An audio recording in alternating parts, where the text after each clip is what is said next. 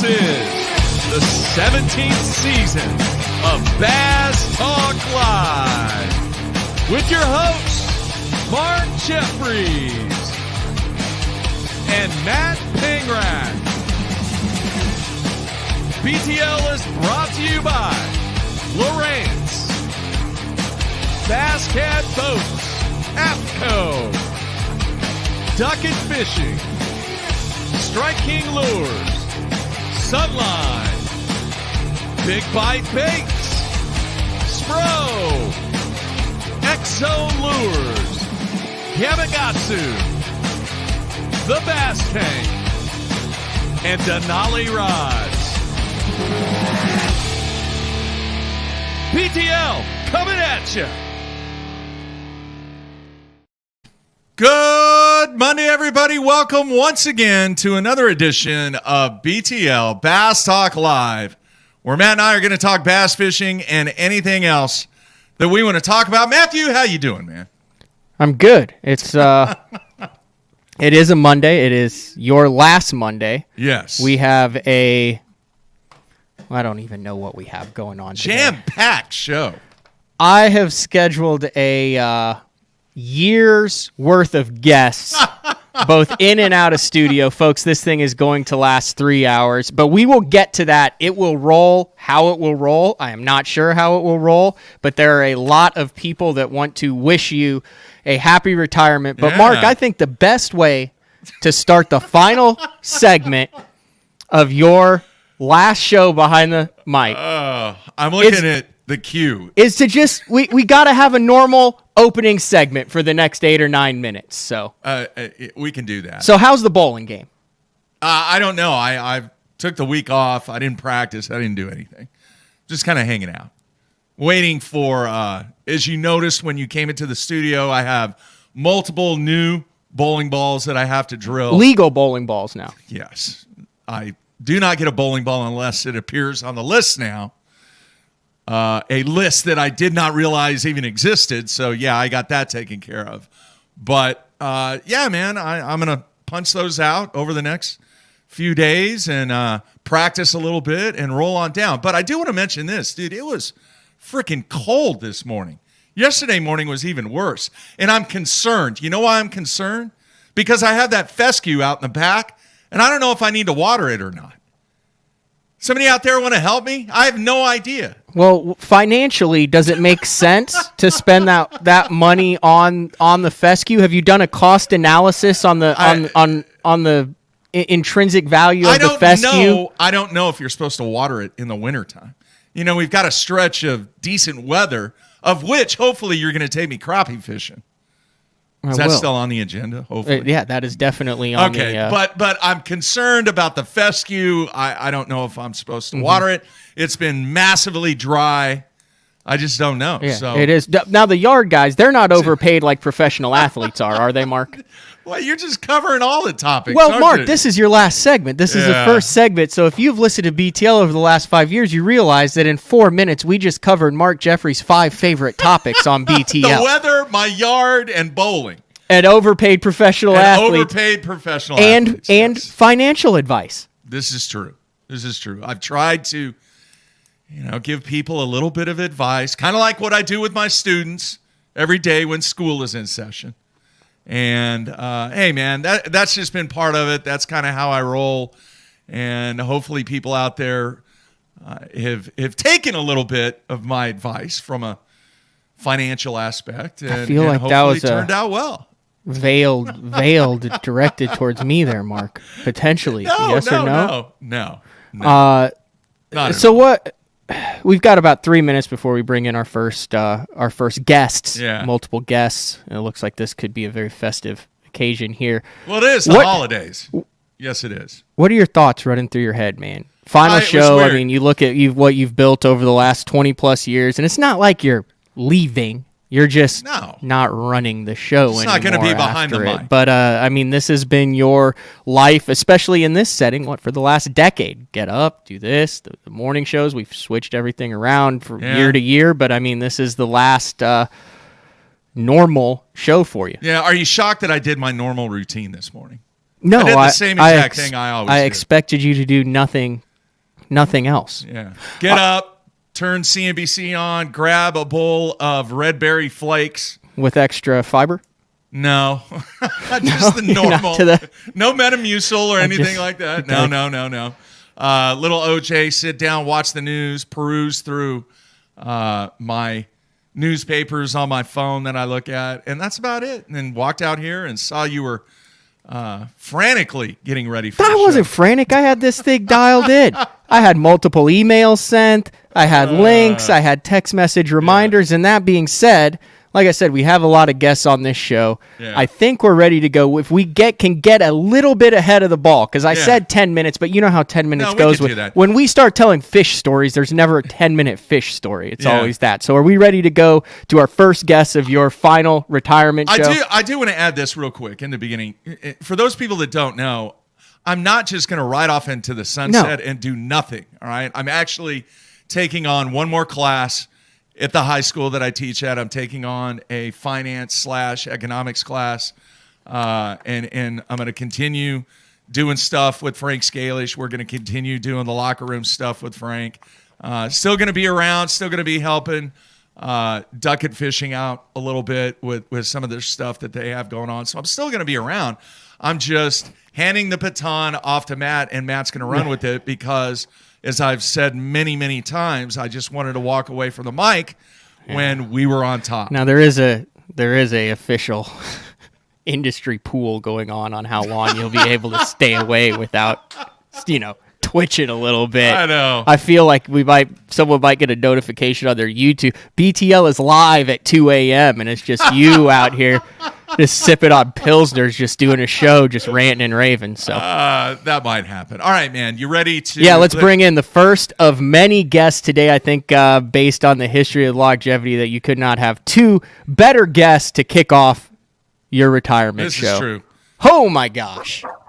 Becky, Ike, how you doing? Look at that, man. That is so festive. Mike Iaconelli and Becky Iaconelli. And Ike has is that Armani? Silly Matt. This is Gucci. Oh my gosh. What's up, guys? All right, listen. This means a lot to us to be the first guest. Becky, would you agree? Yes. Except it's kind of nerve-wracking because we have to set the stage. It is nerve-wracking. We have to set the stage. But let me start by saying, Mark, I know where you're at. People thought I was retired, and I wasn't really retired. I was just kind of changing my pace. It's just doing something different. So I understand where you're at. But I do want to tell you this. Congratulations. Yeah. There is so much more to life than the grind. And we're so happy for you. We're proud of what you've done, and this is it's been an amazing journey, and there's a lot to life that's still going to go on, and we're looking forward to see how your career progresses, your life progresses. What's next? It's going to be fun. Yeah, thanks, guys. You two, two of my best friends in the industry for such a long time. We have been friends and been through a lot too. But I have to say this: I remember when we were building the studio for Ike Live and we were putting all that stuff together and you were moving stuff around. Look at the picture on the mantle. Right there. That's Mark Jeffries. Right there. That is me. It looked exactly like me when we first saw that. We're like, holy crap, where did that come from? So look at that. Mark. This is Mark's great-great-great-grandfather. Right there. Oh my gosh. Look here. We actually peeled the back off here at one point. And this is circa 1880s. So, Mark, Is that not funny? Right. No, that's a little creepy. We proudly display this in the studio on the mantle. So. Wow. So, do you guys remember? So, Mark was out there covering. Started out covering the elites. You were the first year, 2006, right? Yeah. Very first year. Do you guys remember your first encounter with a young Mark Jeffries? Well, my first encounter goes way, way back, and I remember it going back to the 2000 Classic. I think that's right, or the Chicago Classic. When going way back when I first met Mark, and I was just a young punk. I didn't know anything about anything, but I was hungry. I was working hard, and at that point, people in the media toward me were either not interested or very standoffish because I was so different at the time. And a lot of the traditional media, they didn't want to talk to me because they didn't like me, right? I'm just the reality of it. And I remember being at this classic, and I'm Says like, the guy in the Santa suit. says the guy in a Santa suit. You should like everybody in the beginning. And then, the great thing about it is I remember meeting Mark, and here was this guy from the media, and I didn't even know who Mark was. I just knew he had the media badge on. I'm like, shit, this guy actually wants to talk to me. This is cool. I'm like, that's different. Are we allowed to say those words on the Oh, show? a shoot. Mark that's actually all right. wants to talk to me. Yeah. I was that was the beginning of it. But since then, Mark, we've had an amazing relationship. And I would say it's beyond friendship. And I want to put Beck on the spot here. And I don't think that we've ever talked about this, but Beck, Mark, you guys are like brother and sister. Seriously. Yeah. I'm not kidding. Which, in this business, a lot of it is so superficial. Relationships are a lot of times superficial. But it's been great watching you two bond over the years, almost as brother and sister. We've been in the trenches. We have been. Yes, we have been. Yes. I don't think people realize what goes on behind the scenes technology-wise and organization and planning-wise with what you guys do with the Ike Live and what Mark does behind the scenes here with the screen and all that. So I know Mark he's always like, I'm got to go out to Jersey for a couple days. And then there's always the, was it the classic dinners or the ICAST dinners? And then there were the years of you not giving a great instruction manual to Brian the Carpenter. And I remember those for a number of years. And then, then for a number of years, I would get the calls from Brian the Carpenter going, how the hell do you follow his instructions? You know what? I follow the instructions because I write down everything that Mark says, and then I go back and try it myself. So you just have to think like Mark, and then you just get it. Yeah. That's true. That's it. Hey, let me say this real quick. And I do remember that period, in the early 2000s and being around you. And one thing, and people are probably going to hear this all day long, but I took great pride in trying to teach you guys, or really treat you guys as athletes and cover the game like a true sports journalist. And I took a lot of pride in that early. And I asked tough questions, Ike. And I can remember some interviews, you're very obviously very emotional, and some of the things I probably asked in the wrong time, and it was a process of learning what to ask when. But the biggest respectful thing that you gave to me is you always gave me a really, really good answer. And I can't really say that about some of the other people, but what people don't understand is the mutual respect that was established from a professional standpoint in the interviews that I did with you. And then once things were done, you were one of my best friends out there on tour, man. It's a nice thing. Like I said, it's a rarity in this business. This business, people think, they put professional fishing up on a pedestal, but it's like other businesses, right? It's like mainstream businesses. And a lot of times there is no personal relationship, and it's very cutthroat and and all that stuff. So it's so nice to be able to call both you guys friends and have a unique relationship outside of just numbers and dollars and cents. And that's a very rare thing. But you mentioned me being a tough guy to deal with and kind of an outcast a little bit. I want to throw you under the bus a little bit, Mark. And we actually did this on the Ike Live last show. We talked a little bit about the history of Ike Live and the history of the sport and the history of live broadcasts or podcasting.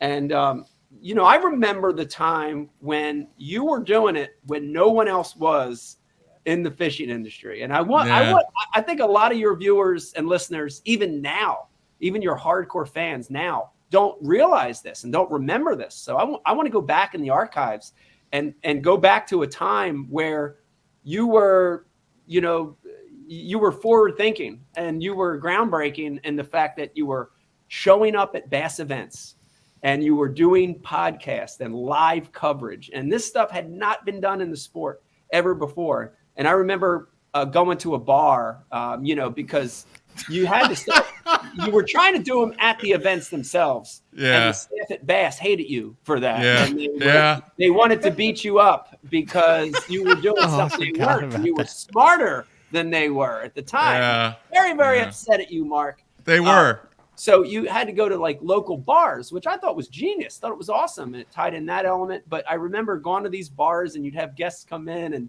live coverage. And that was the infancy of it. That was way back in the beginning. And give you a lot of credit for that foresight of seeing how life was going to change and why our sport should be like the rest of the sports. And then this part of it I've said before, but we give you 100% all the credit for Ike Live. In fact, you had to talk Becky and I into creating a live podcast because, we just, I don't know, we didn't know or we didn't really grasp how important this form of communication was. And so, looking back on it, Mark, we owe you a lot. The sport does, and we do for sure. And thank you. Thank you very much. Thanks, Ike. That means a lot. And Becky, how many times have we looked at the phone and I've seen, it's Becky Ike. That's how I have you in my phone. And, when I call you and I ask you, I go, hey, do you just have some time to talk? And we would just talk about things that were going on, not necessarily you had in bass actual fishing. Feelings? Yeah, I mean, And emotions? We would bounce stuff off each other all the time. And Other than anger? Like you were talking reasonable Matt, look who I'm tones? married to. You don't think that I'm good at this? Yes. Yeah, that's a fair point. Yes. And don't you know anger is a gift? I learned that this year. Okay, good. I know. I saw it. I got to see that. He witnessed it. I witnessed it. Anger's a gift. Hold on to that. You'll be Your equipment doesn't think it's a gift, but wow. But Becky, thank you, Ike, and Becky. I really, really appreciate. There were so many times that there were a lot of challenges out there, and you kind of got me through some of those challenges. And the way that we worked together and getting Ike Live to where it needed to be was because of your hard work and us working together. And I'll tell you, man, I'm gonna miss. There's a lot of stuff that I'm gonna miss about this job. But the cool thing is the friendships will always be there and they will continue. And you two are very, very special in my life, and I couldn't thank you enough for all the support that you've given me over the years. Yeah, well, thank you. The same goes for us and you, because we wouldn't have been here doing this deal and adding a BU Live into the mix. We couldn't have done any of this without you. But in the process, we definitely built that friendship and that relationship. So you're like family now. Mark's basically just lived in our house. We know what food he eats. Yeah, Mark's been a troll in our basement many a times. meat patties and dry wafers with diet green tea. 4 days later, he always comes out of the studio. I have to have berries in the house. One more question real quick before we go here, Ike. Even though now that I'm running the ship, will you still come on BTL every now and then? Are you kidding me? Of course. Of All course. Right. I just want to make sure I got to start getting the guest list together on that. And here's the thing, I equate a lot of this, the podcast to being in a band, and the band can change a little bit, things can modify over the years with the band, but the band's always the band, and we will always come on the show. We always want to be a part of it, and we support what you guys are doing. It's like Journey and the New Singer. Right. It's like Journey and the New Singer, right? You don't want to go to the concert. Even though it's an Asian dude, it's cool. Because he's got a great voice and, it's a great analogy. I think you just said Matt has a great voice. Matt does have a good voice. Yeah. He has a great voice. Yeah. Both you guys. He does. He does. He does. All right, you guys, man. Thanks for being a part of the show. Thanks, guys. Happy holidays. Have a great holiday. And I will definitely be in touch very soon. Thanks, man. Oh, Merry Christmas! There you go. All right. See you guys. Bye. All right. That is awesome right there. Yeah, very, very nice. Thank All you. right, we're Thank on you. schedule. It's 8:50, and our next guest comes in at 8:50, and he is in the queue. Now, this guy might be a little familiar. You might know him. And our guest might know it, but I wanted to get him on, even though we talked to this guy a little bit, because, man, it is your retirement show, Yeah. and he has become a big part of the last year and a half He of has. BTL and goes way back to 2006, 2007 when you guys, oh, my gosh. Frank, how you guys, doing, man? You give me a hard act to follow. I was scrambling for a Santa suit. There's just none to be found in this house. They're all taken. They're all taken. Mike got the last one. Yeah. And, deliveries are tough these days. Yes, they are. So we're going to continue talking about Carolina rigs and weighted rogues and maps and all that stuff. I wanted to, but I wanted to definitely get you on, Frank, just for a couple minutes, maybe in a different capacity to kind of chat with Mark a little bit about his next chapter. Yeah, and to start this off, Frankie texted me this morning to make sure that I let you know, Mark, he wishes you nothing but happiness in your future. And, Thank you. Keep on keeping on. That's what I got. But, I remember, Mark, way back in the day when I first started fishing Bassmasters,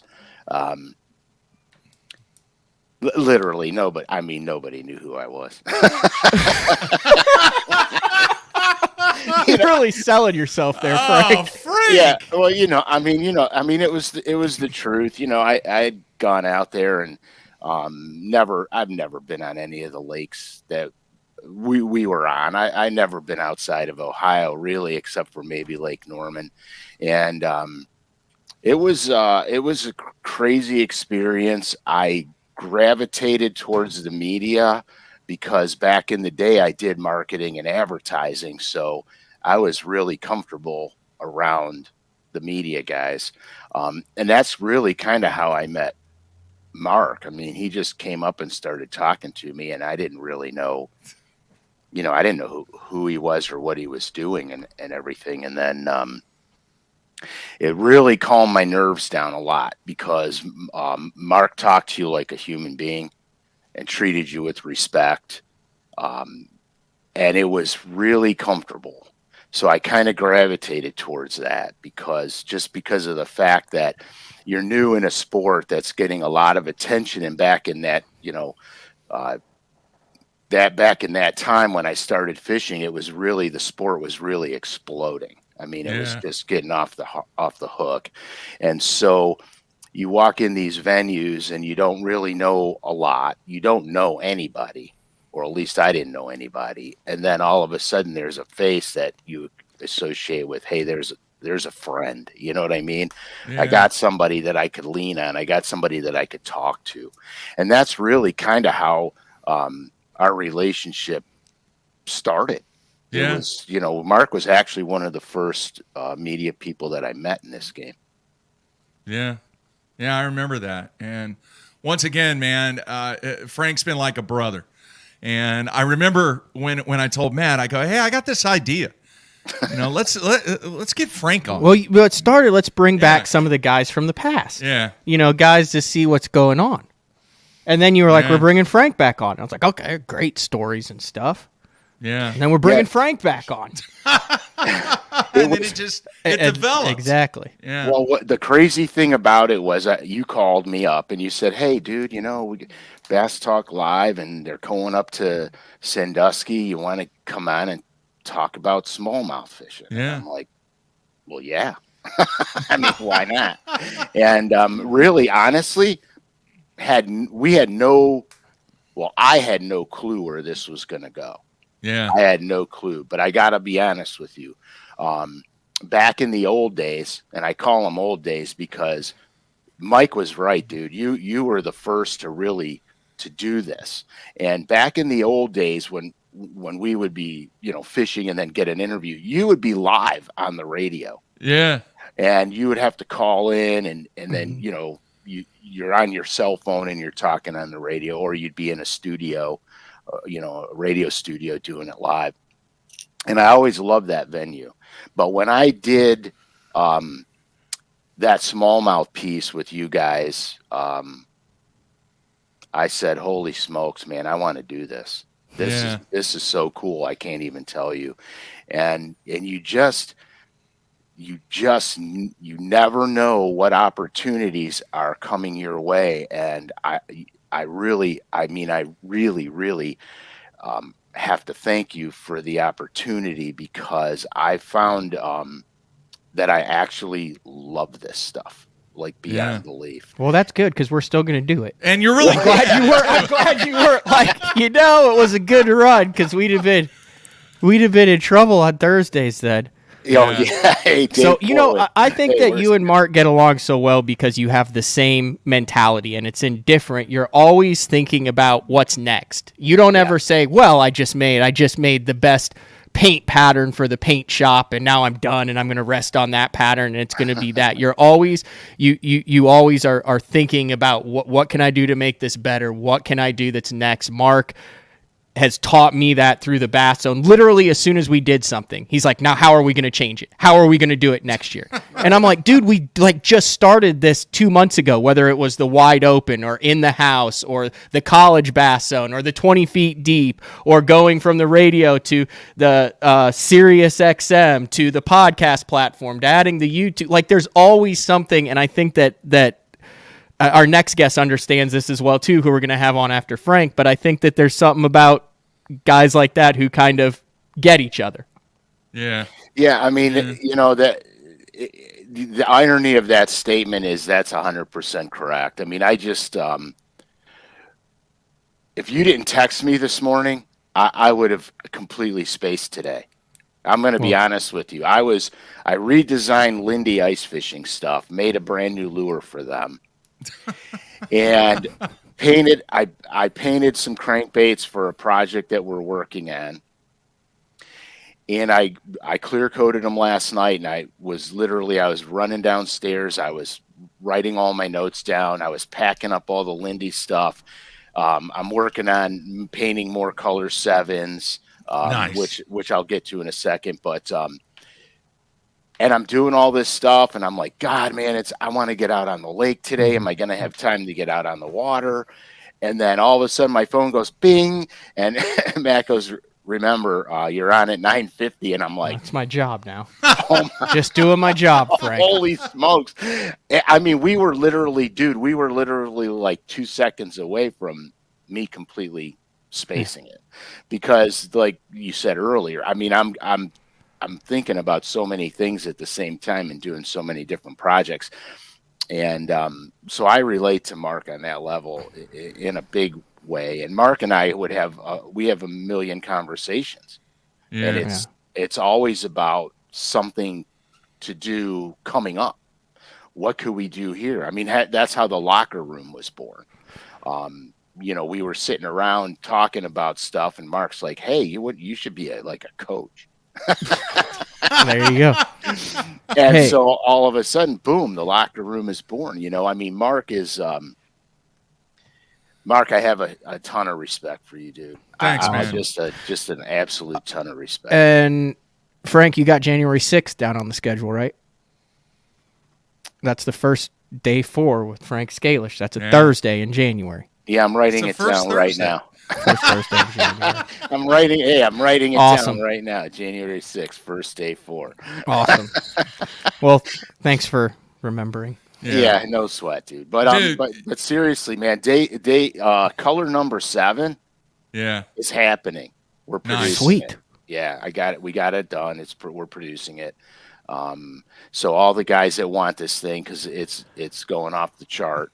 Nice. They're definitely. But Jeffries has number 1. Going.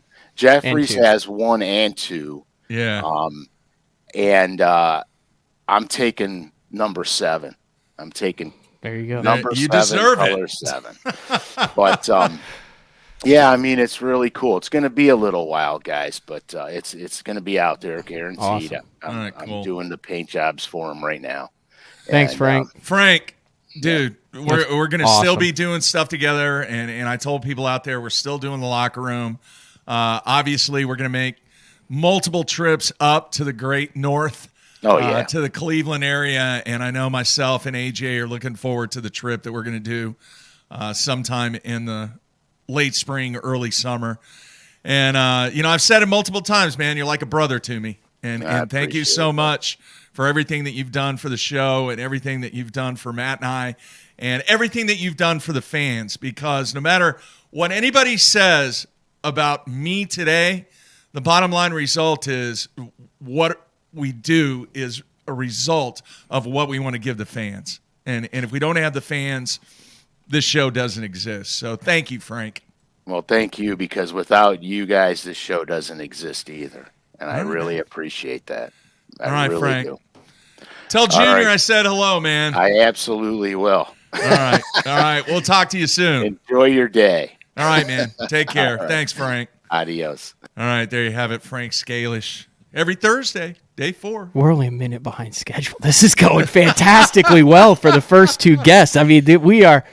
Yeah. This next one, though, might be a little tough. Might be a little tough on me. Oh, man. I have it up. There's also an industry over-under on the number of times you tear up. Now, I'm not going to lie. I have a couple tear jerkers scheduled for this show, and this next guest was not on the planned list, so you're going to hit the over if you get teared up. And I think the next guest now has his marching orders on what he needs to do to hit that over. All right. Let's bring him in now. Z, how are you, man?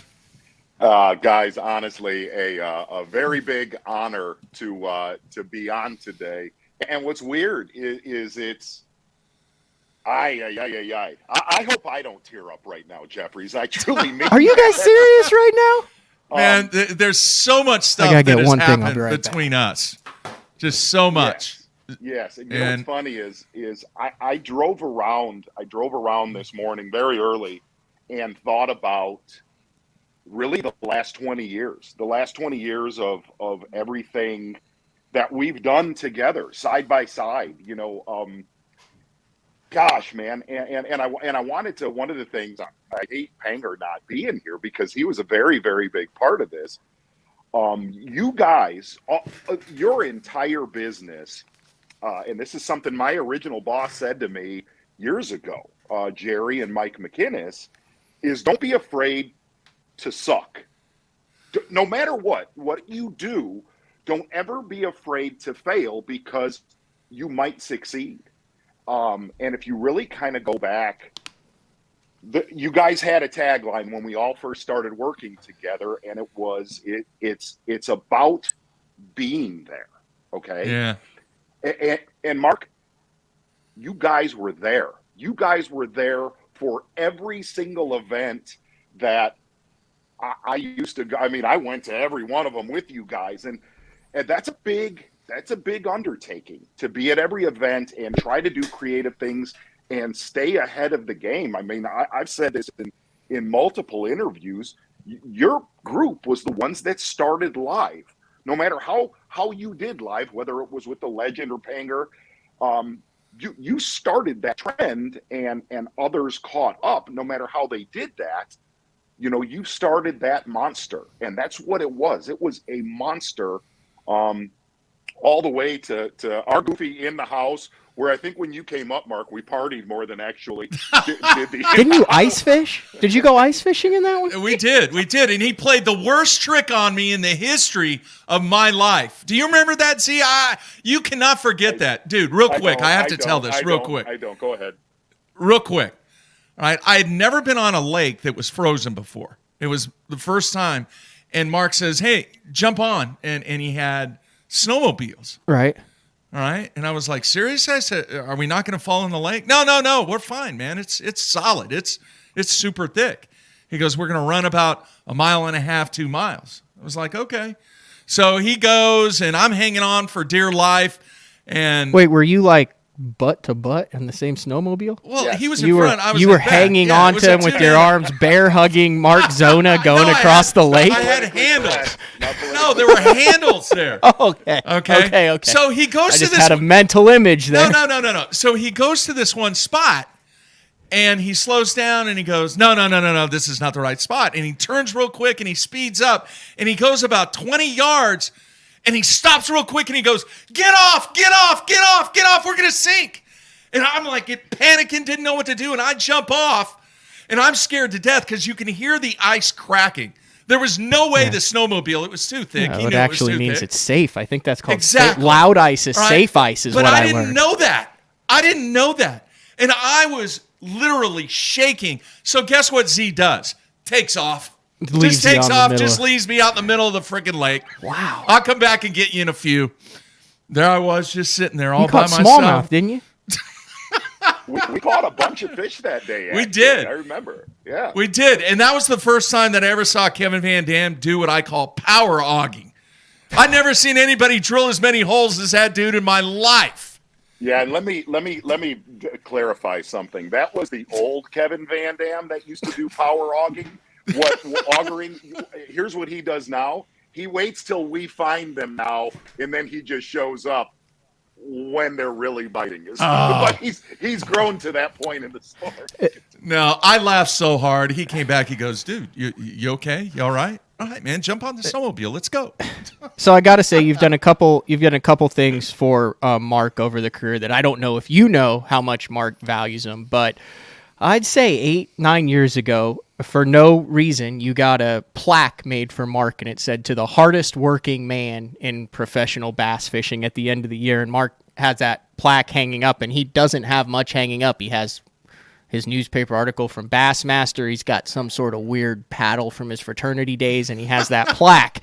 So that meant, a lot to Mark that someone else was in the trenches recognized and went out of that way. Also that you came and fished those original fish and chips. Yeah. Also a big thing, but probably one of his top 3 most prized possessions, which we have here. Do you have any idea what it might be? Oh, it's a jersey. There's no doubt in my mind it's a jersey. There's no doubt. That is, Look at that, man. Is that from? It is so, Mark, just for our iTunes and podcast listeners, describe what I'm holding up right now. If you can't zoom in on that, I've always been very anti-jersey-ish human being, and that was a jersey that I had made, and I believe it has every industry sponsor on it. Was that for like the Calabama Cup or something, or? Yeah, it was for the Flemish Cup down at Ray Scott's Flemish Lake, I Cup. believe. Yeah, the Flemish Cup.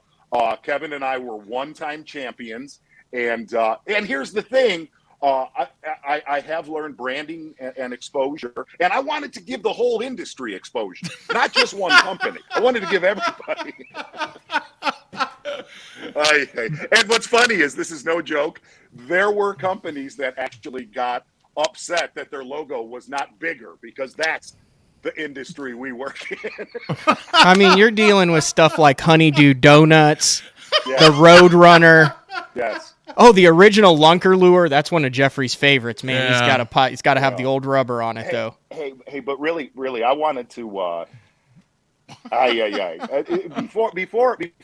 get into one of my thoughts that I had this morning, Panger, I actually want to throw you a little bit of advice, because look, man, you're Mac Jones right now. You're basically taking of that studio. You're taking Tom Brady / Bill Belichick's role, right? And I mean this, and I know Mark pretty dang good, man. I know Mark as well as anybody in the industry, and you're going to get lonely. You are going to get lonely when Mark's not around. That's going to happen. It's inevitable. Hey, don't get me wrong. There's going to be times where you're like, damn, I am so happy Mark's not here. But you're going to get lonely. And here's my best advice. Bass Zone and everything, every element that goes with Bass Zone, that's Mark's baby. Every viewer for the last 2 decades knows Bass Zone is Mark's baby. He loves his family. He loves Bass Zone. If you ever want to get him back in that seat right there, that seat that he's in, all you need to do is suck 1 week. 1 week. And you watch how fast he comes out of retirement. I truly mean that. Oh, Z, I want to let everybody know this too. Especially in the early years, a lot of people saw the good stuff as far as a result, but they didn't see all the trials and tribulations that took place behind the scenes. And there were so many times, people, that we were struggling. We were trying to get info. We were having equipment issues. We were trying to get on. It didn't matter. There were so many issues to overcome out there, and it just seemed like you, Mark, and Tommy, and so many people that were involved with Bass when we were trying to do what we would do would be there to jump in and help if there was a situation. Even batteries. There was a situation, I remember, running out of batteries, and Bowman actually had some batteries in the trailer. He's like, here, man, here you go. Is that when you tried to stop the weigh-in because your battery went down? No. But, the final product is great, but the things where you and so many people out there helped us do what we did, and the friendship that became, I'll never forget the very first one at Lake Amistad. You were with Tommy, and you were like, who is this guy? Because I showed up and nobody really knew who I was and Mark, what I was doing. I thought you worked with us. Yeah. Well, you just walked anywhere, and you refused to wear a credential. Yeah, that was the other. I didn't like wearing that. Speaking of that, Panger, I don't know if you know this story that happened a couple of years ago. When the Bassmaster Classic goes on, Jeffries knows this. I turn into a ghost, and I can't handle crowds of people. Like I get overwhelmed by it, and I saw Mark, and Mark was and listen, you know this. If Mark's not in a good mood, you're going to know immediately if Mark's not in a good mood. So I sit down, and I was walking right through media day. Literally, I was walking right through media day, and Mark's sitting there. He goes, man. He goes, Z, I'm having a bad day. I'm having a really bad day. I'm having a bad week so far, and I'm going to tell you what has done that. And I said, what's done that, Mark? He said, I don't have the correct credentials for the Bassmaster Classic. And I said, wow, man, that's a bad deal. And I had those credentials that had all the dots, blue, purple, pink, yellow. You can go and you can get a ham sandwich. You can go behind stage. You can do whatever you want. I had credentials that I could contact Mars and aliens. There were so many dots, it looks like a Twister game on it. And it looked like an Ohio State helmet with all the stickers on it. If you know, it did. It was loaded. I looked at Jeffries and I said, you can have mine because I do not need this in 1 minute. And I gave him that credential. And literally, it was like when a pit bull hasn't been fed, how he pounced at those credentials, how he grabbed those things. That is awesome. That's right. That's I awesome. remember that. I did want to say, hi. And I mean, I truly mean this. We've worked together, good times, bad times, great times, sucky times, all of us, Panger, since heck, you were a child. I think you were 13 when you were covering tournaments live, flying around the country. Yeah. I've said this before in different aspects of professional fishing, that you always hear, what do we do to grow the sport? And sometimes you really don't know, while you're thinking of ways to grow the sport, you're actually doing that. And Mark, that's what you've done. You have done that. But most of all, and this is what I thought about when I drove around this morning, besides growing the sport and besides staying original and creative, and this is to me the most important thing, you have made a difference in the biggest way. Look, it's hard to make an impact and it's hard to make a footprint in the world of professional bass fishing.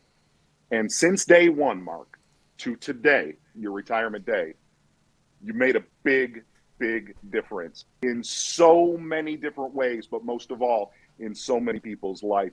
And I'm sure tons of the viewers thank you for that.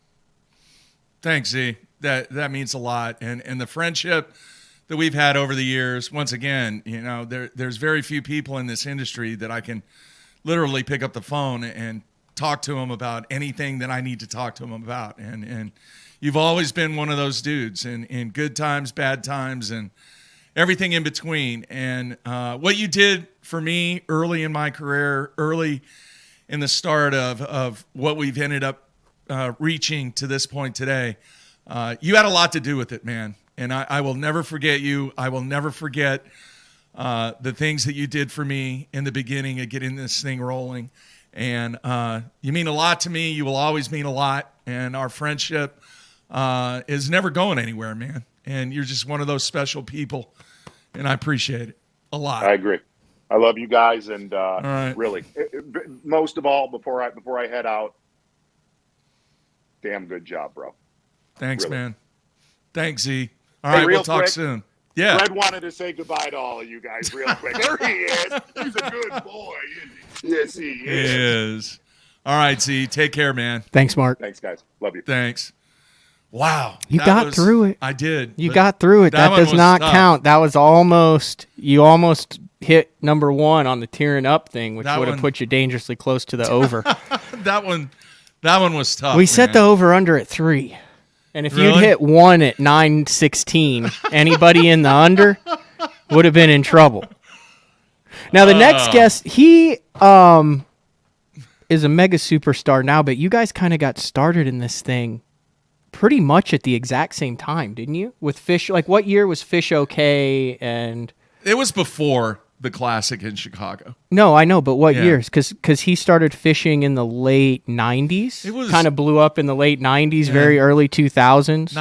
94, 95, something yeah, like and that. he really started hitting it hard 97, 98, 99, that time frame. So you've kind of had the same kind of career path. He's probably made a little more money at it than you have. He if is a we're being superstar, totally though. honest. No, he's a superstar, and he was always one of my favorite guys to interview. And just I know. He was one of your favorite guys to interview. yeah, he Toughest was. guy to interview out of everybody. There was something about it that we clicked. I don't know if it was an Oklahoma thing. It was mutual respect. I don't know what it was, but we really clicked. And you had to be very precise in what kind of responses that you were trying to get from Edwin, because he was a master. And we have interviewed a ton of people. Say that in present tense too. He was yeah. The dude can say a lot without telling you the juice, if that makes any sense. It's a brilliant strategy. He Gives up all the juice on YouTube. Let's just bring him in. All right, let's bring him in now. We're only 8 minutes behind schedule. We're still doing Edwin, good. what's going on, man? Man, nothing. I cannot believe you're retiring, but I just blown away. I was shocked. I was sitting in my boat in East Texas filming, and I'm listening to Bass Talk Live. I was waiting on my camera guy, and I was catching up on previous episodes, so I was getting this stuff kind of pieced together. And I was like, it shell shocked me when I kind of figured it all out, and I actually called you from the water that day, and you didn't answer, and I left you a message. But then I get the email and the text from Matt, and I figured it all out as I drive home watching some more Bass Talk Live. But, man, I'm happy for you, bud. Thanks, Edwin. And, I will never forget that day in Chicago at Soldier I Field. won't either. And, I went up to interview Edwin, and that was really the first time that I'd ever interviewed you, and really the first time that we met face-to-face. Yeah, it was. I'll never forget the shorts you were wearing, Mark, but it's a thought I really don't want to.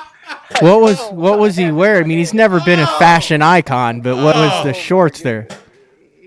Mark's really a tall fella for the people that haven't been around him. Like, super tall, long leg basketball player, like white legs, like white, and super short shorts.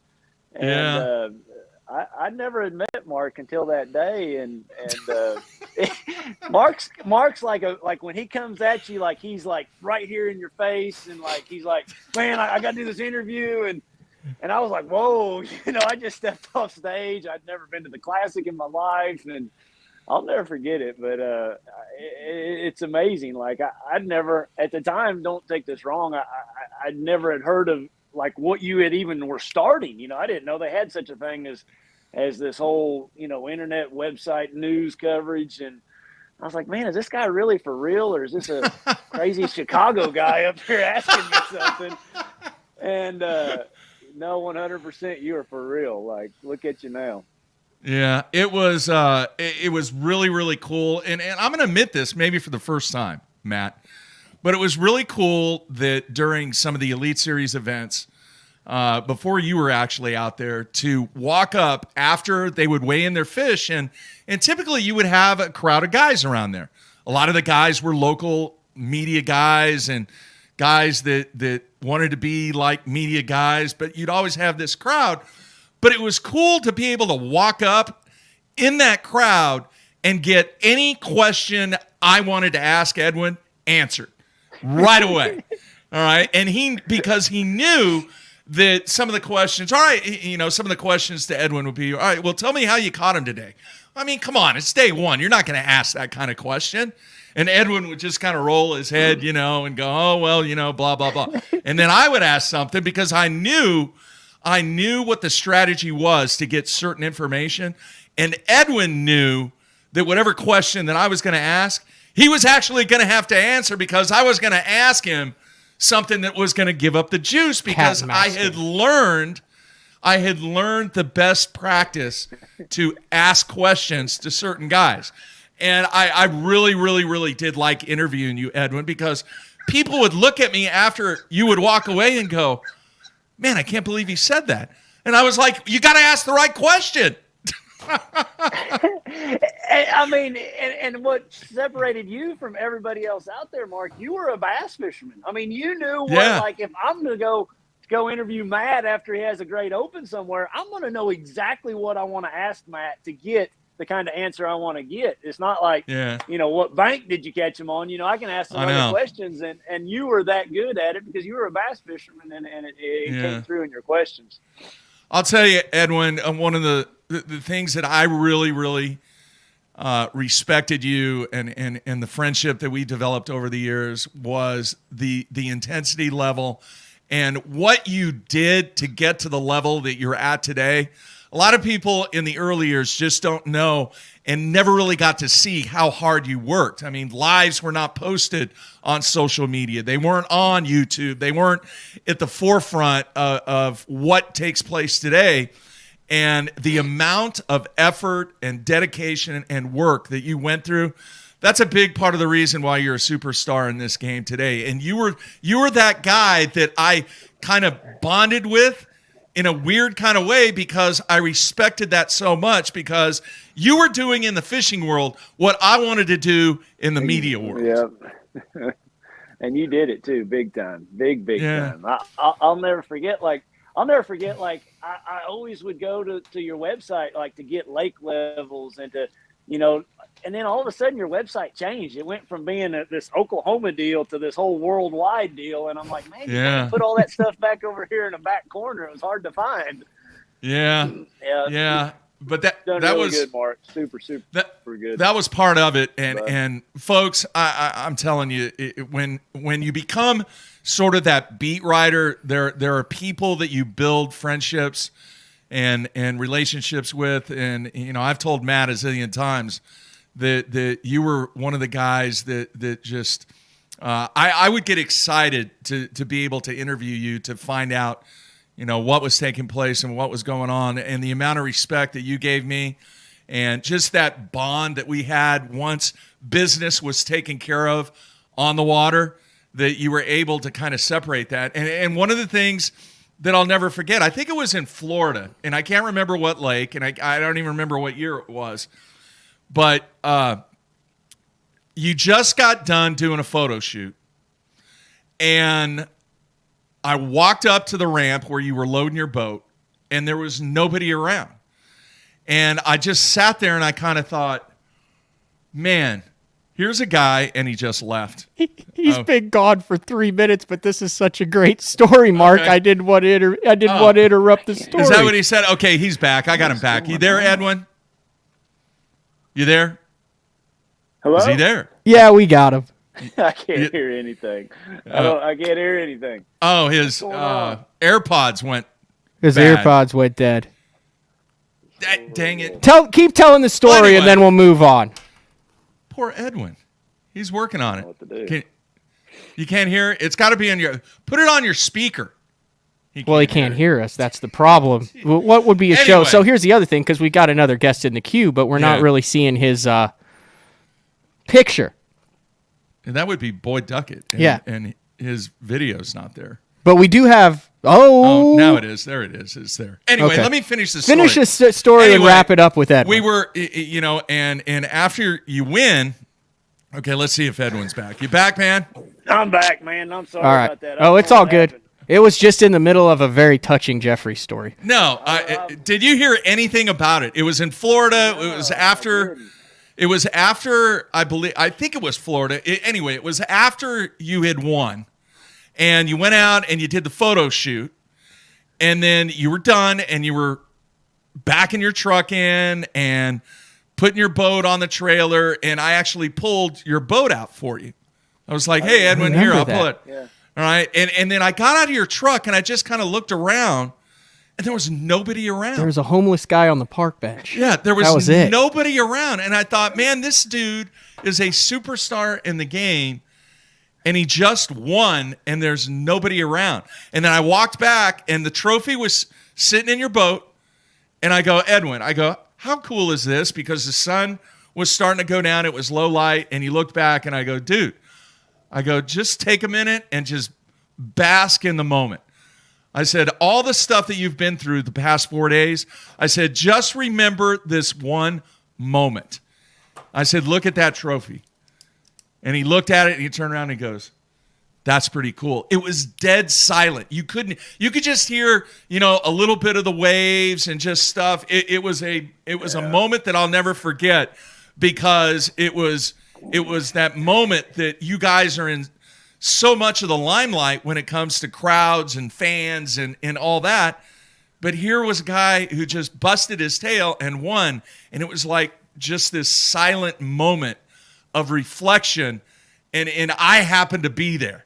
And we cool. kind of got to enjoy that moment. And that's one of the fondest memories that I have, because we were dead tired. You were dead tired. But we just sat there and talked for a few minutes about how cool it was to win that event. Super cool. I can't, thinking about you, Mark, and all the experiences that you've had. You've been to, like, when you and Matt both, when you go to those events, you're there for the entire duration. That event, like you're talking about. Yeah, I was there for the whole 4 extra days and got to spend that time with you in that moment with you, which means a lot to me, because that happens a lot in professional fishing. When you're done and like all the fans have gone home, it's just you and whoever's left at the boat ramp to get done with. But you guys have busted your tail over the last 20-something years. Yeah. I think about how many days, because you were there for the entire event, just like that event. You're there till the very end to get that last interview, that last piece of information to put up to all the viewers of BTL. It's crazy what you've accomplished and what you've done and how hard you worked at it, Mark. Yeah. Well, thanks, man. It means a lot. Thanks, Edwin. And your friendship means a ton. And it's been cool that two Oklahoma guys have been able to go through what we've went through and have gotten to the point in both of our careers. And your friendship means a lot, Edwin. Wow. And once again, thanks for everything. And just best of the holidays to and you got an open seat in the studio, because I'm kind of trying to figure out. So anytime you want to. I just want to get Mark in the boat with me. I mean, that could happen easy. Project E with Mark Jeffries, Carolina rigging and Zara spook fishing 101. He'll teach you everything you need to know. I don't know if I want a camera in the boat that day. Oh, you want to do a Carolina rig show with Mark? He'd be like a Make-A-Wish kid. He'll be throwing like a brush hog this big and yeah. everything. Well, yeah. He'd fish like 3 spots in 9 hours. That's not true. Hey, mark it down. That's a done deal, Edwin. I got time now, man. I will call you and I will put a date on your calendar. All right. Yeah. Thanks for everything, Edwin. Guys. Thanks a lot. All right, man. Thanks a lot for having me on. See you. Go out and fish some spots. You absolutely smoked them ya. in 93 won a club tournament in 2001. Ah, jeez. Now this spot with Ed Barton in the summer of 99, you should have seen the shell bed here. You could just drag a ounce lead across it with a lizard. Yeah. All right. Ed Barton and we're 10 minutes behind schedule. I still think we're on schedule. If that's it, we'll go to the next man who keeps a tidy schedule. He has to, don't you think? Yeah. He has to keep a tidy schedule with everything that he's got on his plate. You kind of gave it away a little bit. All right, let's bring him in now. Boyd, how you doing, man? Man, I'm doing great, Mark. How about you? It has been a fantastic day, and I appreciate you taking time out to be a part of the retirement show. And man, we have so many fond memories, and there have been so many things that people just they have no idea how much that our friendship and what you've really done for me professionally, done for me. For my family, and can't thank you enough, man. And it means a lot for you to be a part of this show.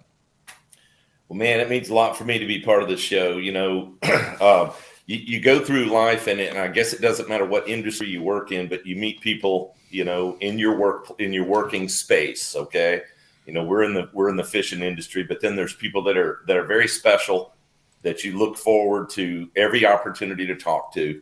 And for me, Mark, you've always kind of been that guy, it's different than on both sides, so I've sort of evolved through, the professional bass fishing career. I've always worked. I've been an odd cat, so to speak, in the business. So I've always so much enjoyed talking to you about the business side, as well as myself as a professional angler, during the time that was my biggest focus, but then moving into the industry and, with the creation of Major League Fishing and all the dreams that we chase there and the insight, the conversations, man, that me and you have had. I mean, people don't know, way back. I mean, I have always enjoyed talking to you about that. So, but here we are, man. It's like retirement day, huh? When I told you, when I called you and we had that conversation, the biggest thing was, I want to go out when I'm on top. When I retired from UPS, I kind of went out when I was on top, but that was a story. But there's so much hard work that has went into the last, obviously 17 years with this show, but the shows that took place prior to that with me and Gary Giudice and all the stuff that I did prior, all the way back to Fish OK. I wanted to go out when I was on top. I wanted to go out when I still had the physical ability to do some things in life that I still want to accomplish and need that time. And hopefully will take care of my body and be physically able to do some of those things. But as with many people that are going to be on this show today, the stuff that has taken place from a friendship standpoint that's totally removed from fishing is really what makes the friends that I have in this industry that much better.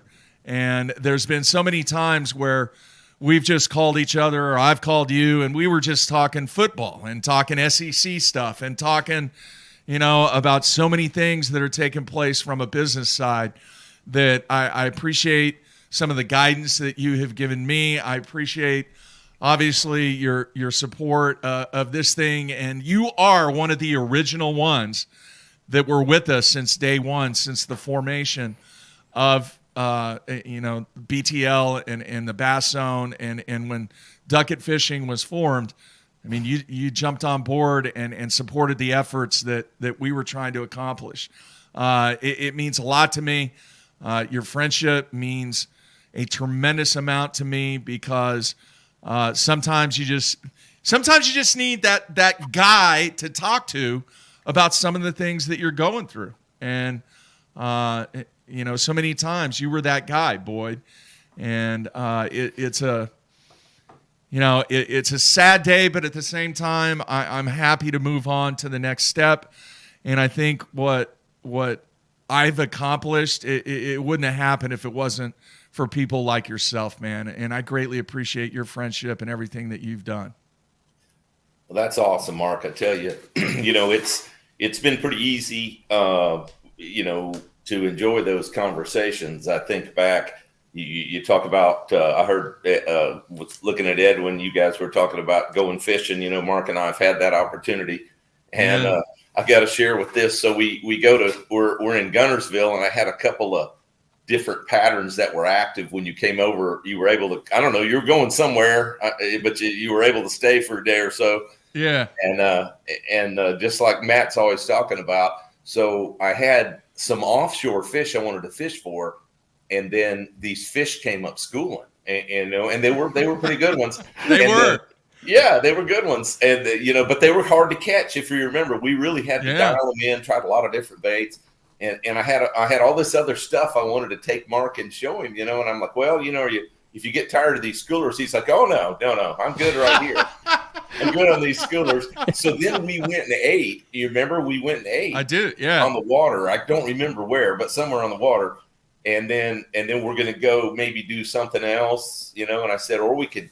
And Mark says, well, we could go back and check those schoolers, and see if those schoolers are still schoolers. So we pretty much just beat on that school of schoolers, and we caught them good. So it turned out really, really well. But that was you're exactly we did. Right, Matt. If fish are schooling, that's what Mark wants to do. List for it. Now, I'm going to put you on the spot, Boyd, and Mark doesn't know this is happening, but I feel that the time is now for this. So one of the most often told stories on BTL is of the baked potato incident of the mid-2000s at Top of the River. You are you have some pull in Gunnersville. Fair? Yeah. Fair. Long story short, Mark, since the incident where he was not able to substitute a salad for a baked potato, has been banned from ever eating at Top of the River. He received a lifetime ban from the manager. And Mark is laughing, but this is 100% true. Now that he has officially retired, I'm sure he will be through Gunnersville. Do you think there's any way you could have a conversation with Top of the River, maybe get something in writing that the next time you come on BTL, you could maybe have a proclamation, a statement, a verified letter that Mark is now allowed to dine at Top of the River in Gunnersville, that he is now officially retired and out of the industry? I think so. I think that would be something we can work towards. I mean, some places you get a gold watch, some places you get a big check, but in Mark's case, it's kind of like a presidential pardon. You know what I mean? I mean, right? Can we get him pardoned from the crime, the potato crime at Top of the River? And I tried to call to get the GM on, wouldn't come on the show. He wouldn't come on the show. Gosh. So Boyd's gonna have to work some magic. I'll have to work. I can't wait for that. Hey, we'll work towards making that happen. All right. I want to tell this real quick. For those fans out there that have watched the show over the years, obviously I'm a sneakerhead. I mean, I take great pride in tennis shoes, and a lot of it depends with where I'm coaching, whether it's a Nike school or an Adidas school or whatever it is. And after Boyd won the Bassmaster Classic, I had a goal, and I didn't know if I was going to be able to get the goal, but one of the things that I remember was the red Adidas shoes that Boyd wore in that Bassmaster Classic. So it took me a while, but I finally got up the nerve to say, hey, Boyd, you know those red shoes that you wore in the Bassmaster Classic? Ask a grown man for shoes. What are the chances that I might be able to get those and put them in my collection of memorabilia? And Boyd just kind of laughed at me. He goes, yeah. He goes, I think I got those sitting around somewhere. And he goes, let me see if I can find those. Sure, you can have them. And these are the actual Adidas shoes, the red Adidas shoes, a fantastic model that came out, which were the exact model that my oldest son wore for his high school, because so they you were can tell Adidas it's school. 2007 because they're the shell-toed Adidases. That That's was right. all the rage then, were the That's shell-toed right. Adidases. And, now, and Boyd gave me his shoes, and they have been on display. Did you know there's a bunch of hundreds tucked in the tongue here? No. He's just kidding. Anyway. Hey, that's the check I lost. Yeah, we'll save that story for another BTL where Bass had to call Boyd and say, "Hey man, you ever gonna cash that classic check? It's been a year." But no, Boyd, that is one of my favorite pieces of memorabilia that I have, not just here in the studio, but back in my office. And that just, it meant a lot to me. And I've told you numerous times how appreciative I was for you giving me those shoes, but I don't think there's any any other person that is involved in this industry that actually has the shoes of somebody that won the Bassmaster Classic. But it was very iconic to me. Yeah, boy, that's the truth. I think too, Mark, back on especially the early days when you were always kind of ahead of where the other coverage ideas were. I remember 2003, 4, 5 when I started really getting serious about doing a lot of fishing. You had a lot of coverage of what happened that day. How many fish you caught, all that kind of stuff. But your mind was always about how to do it differently and how to offer something that the fans didn't have. Like, for instance, live coverage. Okay. I mean, really, guys, live coverage. I remember Mark chasing me around the water when I won that major at Dardanelle. Oh, yeah. I mean, it was a blow-by-blow live coverage before the world knew what live coverage was. Yeah. We didn't have Bass Track, and Major League Fishing didn't exist yet. Yeah. And it was, and so it was just the ingenuity of and the just thinking of ways to offer more to the fan base. And then obviously the creation of BTL, where you didn't say, what color spinnerbait were you throwing? Tell me something about it. But I always thought that was that's one of the things, Mark, that the history of this sport needs to recognize how many of the ideas that you see today, the way we cover live, the things that we've done, even at Major League Fishing, a lot of the format and the way that we film and present, those are all things that you pioneered for our sport. And you were willing to do the work instead of just showing up, at the boat ramp. And I'm not slamming anybody. It's just there was not anybody else that had that creative thought process that said, hey, I'm going to get out here and I'm going to tell the world, 30 seconds after this guy pitched whatever and caught this big fish, I'm going to offer that news. And that has evolved. And you look at what we've done with both the leagues and how much of what you started, both of us have copied. Yeah. There's a lot to be said there. That's something you should be very proud of because you have pioneered a lot of what we offer the fans today. Well, that means a lot, Boyd. And, once again, I'm so grateful for everything that you've done for us and the friendship that you and I have. And now I'm going to have a little bit more time to where I can get down there and we could go do some of that ledge fishing. Remember the day? And I was going to bring this up real quick. A baked potato. Dude, the big worm bite that we got on. Do you remember that? Yeah. The 10-inch worm? Man, that was so much fun. Yeah. And just in just these obscure places out in the middle, on the ledge, around the grass line, and some of the things that we were doing out there was just incredible to catch, 5 and 4s and a 6 every now and then. Just fighting those fish, catching them on those ledges on that big worm. So definitely want to get down there again, Boyd.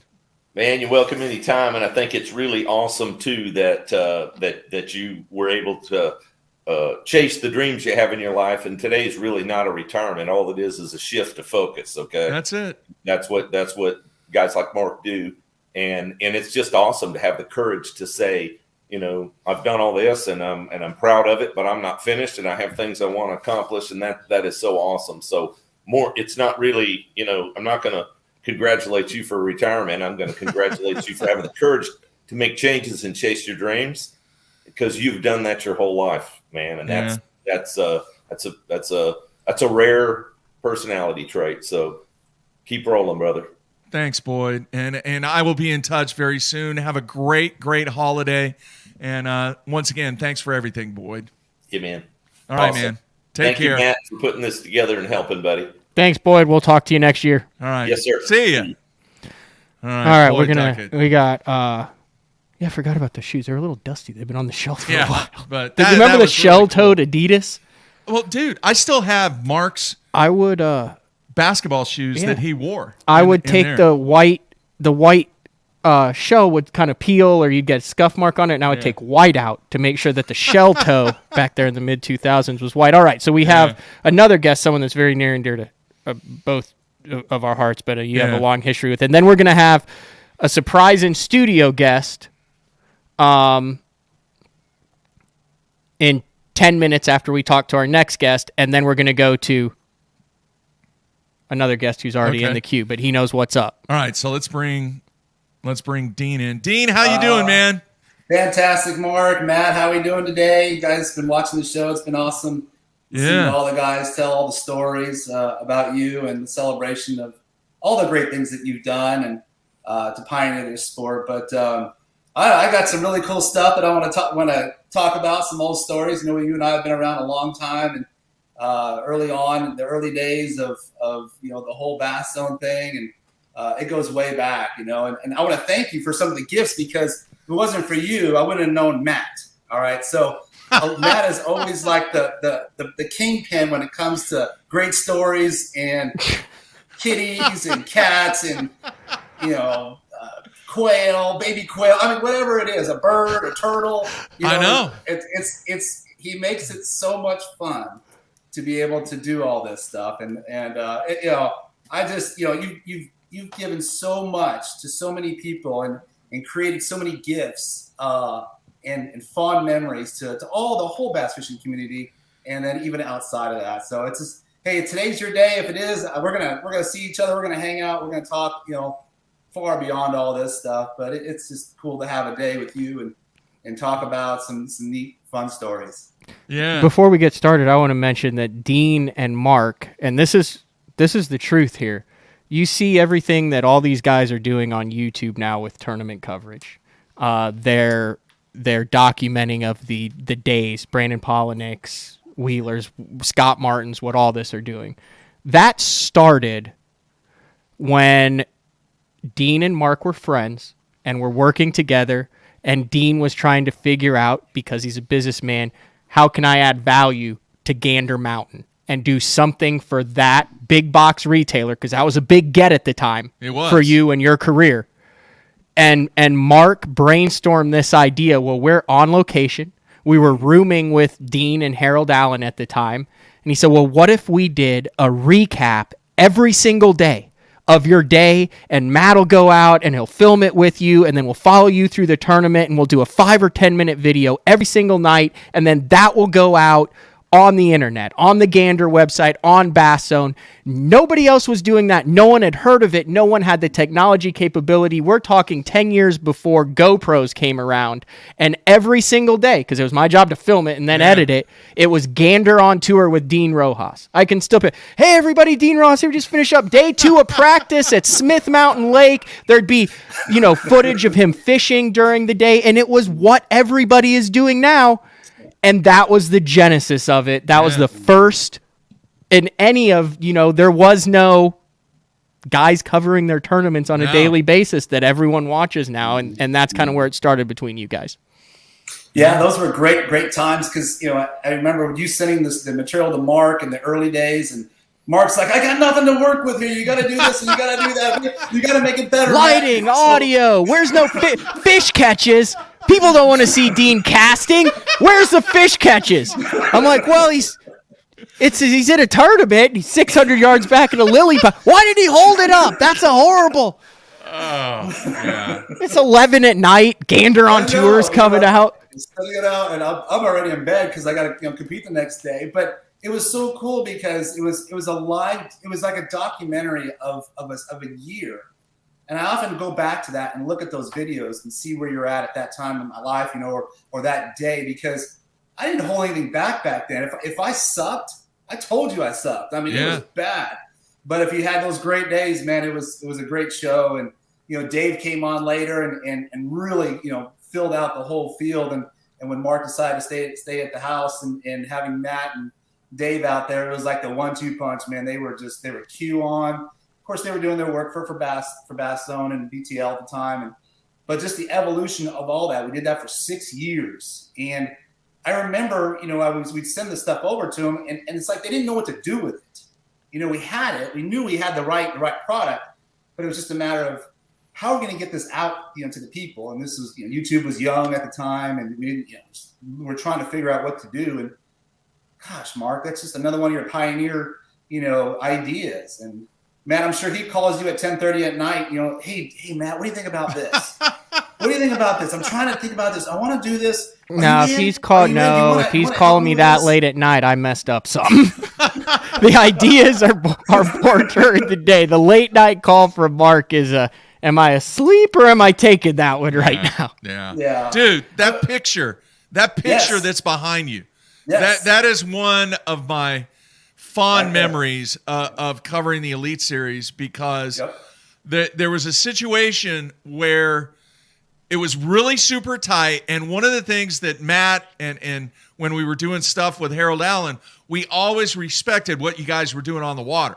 Mm-hmm. And we obviously did not want to get in the way. And when that happened, and I don't remember what lake it was on. Do you remember what lake it was? Yeah, it was Smith Mountain. That's right. That's right. But it was super, super, super tight. And you looked over at me and you go, come on, just over there. Yeah. I knew it was going to happen. That's why. And I got in that spot and boom, just that explosion took place. And it's one of those pictures that it's like 1 in 10,000 shots that you take on the water was just epic. And I thought, man, I need to do something for the guys.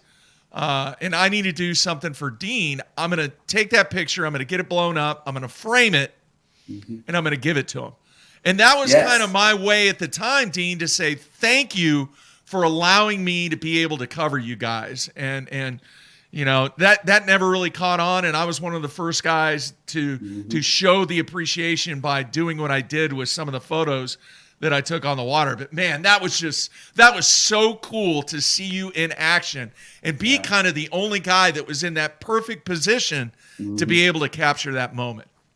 Yeah, I remember it was the back of the pocket and it was quiet. The shad had been spawning in there. And if you look at the picture closely, you can see where the explosion came from. There's one little limb that hang out way off the bank. And I skipped the frog up underneath there and I was working it. And it was so quiet because everybody was, there was 3 other boats behind me. There was the Bass crew, you guys. I think Panger was in the other boat, I think. Yeah, we had 2 boats. Yeah. Because you were in the boat with James Overstreet because that's when you kind of had finagled your way into the Bassmaster boat somehow because Dean didn't want any of the Dean said, hey guys, stay out there. James, you can come in. And then Mark was like, James, can I hop with you? And James was like, I don't give a damn. Hop on the damn boat. Shoot some frog action. Get some of that skipping action and Dean in the Dickie shorts. That type of thing. Was it not? Well, look at them high tops. Yeah. High top frog skipper. Yeah, that's what it was. But yeah, so you were right next to him. And then I remember, so here's what I remember of that bite.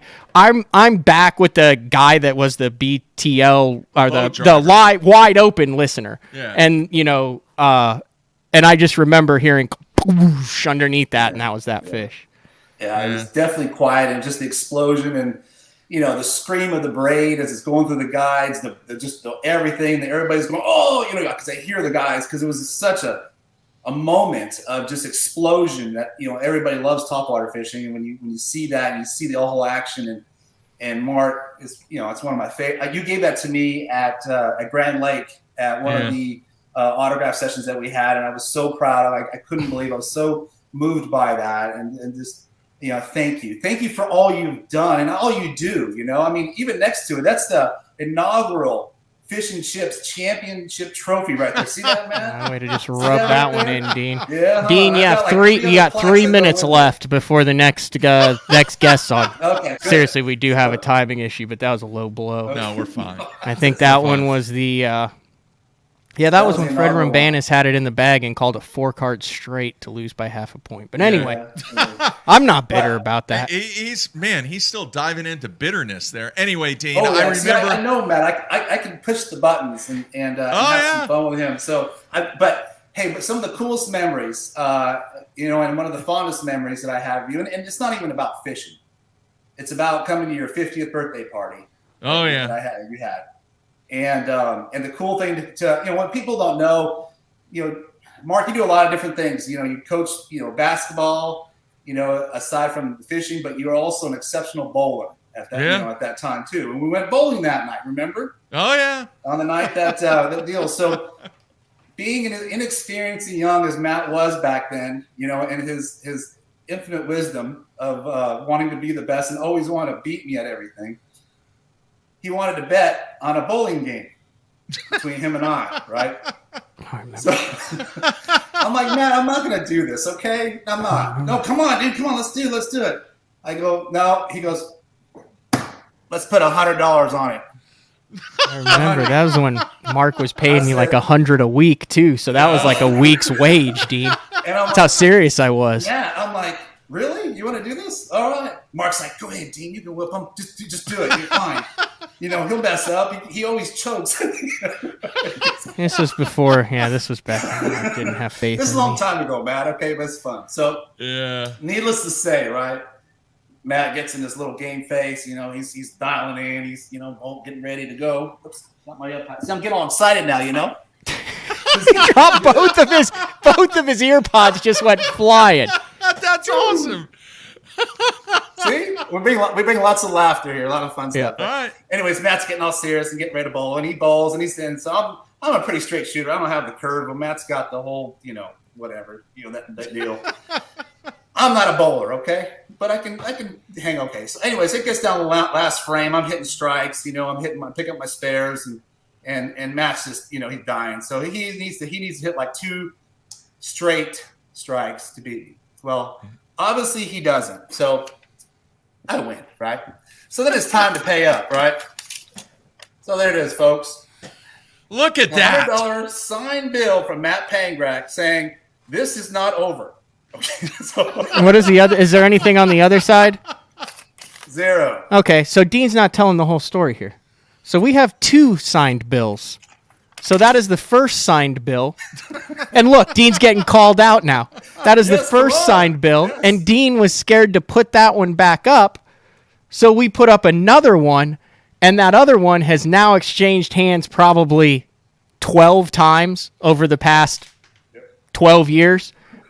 Between different fishing, different stuff. Yeah. Who's going to win Egg of the Year? College national championships. But can you show that other bill, Dean? Show the other 100. Who has it?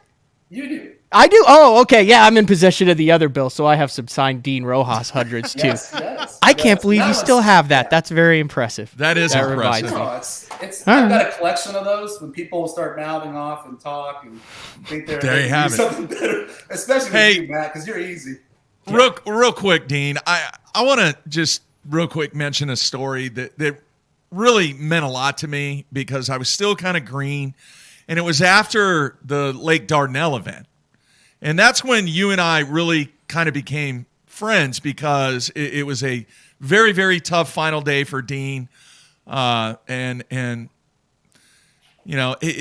an intense dude, especially when it comes to competition. But everybody was kind of gone. It was after, and I walked up to him, and I started to ask him questions and interview him. And then I had never done this before. I didn't like mixing, business with, hey, let's go grab something to eat or anything. Just it was in the early years, and I didn't really know if that was appropriate or anything. But I thought, hey, what the heck, Dean, let's go get a beer afterwards. And Dean said, that sounds great. And we closed the place down, and ever since then, we had been just really, really good friends and really found out a lot about what goals and objectives that we had and kind of what makes us tick, and really, really bonded as friends. And Dean, it's the final show, and who knows what's going to happen. But your friendship and what we did together, from a journalistic perspective, from a content perspective, and from a friendship perspective over the 20 plus years that we've known each other, I really, really greatly appreciate that from the heart, man. No, Mark, thank you. It's thank you for opening my eyes to a lot of different things as well, being creative and always looking outside the box. When you first in the house, and I know this has all gone all over, the first hour of the show, hour and a half, I look at the other things that, you as a person, and, that day at Dardanelle was a time that I'll never forget, because at the time I wanted to win on the frog so bad. I mean, so bad. And for 3 days, I plowed through it. I was leading it, and going that last day, it got sunny and bright, and it didn't help me that day. So, but those were all the learning processes of the bait. But I remember coming off the stage, and I was really emotional because I was upset, and because I knew that at that time, that was the last time that I was probably going to fish for $250,000 for one of those major events, and I lost. And I remember coming off the stage, and you looked at me, and I looked at you, and I said, "Mark, I need a moment."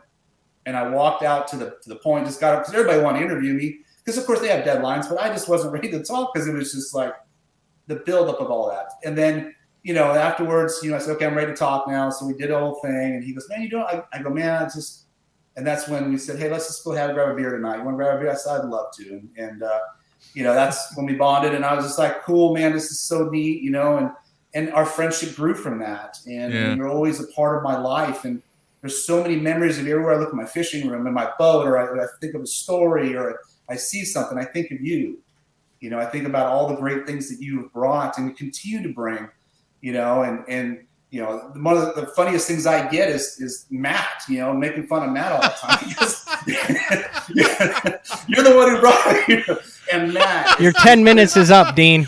No, Your 10 minutes is way up. I think it's a wise choice and a great choice that Matt is going to carry the flag of BTL. Matt is a fantastic individual, one of the most unique thinkers, and quick on the draw of saying the right thing in the scenario to make you laugh or make you think of it in a different way. Sometimes it's a sick way, but sometimes it's a good way too, But it makes you think outside the box. And to watch him do this show, Mark, you couldn't have found a better person to fill your show. The schedule just opened up if you want to keep going. We got an extra 6 minutes. No, I agree, Dino. But, man, thanks for taking time out today and being on the retirement show. And, I can't wait to get the time, because I'm going to have the time to make it out to Havasu and spend some time with you and just relax and chill and catch some fish. So looking forward to that, man. Mark, I wish you all the best and your health, everything. And I hope that you get to fulfill all the stuff that you've dreamed about and wanting to do, because it's you. And don't ever give up. Don't ever fight. Just keep fighting through it all. And only you can be happy. And you can make yourself happy by doing that and fulfilling your life and achieving all the great goals that you've achieved already. So I'm not going to miss you, because I'm going to see you. But as for the show and everything, I hope that you can make a cameo every now and again. I think it would be really cool. But thank you for what you've done and what you've done for all the English, for the whole industry. I'm proud to say that Mark Jeffries is my friend. Thanks, man. Thanks, Dino. All right, have a great Christmas, my friend. Thanks, Dino. Appreciate it. All right, that's a good dude. So we have a couple of industry veterans in the queue, but like I said, we have a couple surprise guests, and I think a couple of them are going to actually be first-time guests. Really? On the show. And, your family has been through a lot of this with BTL and the studios and the late nights. And, we talk about, we don't ever really talk a lot about what Carolyn does, but we talk about my kids a lot, though. The BTL listeners know how proud you are of both of your sons. And when we started this, Mark was in grade school, and I was helping you coach his middle school baseball team. Yeah. And I thought, they've never had a chance to be on the show, so Mark has to leave. He's a pilot now. He's got and his wife. He's an adult with a job, and he's married. And I'm still here doing BTL. But he just had a couple minutes, and I wanted to get Mark on the show for BTL. So that's awesome. There you go. It's all yours. You could stay. He could put on the headsets. No, you're. You can't talk to your kid for 20 minutes. I talk to my kid all the time, man. Here, sit down, Mark. Oh, okay. Now, Matt is right. I am very proud of what you and AJ have accomplished, and I do mention what you do on the show. But when you look back 17 years and the stuff that you and I have been through away from bass fishing and away from this show, it's pretty cool that Matt came up with the idea to give me a few minutes with you. And he's right. There were many days that I was away from home doing what I did, and there were many days that were kind of taken away from the family time because of being on the road covering the tournaments and stuff. But if it wasn't for you and AJ and Mom to support this thing in all those years, it means a lot. And I know when we got BTL stuff in merchandise, you like to sport the BTL merchandise. Yeah, I was the last one to get it though. And that's because AJ had the first request. No, I got the leftovers, the double XL shirts. That's not true. So let me ask you this, all right? As a pilot, and even in all the jobs that you had, when somebody asked you what your dad did, what did you tell them? Oh, I mean, it's one of those things I got to sit there and try and think about how to explain it. I don't know. I mean, I usually just say that it's it's kind of like ESPN, but just for bass fishing. Okay. That's how a good I way of explain doing it. And yeah, I mean, nobody really understands it. The first question is, oh, so he fishes every week? Yeah. I say he wishes he could fish every week, but yeah. I will tell you this, Matt, and we talked about this on the show. The striper trips that we have been on lately have been enormously memorable, and we're going to continue doing that. As you and AJ get older, I really want that to kind of become an annual thing where we go to Texoma and we go out with my striper guide buddy, and I think it's very, very, very important as your kids get older to maintain that relationship, but to be able to look at you and you and AJ and the success that you've had. I'm proud of you. I talk about you on the show quite a bit over the years. And since this is live and since you're here, I'm going to publicly thank you once again for just being my son. And I love you, man. Oh, I love you too. And thank you. Thank you for everything that you've done and the support that you've given me and Matt. And, there's been a few times where you've been the bouncing board with frustration. Well, and I need to thank Matt because I feel like he takes it sometimes too. I mean, do you remember him? Was he a decent coach? I don't even remember what I had him do. You played catcher, right? Yeah. I think you worked with Tree, Dylan Murray the whole time. And yeah. Yeah. Did the batting cage. Was that the year we won, though? I mean. No. Oh. That was when you had the batting cage. You built the batting cage in the backyard. Yeah, okay. Yeah. But, no, man, just it's the final show, but we're gonna keep doing some things, and obviously I'm still gonna be in the bass fishing world somehow, some way, and it means a lot, man. And thank you for just being who you are, and I'm enormously proud of you and AJ. Yeah, I love you. All right, we're proud of you too. So. All right. I'll give it back to Matt. Woo! That was a tough one, Matt. Oh, he's getting there. You didn't do your job, Mark. He still hasn't even hit one. What? I'm looking for some. No, thanks, man.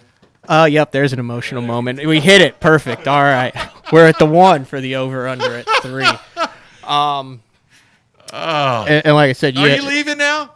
Yeah. Are you guys leaving? He's got that, and then he was like, well, if I could, I'd just fly back for. Yeah. All right, we'll see you. Thanks, Mark. Thanks, Mark. As Mark, not Mark Jr. You said Mark Jr. Mark the second. No, the second. We don't say Junior. What's the difference between Junior and the second? We just don't say just Junior. Different. Is it kind of like Matt and Matthew? Which, no. By the way, you have about 2 hours left, and then my name goes back to Matt for the foreseeable I'm future. serious, man. There were, and this is just kind of weird. I don't know why, because of everything that the kids were involved in and all the other stuff, we didn't get on the water as much as I would like to have. But that annual trip now that we've kind of established going and striper fishing, it's so memorable and so much fun. And, the laughs and just the experience of just going down there and spending time with the kids, because as with a lot of people in this industry, sometimes you have to sacrifice a little bit and spend some time away from the family. And even as I did, over the 20 plus years that I've been involved in this gig, you did have times that you were away from your family. And I could not be prouder of my two boys. So thanks for doing that. All right, so here's what we got going on. We have a businessman that is coming on at 10:20 Central Time, so 10 minutes. We have two industry vets in the can. We also have a superstar angler in the can who wanted to come on and wish you a happy retirement for a couple minutes. So I think we bring him in. Then we bring Ken Duke in for 5 or 6 minutes to tell some stories. Or I don't know what Ken Duke's schedule is. I would love to have more time with Ken Duke to talk about it. If he can hang on until after he's giving me the okay, we'll get more time with that. So then we go to him first? Yeah, but then we have someone else in the can who, dude, he can tell the original stories. He's seen the meltdowns. He's been the brunt of the meltdowns. Like, this is the nitty gritty stuff. But first, let's go to the new dad. Yeah, let's bring him in. Justin, how you doing, man? Oh, I'm doing good, guys. How about y'all? Fantastic day. It's been a great day, and the well wishes and seeing a lot of people that are really, really good friends, including yourself, on this final show has been awesome. Yeah, man. It's kind of crazy, kind of surreal, even for me. And I'm not the one leaving, but we are going to miss you. Now, you're one of the few. We'll see how Matt does on his own. I'm not going to say nothing yet. I'm going to give him the benefit of the doubt. Matt, I'll help you anytime you need it, and I'm sure you'll do just fine. Let me just ask this: can we do live from the Lucas compound, where we do a live BTL grill off, where it is a BTL where we're both cooking? Do that for some time. Okay, we'll do that. But one of the things I wanted to get you on, like, you kind of came up in this industry and you've done it, but like Jeffries was around when you started. Like, he's all you've known as far as like independent media, the shows, and all that stuff. It's oh yeah, no doubt. And he's always been. I don't want to speak for him, but he's been a big supporter of me, and is always off the mic. Just been really, really nice guy towards me, and so that's what I'm thankful for. Jeffries, I'm not going to get all sentimental on you. But it means a lot, man. It really does. And he's treated me as good as anybody ever has in this industry. So it's really cool. Well, Justin, one of my favorite guys to have on BTL. I know the fans greatly appreciate you, the fan following that you have.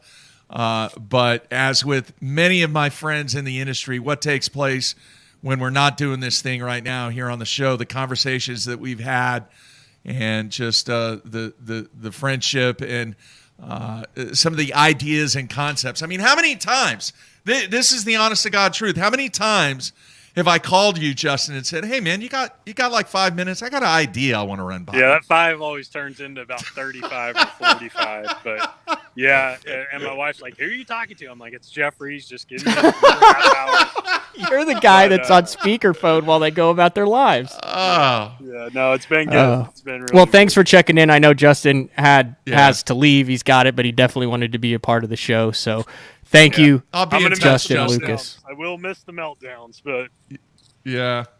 Oh, I'll still have them. I'll still be around. Watch archives of the meltdowns.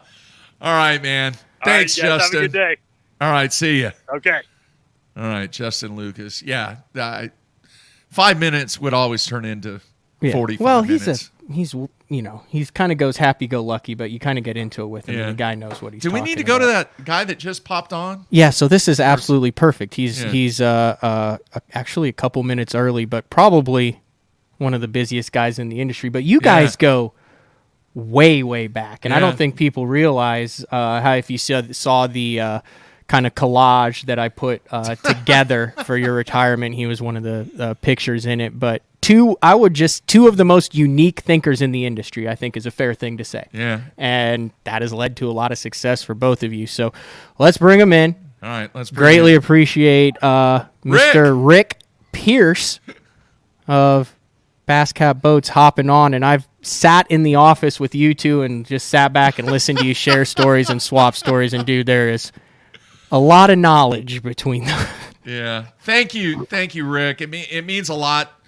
Take a couple minutes and come on the show today. And we've talked, and when I talked to you and told you that I was going to do this and retire, and told you why, I was upset. But I mentioned that one of the things that were very, very special to me in all the years that I'd been doing this was when we decided to come to an agreement and have Bass Cat Boats be a part of everything that we would do. And we actually took this photo together with me and Rick standing by that boat. That's the photo that you used in the collage. And I just thought, man, it truly, truly is a family, because out of all the deals that I've ever done throughout the entire existence, Rick was the first guy that said, hey, man, let's take a picture. And there are very few people out there that I call 24/7ers. And that is a person who I know that I can call 24/7 if I need to talk, if there's something going on. And Rick has really, really been a special person, and his company has been very, very special to us, to the success that we've seen over the years. And Rick, I can't thank you enough, man.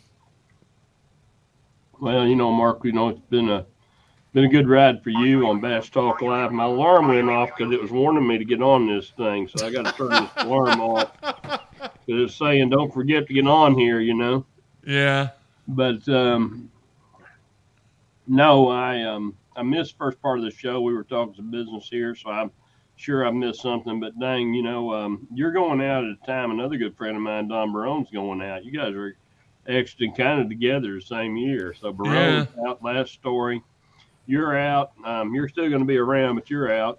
It'll be interesting to see what happens. We've enjoyed it. We've talked for decades going back on things with the industry and the way things are going. And of course, you jumped out with the first live show, and it's been a cool deal all the ride. And so hopefully this is what suits you and your family, and the timing's right for you and your family to do this. And you can get them big bootstraps there and pull them up on Matt's butt, because he's going to need them. Well, I'm handing the baton, and I think it's going to be in good hands. And I just, once again, Rick, there are very, very special people that I've met and have developed and really care about in this industry. Even though it is a small industry, there are few people that are special from a friendship standpoint that you've been. And I can't thank you enough for at least coming on this retirement show. And maybe, just maybe now, if you can get a free day, we can actually spend some time on the water. We're going to try to go down here and do something somewhere. You'll get some time to get this way, and I'll get some time that way. And both of us might know a pond where we can catch one every now and then. So yes. The question is, can we get them out in the Jag with the 400 on it? Think of all the room to throw Carolina rigs in that thing. It's like 25-foot log. You could have a 3-foot leader and both be standing on the front deck. Yeah, well, the Jag's a big deal, but Matt, my next one's not going to have a 400. Okay. Is it going to be the new Puma? 450, so. Oh, 450. Wow. Well, so we're getting rid of the Era 300 right now. We've got a boy going to take it off our hands in Georgia, and I think he's going to enjoy it and do a little Wounded Warrior type work with it, actually. So it's a good thing. And cool. My next one's got a 450 on it, so we haven't broke it in yet. We still got to get some time on it, but it'd be good. We'd go do that. All right. Well, Rick, there are a few people that are as genuine and somebody in this industry that I can definitely call a true friend. And thank you so much. And we're going to get out on the water very soon. And thanks again for everything that you've done for myself, Matt, my family. Mm-hmm. And we're definitely going to keep the brand going and keep the atmosphere that you've created at your company connected with what Matt has going on in the future. But your friendship means a lot to me, and thank you so much. I just want you to know I wore my red shirt for you today. So, dude, this ain't going to be somber. This is going to be Christmas. All right. So, I like it. Yeah, and I like it. This, we've got, somebody said we need to have holiday parties. I said, guys, this is about Christ, and this is where we are. And we don't have any holiday parties at Basquiat and Yarcraft. We have Christmas parties. And so we had that Friday. The employees had a great time, and we do it and had a little gathering with supervisors on Thursday. And it's that time of year we all got to just rejoice in what we got, you know. But you're going out at a time in the career that you wanted to do this. You picked this timing, and I don't control that. You do. And I wish you the best, Mark. I wish you the best in what you're doing, your family. I know you're going to be sitting in the background punching a keyboard or something, but you've been a blessing to this industry. You've done great things to this industry. You've brought things forward. You've given us a different look and been an oversight at a time that, you know, probably there weren't a lot of oversights in this business. As you, Bass Fan, a few more, and all of y'all are friends of mine. John, of course, John Storm was a friend, and John's still around, just not in the industry. But John Johnson and many more, and of course, you guys were all kind of like moderators of the sport, and that's hard to understand that for people on the outside looking in, but we needed moderators as a sport. We needed people that could be monitors and watch things and look at how it's going. And, you know, you definitely had your opinions, and they've been good. And then you look at what's happening and your affection for the West Coast. And, you know, we both have an affection for the West Coast. And, you know, I know you were kind of back there before, but it's definitely something we got to keep working on. The West Coast is a small market. You know, it's one of our missions, and I appreciate your loyalty to that as well. Will do. And that's something that I'm going to keep going into the new year. I've actually been talking with a couple of West Coast guys, and I said, I need a list. I said, we all have the guys we have on. I said, but man, you look out there and the number of guys. I said, I need a list before Christmas of the top 15 West Coast guys that need to be on Bass Talk Live in 2022. And they were like, dude, we love the show. You're the only ones who give us some love out there. We'll get right on it. So a lot of West Coast action coming in 2022. So I'd show you the office. It's a dang mess, but my office is like yours, as you know, Mark and Matt, both of you been in here. And right now I've got it piled up because Steve Tagami and I are sharing this office. So we're working with Steve, and he's here, and working as a sales director. And glad to have him, but we haven't made that announcement yet. That's to come. But certainly Steve and I are sharing an office, so I got things piled everywhere. But, you know, this history of this office and what's in here and what's happening here has been pretty cool. And watching what's happened there has been cool, too. So good that you're a part of the sport and the industry, and hopefully we can continue to keep that going, Matt, and keep that beacon in the industry and that legacy moving forward. And, you know, Mark, I know you got big things in front of you, and we will find time to jerk a rod. Nice. Thank you, Rick. Merry Christmas, man. Merry Christmas, man. Matt, take care, big boy. Thank you, Rick. All right. Thanks, Rick. There you have it. Like I said, I've got a good Rick Pierce. I've got a good person to look at on how to have a model of consistency and professionalism to get the job done. You know, I had the wow factor on that. When my first time that I went through the tour at the factory, it's just all I could say was, wow. And I had been through a lot of factories, but when Rick gave me that first tour, it was incredible. So thank you. It is a cool, you get in there and it's like Santa's elves. They're all like working on stuff, and you know what I mean? Yeah. It was really cool. So I want to make sure I get the year right, because it was the first. What? Year. Who are we going to next? Well, that's the thing. We're starting to stack it up here. So let's go to Dano.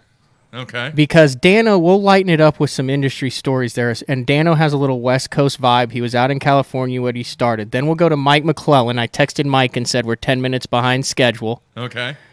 Then we'll go to the next industry insider. Right. And then we'll have a special guest at the end of it. And then we should be, and now people are starting to show up at the house. So now when I said this show is going to turn into herding cats, we have officially reached that point. We're actually still pretty much on track, but now there's people who are wandering around your backyard who are not used. Are they not in the house? No, they don't know how to get in the house, because the only part I left out was like go through the back gate and you can go in the house. So I need to like tell people. What, are they out in the driveway? Yeah, it's 28 degrees and there's some people standing out in the driveway. So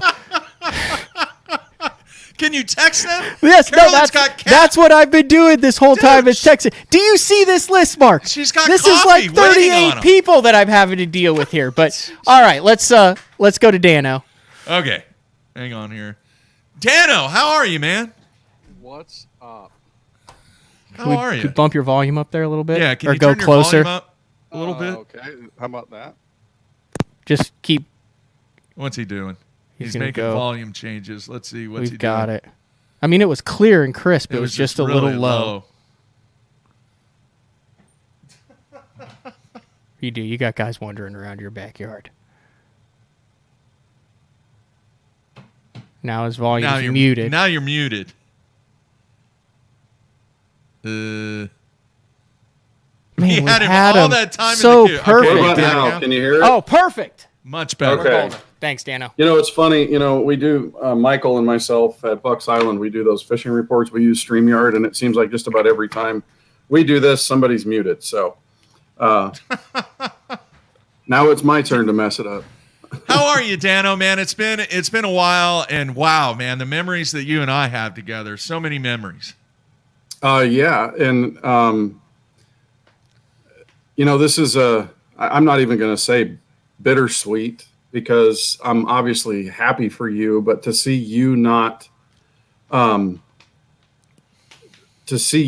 doing this it's just bitter for me because, you know, my career and legitimately you've been like my industry big brother. I mean, I don't, you know, when I think of myself and I think of Matt sitting there, I mean, you know, the Bass Zone as this started as with, you know, it's all about being there, which is what you did. And you kind of set a trend and showed the industry how to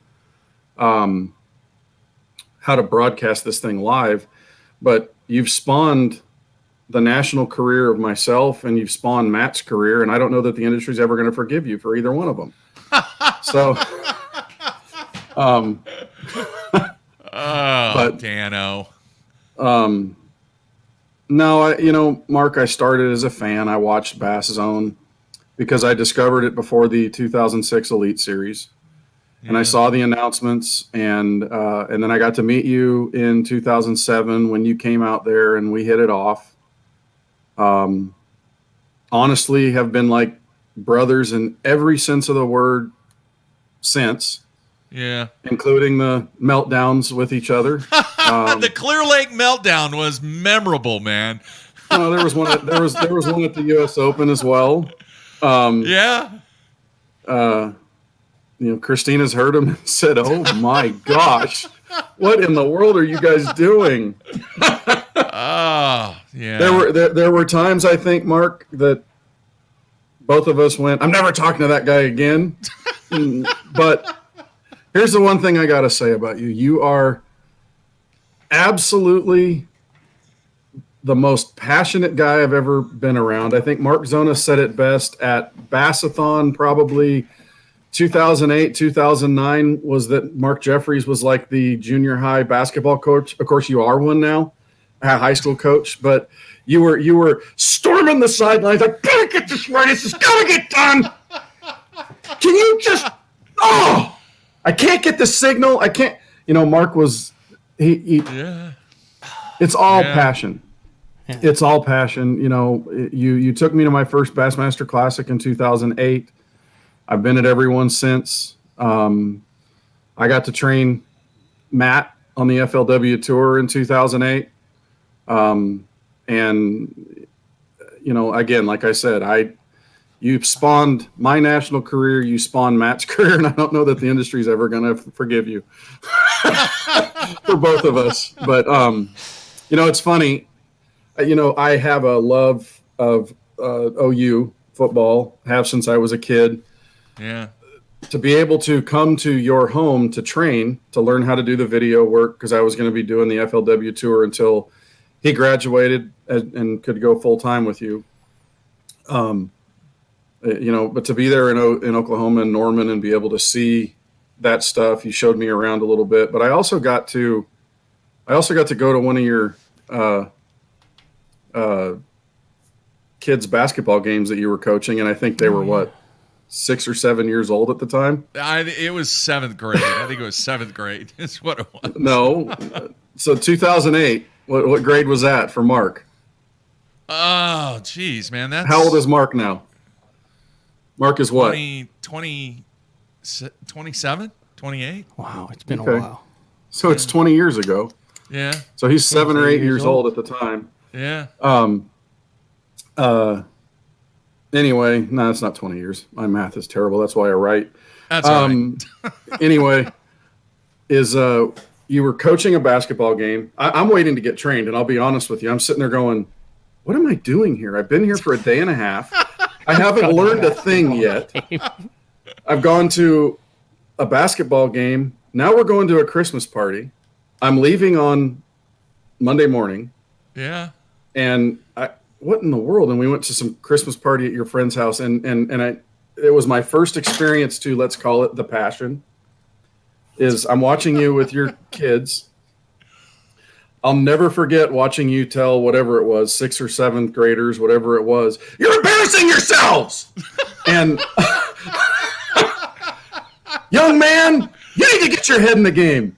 You're embarrassing yourself. And I'm sitting there head going, in the game talk every now and then. Wow. I'm sitting there going, wow. And then we went to your friend's house for a little Christmas get together, and I'm standing there in a house. I met Caroline the day before. Yeah. I've met, I know you because we've been on the phone a bunch, and I was writing for you, and I'm watching you tell these people all about the struggles of the basketball team. And I said, I think this was our first brothers moment that you kind of glared at me. Yeah. I said, you know what I see? And Caroline looked at me with these big eyes, and I said, I think you need to let those kids have a little bit of fun and not be so hard on them. And you stared at me. And Carolyn's like, oh my. And she kind of, and you didn't talk much to me. You sent me out to sleep in the shop that night at your house in Norman. And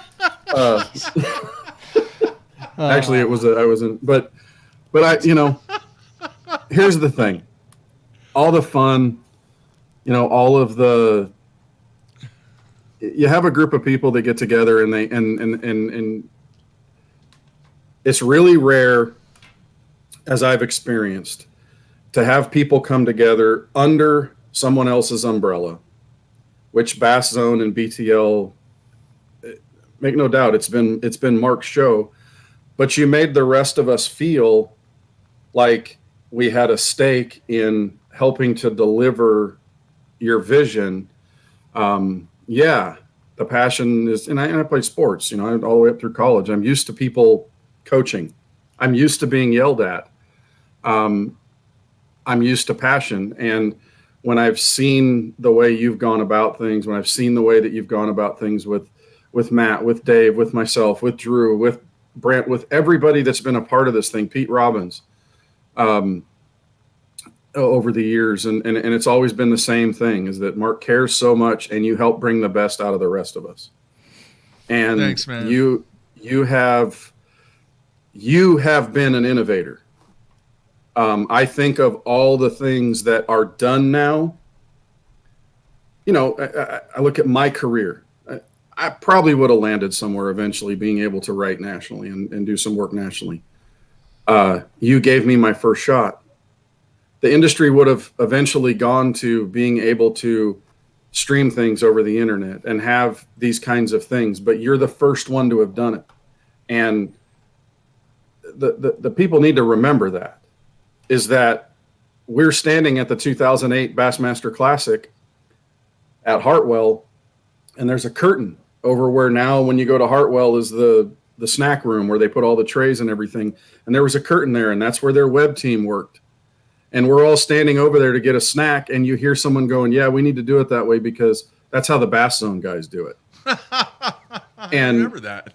Yeah, and we were a part of something that changed the way the sport was covered.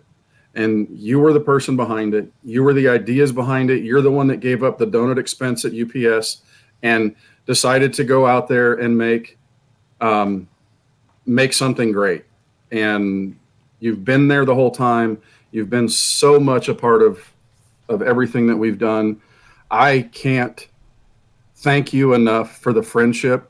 I can't thank you enough for the opportunities, for the support. I am not the industry person I am today without Mark Jeffrey's stamp. And I'm grateful for having met you. I'm grateful for having had you been in my life. You're the guy that you can always count on to tell you if you need anything, you call me and it works when I can reach you. But that's another story. But I am proud for you. I'm proud for Carol, and I'm proud for Mark and AJ. I know that you guys have built a tremendous life there, and I know you're going to enjoy a lot going forward. And I just thank you for everything that you've been in my life and for exposing me to things that I would have never met without you. Thank you, Dano. That means a lot. It really does. And with all the people that are coming on the show today, there are very special people that mean a lot to me, and you are one of those. And the trials and tribulations that you and I have been through from an industry standpoint to try and figure things out and make things better. I mean, you were dead on by that comment. And what a lot of people don't realize is so many of the good things that have come out of what we've worked on together. They don't see all the stuff that we scrapped because it was horrible, you know. And every now and then we hit a home run, or sometimes we only hit a single or whatever it is. To be able to have people like yourself to bounce ideas off of, and to really talk about so many things that affect the little swimming pool, as I call it, compared to the Pacific Ocean that exists, this swimming pool of this industry.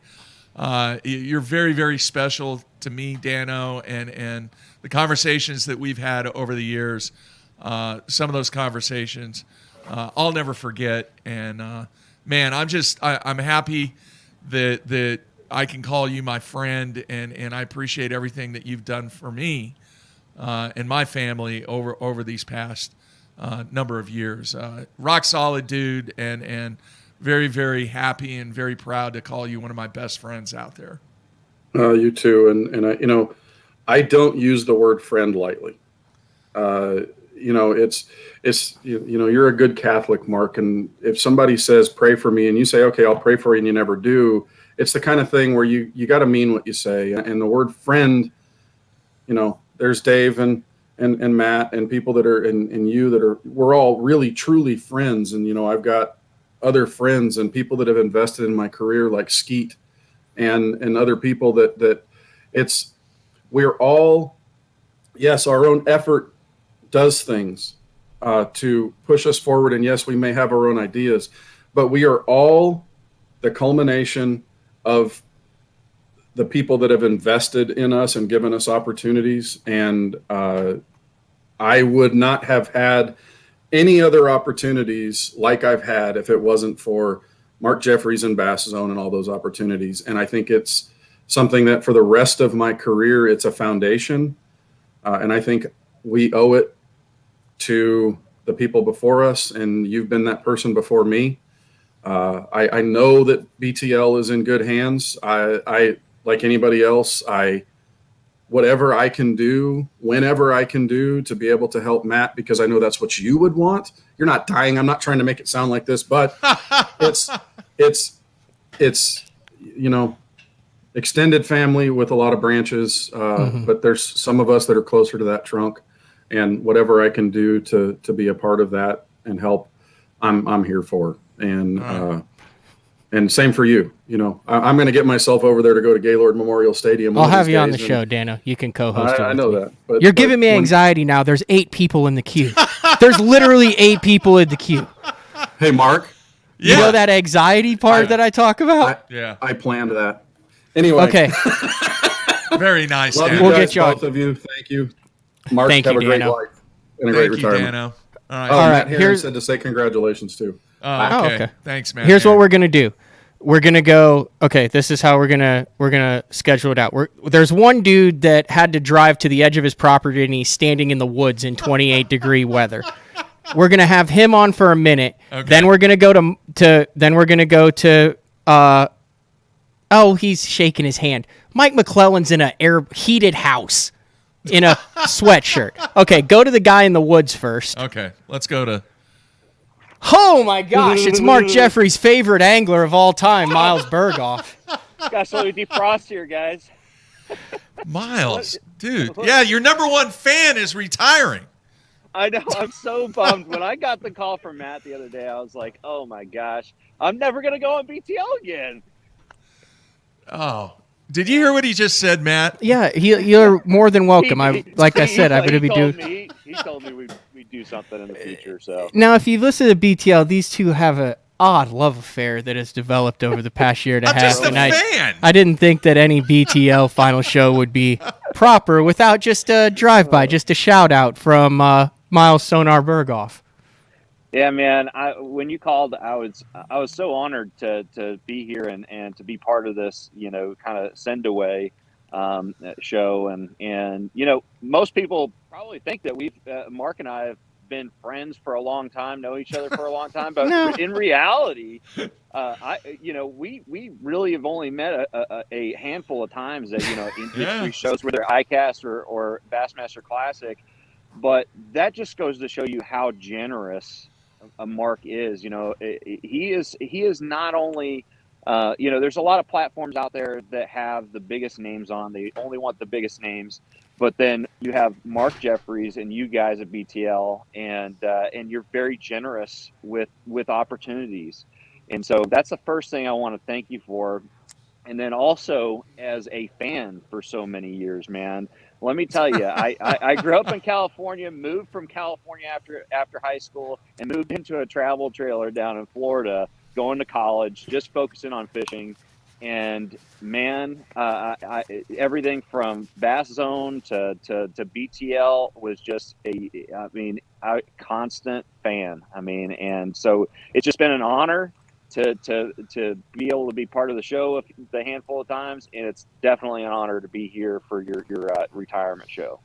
All right, man. Thank you. Now you got to promise me one thing. I am going to plan a trip to your neighborhood around Tennessee, so we got to hook up and get on the water. Okay, done deal. Done deal. You better come around, and the next time I come around Oklahoma area too. We definitely need to go fishing, and this isn't the end of our bromance. All right, man. Awesome. I'm still a fan. I'm always going to be a fan. Thanks, Miles. Thank you, guys. There's all right, Mark. man. Take care.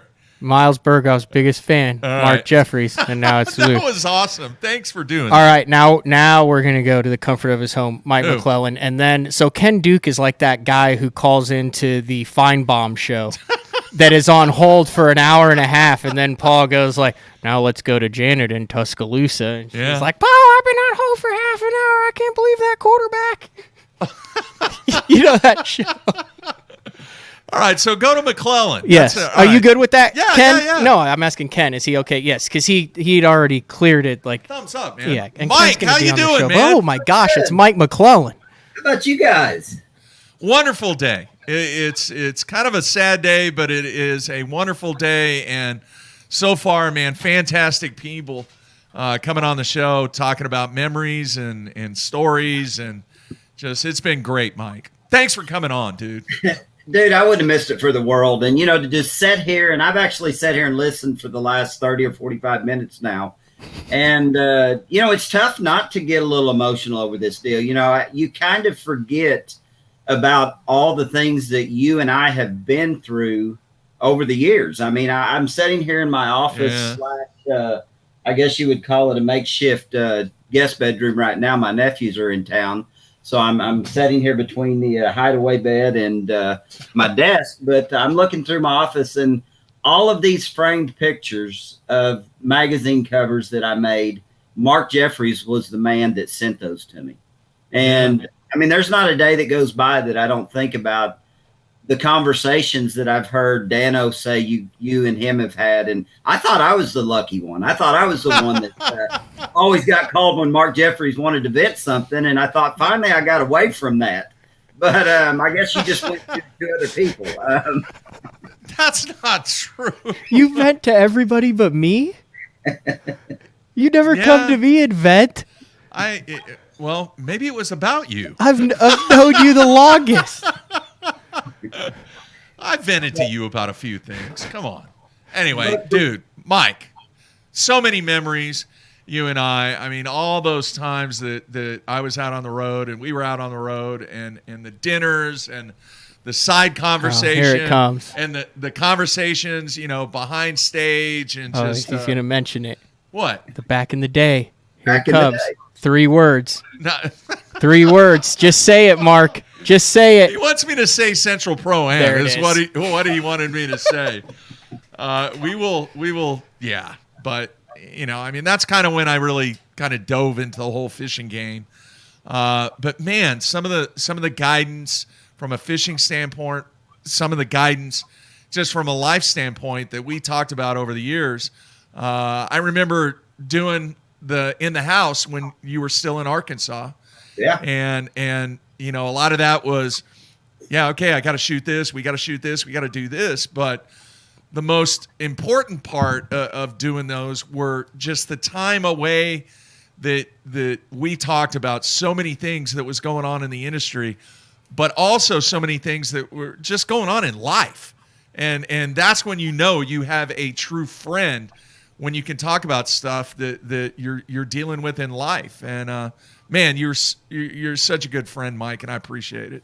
Well, I appreciate your friendship as well, and I appreciate a lot of the guidance. I mean, I remember when you were, leaving UPS and diving into this full strength, like Dano said earlier. I mean, you were the one that changed the face of how our sport is broadcast to the fan base, and without your push and your shoves, I don't know that it would have happened nearly as quick as it did. And it gave all of us a platform to really elevate the sport to the next level. And like I said, there's been so many great things. I mean, the one thing that I do have to bring up today, now that you're retiring, you've got a lot of spare time on your hands. I really feel like you could at least help Matt and maybe Dave get Fish and Chips back on the books, because the way I look at it, you owe a few of us a little bit on this deal. I remember myself, Dean, Skeet, a whole bunch of us that were involved in that first one paid your entry to the World Series of Poker because you are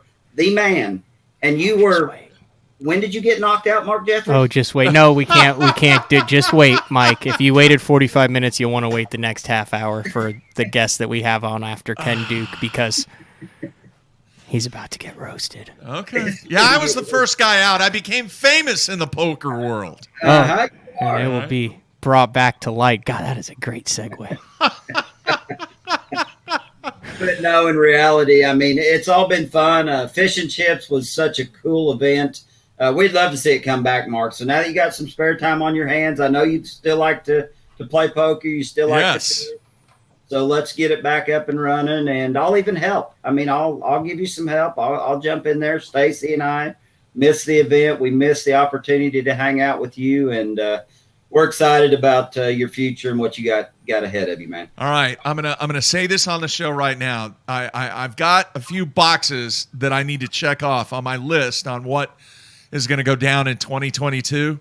I'm going to make sure that box gets checked, because I love that event. I loved everything about it, the camaraderie. It was just fun, and it was unfortunate that it had to kind of go away for a little while. In my TV room upstairs, I have those posters. I had from both events. Yeah. So I'm telling you right now, I am making a commitment to you and everybody else that I will work toward having another Fish and Chips event, because it was very, very special. For sure. Awesome. I'm looking forward to that too. I would offer to help, but you're a little busy. My goal is to stay on top of things going into 2022. I mean, dude, when I started this thing in 2007, it's just weird because, I mean, you're just a professional angler from Arkansas, but Mark Jeffries had his guys. Like, they were his guys. It was like Brad Hallman and you and Crete and Littner was there. And I just felt comfort, as a young 20, I'm like, oh, that's one of Jeffries' guys. Like, you were just one of, you know what I mean? Like, you weren't just a professional angler. You were one of Jeffries' guys. And then you were nice to me and brought me into it. Yeah. And, we've had that maintain that relationship through the year. But that's cool. So I definitely wanted to, and you called and were like, man, I want to be a part of this thing. And thank you, Mike. And I told him, I said, dude, you got to push him on the fish and chips, and this is the only public forum that you're going to have to do that. Otherwise, he could ignore your calls. So. No. I am gonna. That is one of the boxes that I need to check off for 2022 and beyond. Yep. So thank you so much for taking time, Mike, and very, very special, man. Means Once a lot again, to me. Thank you for all the support over the years. I mean, you've been so instrumental in, allowing all of us the platform to promote our sponsors and even help through sponsor, negotiations. So many different things you've done for so many guys. I heard Justin Lucas earlier, saying the very same thing. You're an awesome dude. You've been passionate about the sport, about your show, every involvement you've had, and good luck in the future, man. We're sticking with you. We're supporting you all the way. Thanks, Mike. All right, we'll talk to you Thanks, soon. Mike. All right, see ya. I think Mike might have some big news coming in 2022. Really? There was a clue there. So I've already kind of talked about him coming on and doing some stuff for the show. Now, right. we are down to... What's next? Okay, so we are down to our last... Do I have a house full of people? No, we're down. No. Yes, we're down to our last 3 Skype guests, and we're going to have some stuff in studio. Okay. He has been waiting patiently forever. He would actually know this is probably exactly how many seconds he's been waiting, and it's the longest he's ever been waiting on a show. There's some statistic there. Let's bring in the man. All right, let's bring him in now. Ken, how you doing? I'm doing great, guys. Matt, I thought we were here to celebrate Mark's retirement, but I've been in the queue so long, I'm thinking about retiring also. Well, Ken, thanks for staying in the queue, my friend. Man, it is. I'll stay in the queue for the rest of the day if I need to pay tribute to you, Mr. Jeffries. You are awesome. And we're all sorry to see you go, but thank you so much for having this show. Matt, thanks so much for putting it together so we have a chance to pay tribute to the man. Yeah, but I'm going to go check to see how the second half is going together while you guys chat if you have any media statistics that you'd like to hit him with. No. But I do have a message for you, Matt, so hurry back. Okay. He'll be back in a few. Ken, let me ask you this. First question, real quick. Do you remember the first time that I started to talk to you about this whole kind of bass fishing show that I wanted to do, and then eventually got you involved in this crazy thing that we had going on? I do, Mark, but you know what? That's one of the things I wanted to tell all the folks who are watching and listening now is that if you've never had the great pleasure of having a conversation with Mark Jeffries, they all go something like this. You see Mark. He looks agitated. He's fired up about something. So you walk toward each other and you don't know quite what's going to happen, but you're a little bit nervous. You're worried. You're thinking, hey, this is a big dude. And he's always got some big idea. Mark is and has been for decades absolutely one of the thought leaders in our sport. And I don't use that phrase lightly because there are damn few of them. Mark Jeffries is a thought leader in this industry, and he's one of very few. So anyway, Mark's usually got some idea that's really cool and really wild all at the same time. Like, hey, Ken, what if every member of Bass was put in a drawing and had a chance to go to the Bassmaster Classic? and that'd be kind of cool. You think, oh, that's really interesting. But then Mark's got to layer it with these cool other bizarre ideas. Yeah, and he gets a date with Jessica Alba, and he gets to go into space with Elon Musk. I'm out there. I'm not that far out there, Ken. Come on. That's also pretty cool. So that's Mark Jeffries' ideas. But the guy, if you don't have the pleasure and the honor of knowing Mark Jeffries, you are missing out. Well, Ken, I know the addition to you and being a guest host to this show has been an awesome addition. And the insight, the statistics, the history, everything that you've brought to the show has just made it better. And I just want to thank you for being so kind to take your time and your knowledge and coming on this show and being my kind of guest host when Matt was gone, because the fans loved it, and I loved having you on, and the friendship that you and I have, very, very special to me. And I love you like a brother, my friend. I always will. This is a very bittersweet day for everybody in the bass fishing world. But you know what? I believe that every time you ever asked me to join you on the program, I was quick to say yes, because I absolutely love working with you in any capacity I can find for decades now. But you retire, and it leaves me with two big regrets about What's BTL. that? What's that? We never got to do the world record shows we talked about. Yeah. And I never got to do the show you promised me, where I would play host and interview you as a guest. Those are the shows I really wish we could have done. So maybe you can come back, and maybe Matt will have me back. I'll get him back. And I didn't mean to miss our entire deal. I just know we're going to be on a lot in the future, Ked, if Lord willing that you'll be able to come back. So Matt, anything I can ever do for you and BTL, you just count on it. But I was telling Mark, we never got to do the world record shows. I never got to do the show where I play host and he plays guest. So those were. Well, now I can be a guest, man. When you're guest host, I can be a guest. That would be awesome. Check in with Mark and see what he's up to. That would be fantastic. You can interview me. Fantastic. But and I love the fact that your other guests have paid tribute to you and the tremendous contributions you've made to the game. And I would be remiss if I didn't do the same. BTL, 20 feet deep, the coverage you gave to tournaments for so long, it was groundbreaking. You're a pioneer. Sir Isaac Newton had a quote that I think of often, and every time I think about you, my friend. He said, "If I have seen further, it is by standing on the shoulders of giants." And Mark Jeffries is that giant in the world of bass fishing media. Thanks, Matt, man. I'm gonna say this to you because I know you're involved with that rinky-dink Mickey Mouse organization, also known as the Bass Fishing Hall of Fame. If Mark Jeffries is not in the next time around, you got the Bass Fishing Hall of Fame is an even bigger joke than I have ever said before, which would be saying something, because Mark Jeffries is one of the most deserving people imaginable, and he would help to erase some of the mediocrities who have gone in recently. The one and only. All right, there you have it, Duke. Because a lot of the people who have been put in there in recent years, they swim in Mark's wake. Wow. How about that? Wow. All right. Hey, man, you're always right here, Ken. And I'm going to make my way. I'm going to have some time. I'm going to make my way to a lot of places in 2022. But I'm telling you, there is a senior PBA 50 senior swing that takes place in Florida. You're there. If the timing works out, we're going to do that. But I'm also going to spend some time in the boat with you, Ken. That would be awesome. We'll dunk some shiners or throw some big baits. Yeah. I'll put us on some good water.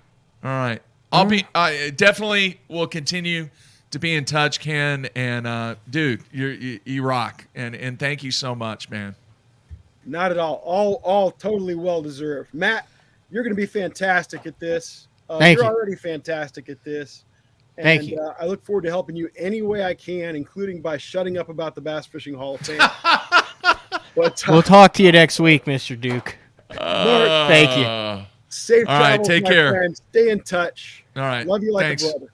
Thanks, man. All right. All right. Merry Christmas. See ya. So we are going to bring Wow. we have one more angler guest on, but for what, 6 years? 5, 6 years? Every show, it was, it started out with Brent Conway and Gary Giudice and myself and you. Yeah. But there was the truth.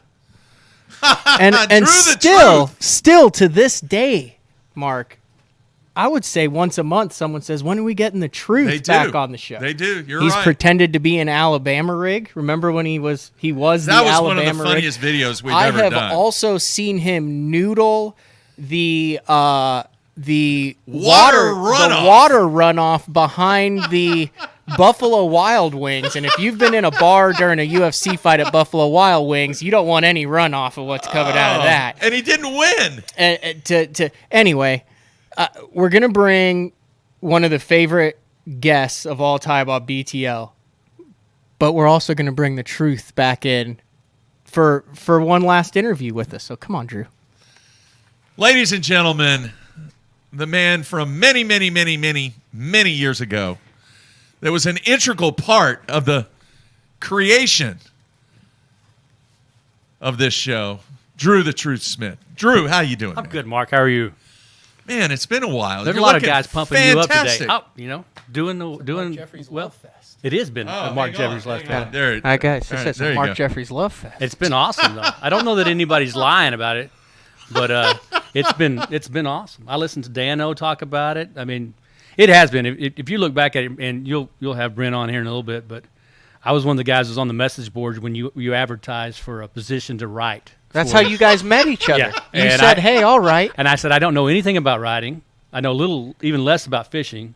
But Well, no, want you were somebody, fishing hardcore. But then. yeah, but That was I said, before if you had want to somebody sell it for on the that doesn't pontoon boat. That was the last time we heard from Well, Dru, no, folks. yeah. The last time we heard from Dru, he had sold his bass boat, and he was now a pontoon boat owner. Hey, they even said it on the comments. Traded his bass boat for a wake boat. There it is. Yeah, wake boat. I Sorry. became one of those. The only thing I haven't stooped to is getting on a jet ski yet, but I might do that a little bit later. Oh my gosh! It's more it's been fantastic unreal. But guests. just seeing the gathering that you have and the support that you have, Mark, probably tells you anything you need to know about what you've done to this industry and for this industry and for the guys that are in it over the years. I mean, it's been amazing. You've been the trendsetter. I've sat over here and watch you come up with idea after idea, and then see everybody else emulate that and try to copy you. And you were so far ahead of everything else, and really just changed the way that the public was able to see bass fishing and see the competitive side of it. For us, when we were out on the water, covering them, to the live stuff, to everything the you've classics, done, all the classics going there. Just boxes and cases and hard cases, and he would have Dru driving, people would be flying, and Dru and Brent would be driving cases of stuff. It was unreal, and to see that, and again, Mike McClelland was on here earlier. I remember, I think it was at the Florida Classic, 2007, maybe Florida Classic, when Mike was coming back into the sport, and we were talking to him, and just the amount of people that you were able to help lift up and continue to do well in this sport. It's been amazing. And so I know there's guys that got a lot to say to you, but you truly are one of a kind, and it's been an honor to be on this side of the mic with you. Hey, man, those early years, people have no idea the challenges that we had, and you and Brent and Keith Blackstone, those early years, it was so hard. And you guys made it a lot easier, though, because you kind of went along with my frustration. You just kind of jumped on board and was like, no, man, just let him go. It'll be all right. Just let him vent. Yep, exactly. And then, next thing we know, things are a little better. And the inside, you remember that little area in what I call Norble, whole Norman Noble studio that we kind of had. We were kind of cramped up in that little bitty area, and dude, we would just get into it. Oh, absolutely. I mean, that was into it. It was unfiltered. We would come in most times without any kind of script, without any kind of. We still do that. Yeah, notes, and you had Ken Duke on, which he would make sure that we did everything we were supposed to do, and check our numbers. I'm sure he dropped a bunch of stats on you of everything you've done, but yeah, it's unbelievable that we were able to stay on the air. I know that they probably, Matt and I, when I stepped in and you stepped in and we started doing the radio show together. Do you remember the time that I had to leave the studio? Yes, I do. So Mark used to do Mark's had the show, and it was the Bass Zone show on the radio. Yes. So you would go into the radio station. Yes. Yeah. And it was every Tuesday night or something like that. Mm-hmm. And Dru and I would sit there, and I remember the first time I hadn't been working for Mark that long, and he's like, hey, go do the radio show. Yeah. And I mean, I was petrified. But, Dru's easy to get along with and work. So one show, I said something. We had a guest on or something, and I said something like, man, if he had just had one more big bite, he'd have won the tournament. And we're live on air, and Dru responds, yeah, and if my aunt had nuts, she'd be my uncle. Well, I've never heard that saying before. And I mean, we're live in this, padded box, and I lost it. I had to leave the studio for a solid 5 minutes because I got the chuckles. And this was on the ref. This was on The KREF, KREF. which is now expanded. But I think TJ was in there doing the, and that was one of those deals where we could just do almost at 7:00 at night. We could almost say do anything whatever we wanted to. So yeah. Here's what I wanted to do. I wanted to have one of our favorite guests on with the truth back in. We'll interview them, all three of us, one more time before we bring in some of the other OGs. All right. And then I step out, and then it's your show because you had it with them before I was around. All right. And I'll let you take over. But Mark, cue it up, and let's just do a short little interview with. Who we got here? Right there? Yeah. Okay, let's bring him in. Charlie, how you doing, man? Wow. Charlie Hartley, everybody. Congratulations, Mark. Unbelievable. He needs audio. This needs audio. Can't hear me? No, we got him. Can you hear him? You can't hear him. I can't hear him, and you guys can? Yes. Okay, well, have at it. You get the best end of the deal. I want to tell you, thank you, Mark. It's a sad day. I look forward every day to Bass Talk Live. I'm your biggest fan. Tracy's got your shirt on. We're wearing your colors. I know I'm no Frank Scalish, but I made you a BTL spook. That is awesome. I have enjoyed so much your interaction with Matt. You are the perfect yin and yang. You know how to poke each other and act like you want to kill each other, even though we know you love and respect each other. Fish and chips, I can't say enough. Mike beat me to that. Some of my funnest nights and days were at Fish and Chips.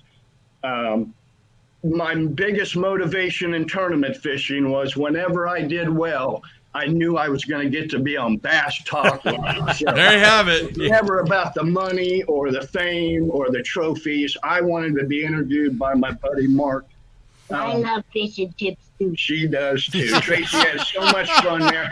Even though I'm from OH, you guys always made me feel like I was okay. And, Falcon Rods and Bass Talk Live and Mike McClelland and Matt and so many of my best friends are in Oklahoma. And I'm sorry my voice is cracking. I'm emotional and I'm happy for you, but I'm very sad we're going to lose you. I wish we could watch you every day. But I know you'll still be involved. And I really appreciate the opportunity you're giving to Matt. I was given a similar opportunity by the guy I work for.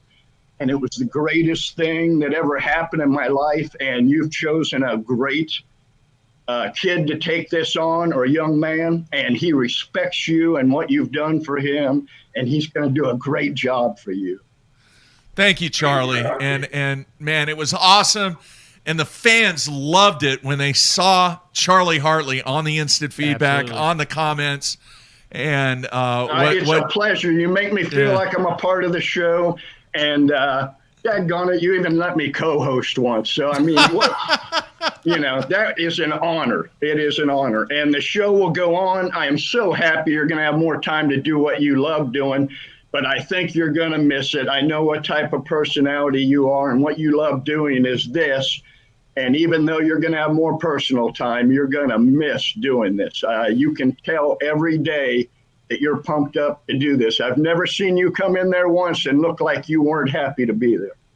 No, you're right. I am definitely going to miss it, Charlie. And I'm going to miss, obviously the people that are involved with this and the guests that we have and the interaction. But I'm still going to be around.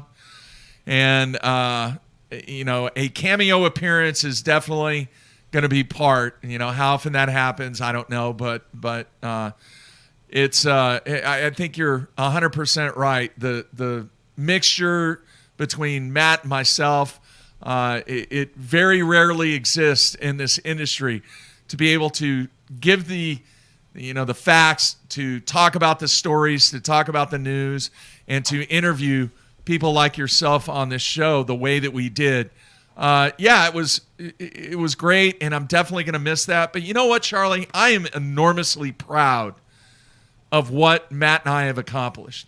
And, I've been getting a lot of accolades and stuff like that, but I want people to also realize that Matt and so many people were right there with me. Yeah, I may come up with an idea, but it takes friends, it takes people that believe and what you come up with to go out and execute, what ends up being successful. So, man, it means a lot for you to be on this show today, and all of the time and effort that you've put in to being a BTL fan and being part of it for the fans. It's been awesome. So thank you, Charlie. Job well done. Good luck in the future. Job well done. All right. Thank you, Charlie. Thanks, Charlie. Thanks, Charlie. All right. That was Charlie Hartley. Man, good dude. Absolutely. What did you do on the deck of his boat? Was it one classic? There was something on the deck of his boat. You stole. I put something? a clam on You the back. did. That was fish and chips. Yeah. Yeah. That's exactly right. A clam. Did I put it on his boat or did Is I that put bad it on luck my or boat? something? I don't know what he. There was. One I of think us he caught was a giant clam. skateboarding around and Yeah, and, I remember that. All right. Wow. All right, Thank so you, that Charlie. was the last Means one. a lot. We'll bring in. I mean, Dave's been around since. So the first time that you met Dave, do you remember what that was? That Jason was- Williamson would have been. Was it Clark's Hill? Shake your head yes if it was. Clark's Hill?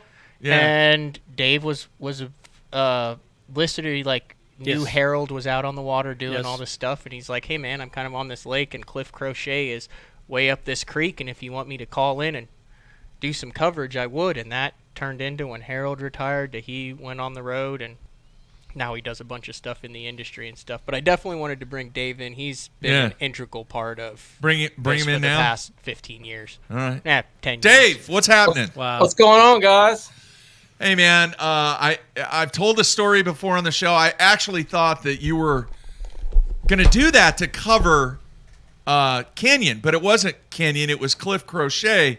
It was the next year or the following year, I think, that Kenyon ended up winning that. But you remember when I would take phone calls from the water, Yes. and that's how we would get all the live stuff in. Yes. I'd be back in studio, and Dave happened to be one of the listeners and said, "Hey, man, I'll jump on the water." And brought we'll get up instant there." class to the show Yeah. and coverage. Instant class.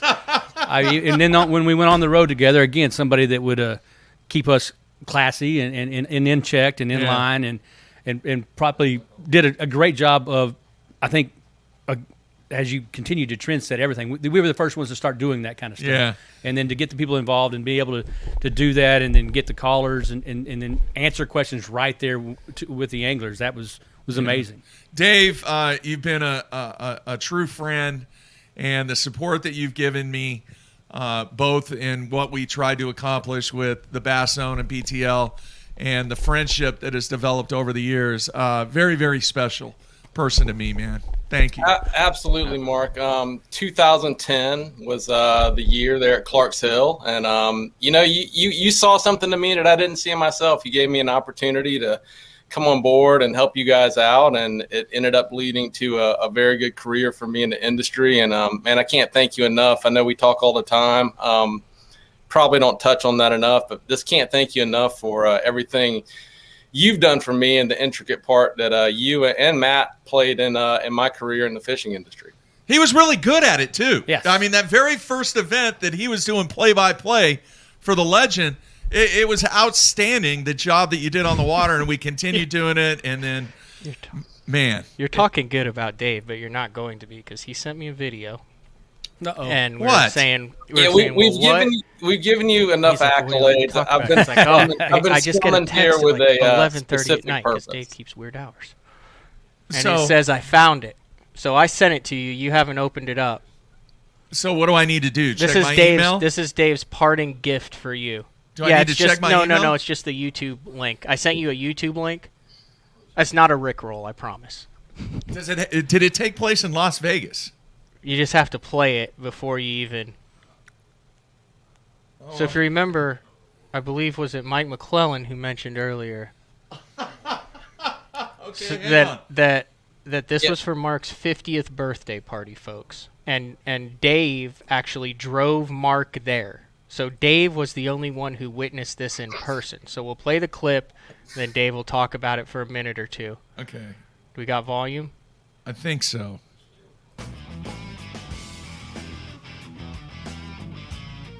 Day one ASO Mark Jeffries fall first and fall fast. Do we have volume? But all was not Yeah. lost. We managed to track him down and present him an incredible package courtesy of the Anonymous Poker Series. The $6,600 package includes a round-trip ticket to Manila in the Philippines, hotel accommodation, spending money, and a seat at the inaugural Anonymous Poker Series with a guaranteed prize pool of $100,000. Oh, very, very excited. You know, that first day, my very first World Series of Poker, and I was really happy to be here. My wife actually got it for me, got the seat as a 50th birthday present, along with a lot of guys that I work with. I feel kind of sorry for the guy that was the second person out because he didn't get the big prize I did. I have to thank my wife. I have to thank the Elite Series and FLW Pros that made this a reality. I guess if you have to get bumped out, this is the right time to get bumped out of the main event. Oh my gosh. Yeah, so to set that up, for those listeners that haven't been around that long, Mark's 50th birthday, one of his big bucket list. Oh wait, hang on here. All right, we're good. You got me? Yeah, we're good. Yeah, so one of Mark's bucket list items was to play in the main event at a World Series of Poker. So for his 50th birthday, Carolyn, a lot of the Elite Series pros, people in the industry came up with the $10,000 entry fee for Mark to get an entry into the World Series of Poker. And just so happened that it lined up perfectly where we could go out a few days early, have Mark play in the World Series of Poker, and then we were doing the live stream from the One Bass U.S. Open, I think the week after. So Mark's like, hey, man, come out, hang out, we'll have a good time. You can kind of be my poker caddy for the week, do whatever you want to do. And I'm thinking, this is great. Jeffries will be playing in the World Series of Poker all day. I can lounge at the pool, have 2 or 3 days just kind of hanging out in Vegas, doing my own thing, be around the World Series of Poker because Mark and I were both really obsessed with World Series of Poker at the time. Yeah. So we get in, get checked in, everything. Jeffrey's day one starts. I take him over to the Rio, drop him off. And I think the hotel we were staying at was literally probably 20 minutes maybe from the Rio. So yeah. I wait till Mark starts, the table gets started. I'm like, all right, man, I'm going to head out, go lounge at the pool. He's like, yeah, man, enjoy your day, whatever. I'm literally pulling back in the parking lot of the hotel, and I get a call from Mark. He's like, hey, man, I'm done. And I'm like, oh, are they on break or, you need a snack? Like, what's going on? He's like, no, I'm done. I'm out. There you go. So unbelievable. Jeffries goes out. He probably remembers the hand he went out on. I think it was pocket aces. Yeah, pocket aces. But that kind of evolved because, at this point, everybody's texting, calling, wanting updates from the industry. Hey, how's Jeffries doing in the World Series of Poker? How's Jeff? And Jeffries just goes in like bunker mode in the hotel room for about 6 to 7 hours, answering no phone calls, anything. So he starts getting these calls, random texts from these numbers, and it happens to be the people from that Anonymous Poker Series looking for him, wanting him to come back over to the Rio, do an interview. We go back over. The interview happens that you saw on YouTube, which still exists. Just look it up, Mark Jeffries, World Series of Poker. Very easy to find. But funny sidebar to that is Jeffries did not get to go to the Philippines because if you remember, Mark, they had a typhoon. Yeah. Yeah.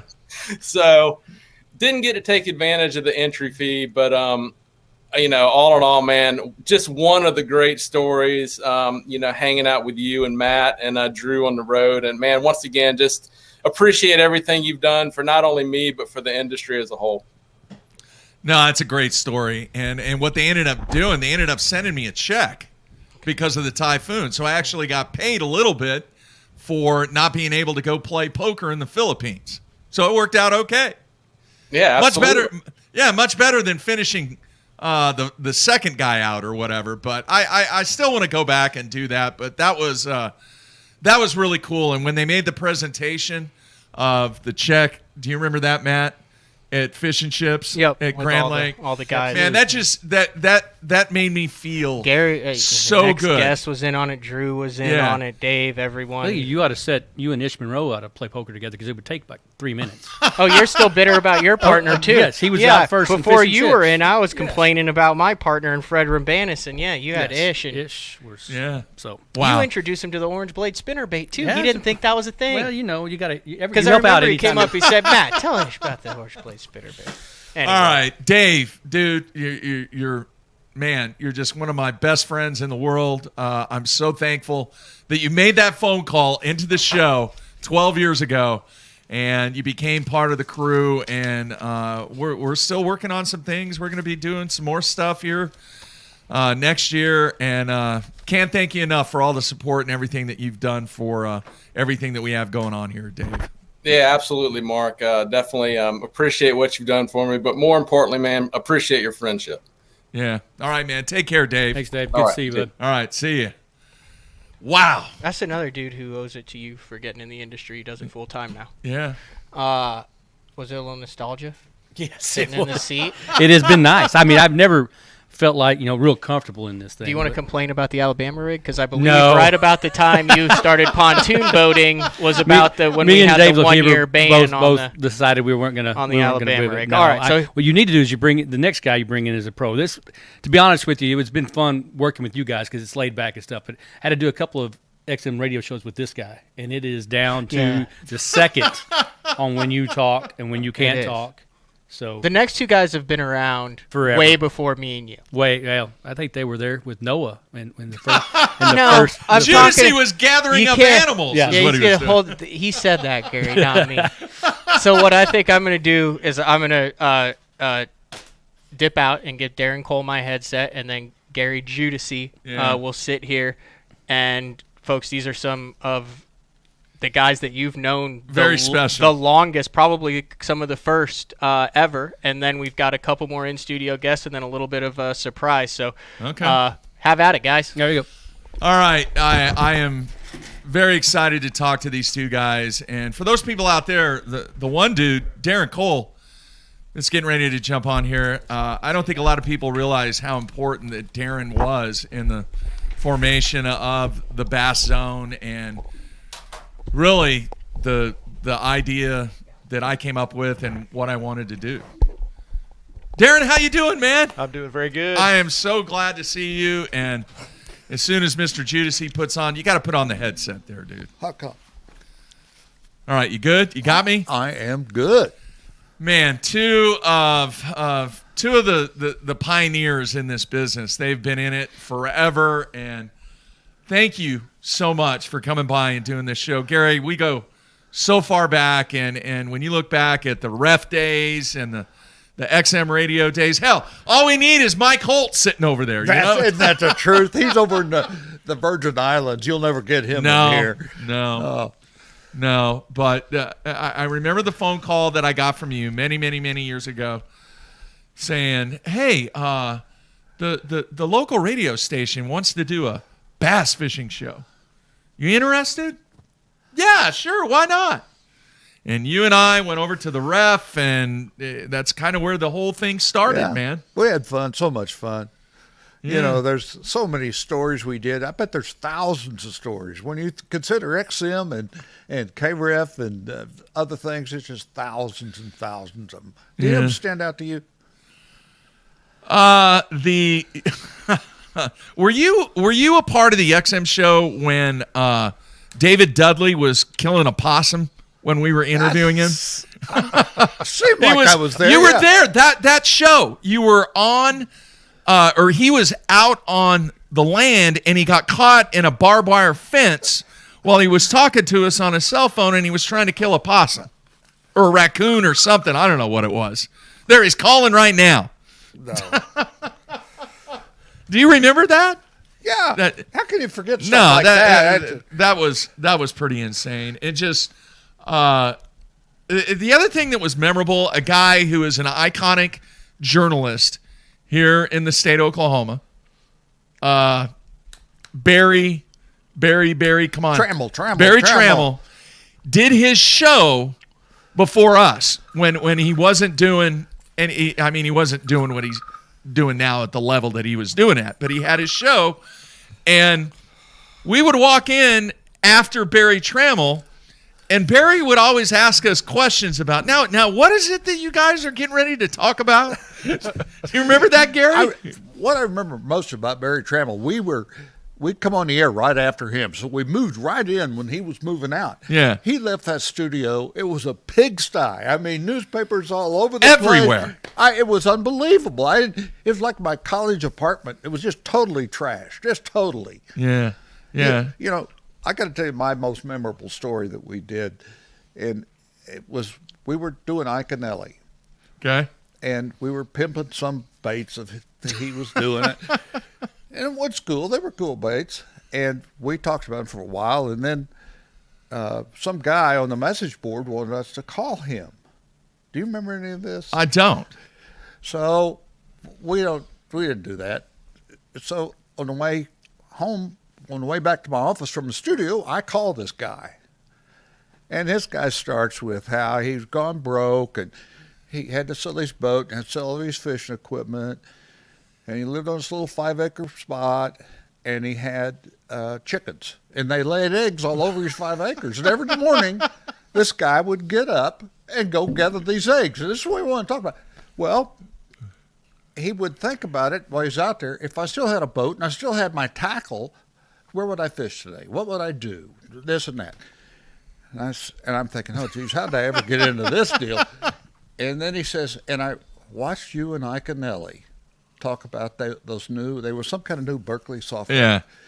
And my brother-in-law gave me a gift certificate at the Brass Pro Shop because my my jeans were all torn up and I had to get some new ones. So he gave me a gift certificate. So he goes to the Bass Pro Shop, but rather than get the jeans at the last minute, he decided to buy a whole bunch of these Berkeley baits. Now, he doesn't have a rod and reel, doesn't have a boat, nothing.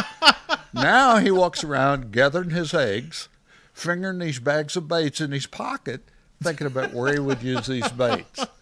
It reminded me how much impact that Mark in his show and so forth has on your average fisherman out there that would listen to this, and how much impact it had on their lives. Really, this guy was a major impact. Wow. Yeah, I'll never forget that guy. You know, Darren, we're going to get to you in a minute, but do you remember the guy's name at XM? His name was Matt Fishman. Matt Fishman, I remember him well. Matt Fishman. And when I got that phone call from Matt, say, hey, we're interested in doing this radio thing, and I called you, and you were like, XM Radio? Really? Hell yes. We go from the ref to XM Radio? Yeah, let's get after it. So that's how it kind of came to fruition, and we would pre-record it. We would have the guests lined up. Mike Holt was our producer. Yes, great guy. He would produce the show, and then he would FTP the show directly to XM, and then it would air every Saturday morning. Well, it was actually Sunday morning. Or Sunday morning, yeah. And I remember one time I was into a tournament or coming home or something, and I'm in this filling station. I could hear it playing. And Charlie Hartley, who you just had on, was in the same filling station. And we sat there and listened to this guy's radio. The XM show was on. Yeah. Now, one of the memories about the XM show was the opportunity that we had to go to D.C. when the Elite Series was at the Potomac. Right. And here we are. It's 4 o'clock in the morning in downtown Washington, D.C. The Capitol's just right over there, and we're trying to get into the studios, and we can't get in the studios. We can't get in. We got lost as chickens to start the whole mess, and we finally got in, and Skeet and somebody else, I can't remember who else was. Skeet was one of them. I don't remember who the other one was. They came in studio, and they had. It might have been Rojas.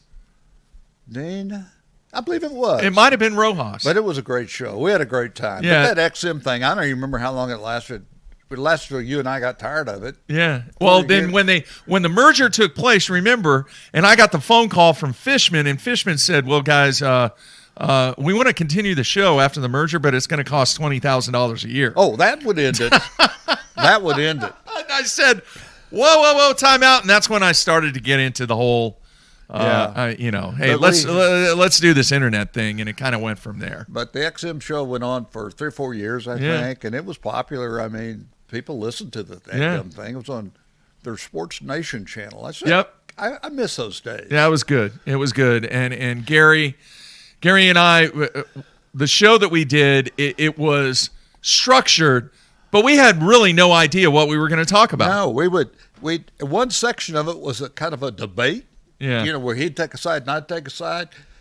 We really didn't know what the debate was going to be about, and we had no clue what side each of us would take. Yeah. So it was really interesting. It was good. All right. Now, I want to talk to DAren, and DAren Cole and I, we go way back. And DAren, for those people that may not realize, has been in this industry, what, 30 years? 30 years. And he's been, with Lawrence and Skeeter Boats and a zillion different jobs and management positions with many of the top names in this industry. But Blue Heron, don't forget Blue Heron. And Blue Heron now. Yeah. Now he's with the top level PR and marketing company here in Oklahoma. Oh, you bet. All right. Now, the reason that I wanted DAren here is because DAren wow, somebody just walked in. Can't wait to talk to him. All right. DAren Cole was very, very instrumental in the evolution of what I was trying to accomplish on the Elite Series. And he was working at Skeeter Boats at the time.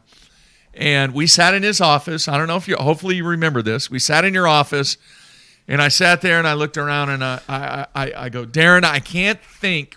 I just haven't been able to come up with something that's going to take this to the next level. Because I was basically doing the same thing that I had done from the beginning. And I saw a picture of Harold Allen. And I said, what's Harold doing? And DAren said, well, he's just fishing a little bit, but he's not tournament fishing. I said, what if we brought Harold to every single Elite Series event and it became the Mark and Harold show or whatever we were talking about? The legend. I remember. And you remember all that? I do remember it. And that was really the beginning of our on-location coverage. Yes? Okay, so he wants me to call a number. Is it the White House? I don't know if he'll answer or not. Okay, what is it? What is it? 93. No, I don't want to give that out. Give him the piece of paper. Here. Hang on, we're ad-libbing here. All right, hang on, I got to get the mouse. I lost it. This is fun. This is fun broadcasting here. Watching Mark figure out how to work a phone. He can't read a list. He's having problems. He's all excited. This is fun broadcasting here. That's what I like to see. All right, here we go. Let's see. Calling?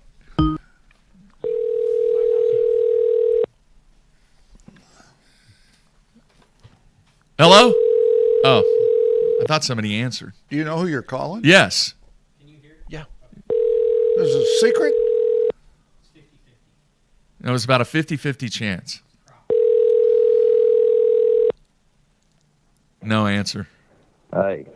No answer. Leave a message. Okay. Can't get no better.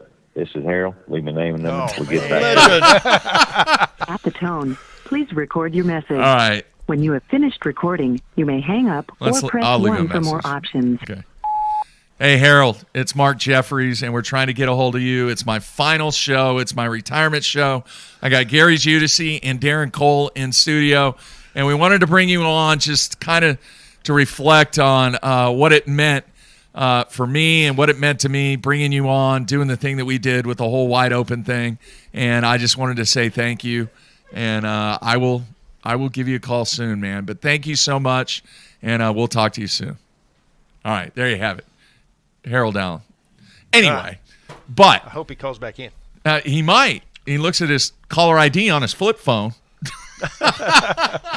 No, I'm just kidding. Anyway, that was the start. That really and truly was the start, and it was a decision that you made to put forth the marketing dollars and the program to be able to put Harold out there on and create the spot of wide open, is what we called it. Harold was one of my favorite team guys at the time, and still is one of my favorite individuals. But he's one of those few anglers that really command a lot of respect from their other anglers, right? When because he's been around so long. Yeah. And he was perfect fit for that deal. Then even better than what we thought he was going to do in that job. Yeah.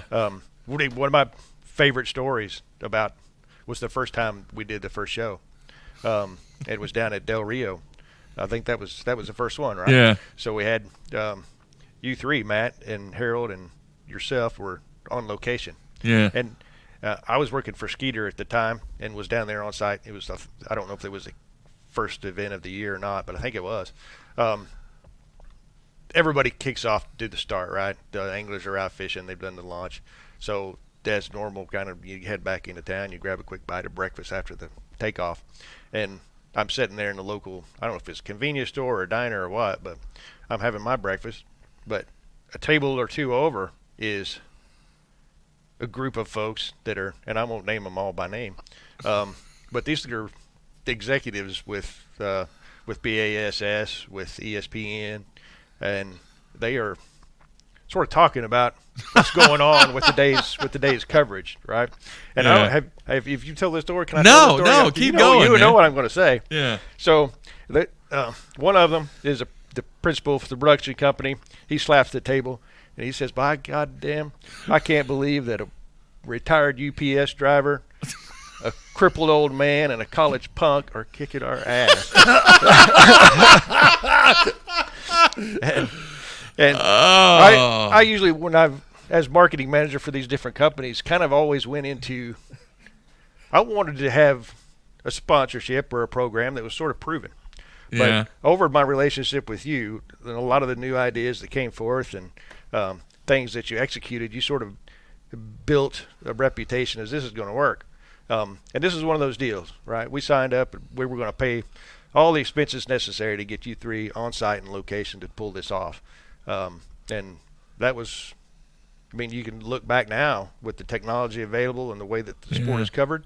That was really the beginning of the whole changeover to the way the sport's covered. It was. And that decision that was made in the, I called it the aquarium office. You remember that office? Because it was completely surrounded by glass.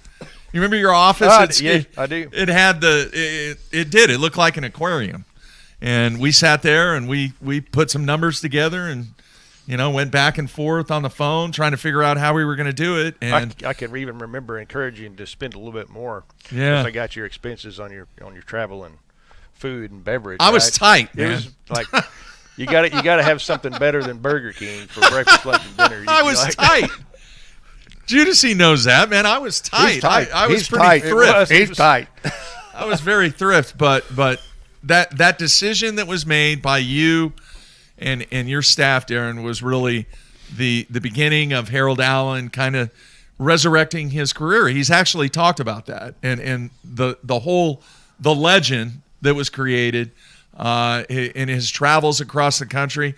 I mean, I can remember being in New York and Walmarts, and people knew who Harold Allen was and wanted to talk to Harold Allen because of what we were doing with the wide open thing. And do you remember some of the promos that we did? We only did that one year, but they were hilarious. Harold was awesome. He did a great job. And there were some other spinoffs of that too, right? We tried the Under the Lid. Under the Lid. Which was a effort to sort of talk about the tournament support cruise. Yeah. We did that with Lee Robertson. And it was just some great stuff happened during that time. Yeah. But my experience with you goes even way back before all that. Oh yeah. If I'm not mistaken, I was the very first sponsor that the Bass Zone ever had when I worked at Lawrence. You were, and it's pretty amazing to see the evolution and how things have changed over time. But the appreciation for you and Gary. I mean, Gary was the one that really got the whole radio thing going. I mean, if that phone call doesn't happen and we don't do the show at KREF, maybe none of this ever happens. Oh, it would have all happened. I don't know. But Gary, man, you've been a true friend. You've been somebody that, once again, I could call you about anything and you're going to jump in right there. And, a really super quick story. And this was when my dad passed away. I don't know if you remember this or not. My dad passed away, and I was going through their house, and I unexpectedly I found a gun, and I had never seen a handgun. I never held a handgun or anything, and I was really kind of concerned. Number one, that there was a handgun in there because I had no idea, and number two, I didn't know what to do with it. So who did I call? I called Gary, and he's like, "Oh yeah, come on, meet me over here. Here, I'll take a look at it." And it was in the parking lot of a grocery store. He says, "No, I'm not going to do that. What the hell? It's not a drug deal we're doing here." He's opening up his trunk, and I'm like, "Well, here, are we going to get in trouble? Here you go." And he, pull on it. It's fine. It's gone. Here, I'll give you a couple $100 for it. I still got that gun. I still have that gun. It's some Spanish Civil War, whatever gun. Yeah. There's no ammunition made for it, nor has there been. It's a cool gun, though. I don't know why. My dad never told me any reason why he had that, or what it was, or what it was for, or anything like that. Was he in the Spanish Civil War? No. But that is an example of how much that I put trust in our friendship with Gary. And Gary, man, everything you see right now, a lot of it has to do with what we did in the early stages of BTL, and DAren also. Everything that we have right now is a lot of it is due to the opportunity and the belief that you had in me and a lot of the concepts and ideas that I came up with to put forth the marketing dollars necessary to make those things happen and come to fruition. So many thanks to both of you. You guys are big-time friends, and thank you so much for being here today. Well, thank you for all the hard work you've put in over the years. Oh, man. Congratulations. Yeah. You've taken it to another level, Mark. You really have. And, man, you've been in this game a long time, Gary, and to hear some of the things that you've said about me and this company, it's very, very, very special. So thank you. Special operation, special team you've put together too, buddy. I don't mind telling you. Thank you. We got to go hit Lake X here pretty soon. Well, let's give it a month or two. Well, not now. Jeez, it's too freaking cold. It is. All right. We will definitely hit it in the springtime, though. Thank you DAren, so much. Thanks, man. Thanks Thank for you, Mark. everything, and good luck and best of luck to you in your new thing you got going on now, and hopefully many successful things continue in your life, and you guys both have a great Christmas, man. And same to you. Thank you so much for having us. All right. With some retirement, we expect to be able to see you a little bit. I'm coming by. I'm coming by now. Thank you, buddy. All right, thank you. He's got it. He did that in the XM days too. Thanks, DAren. You bet, Mark. All right, Matthew, where are we at, man?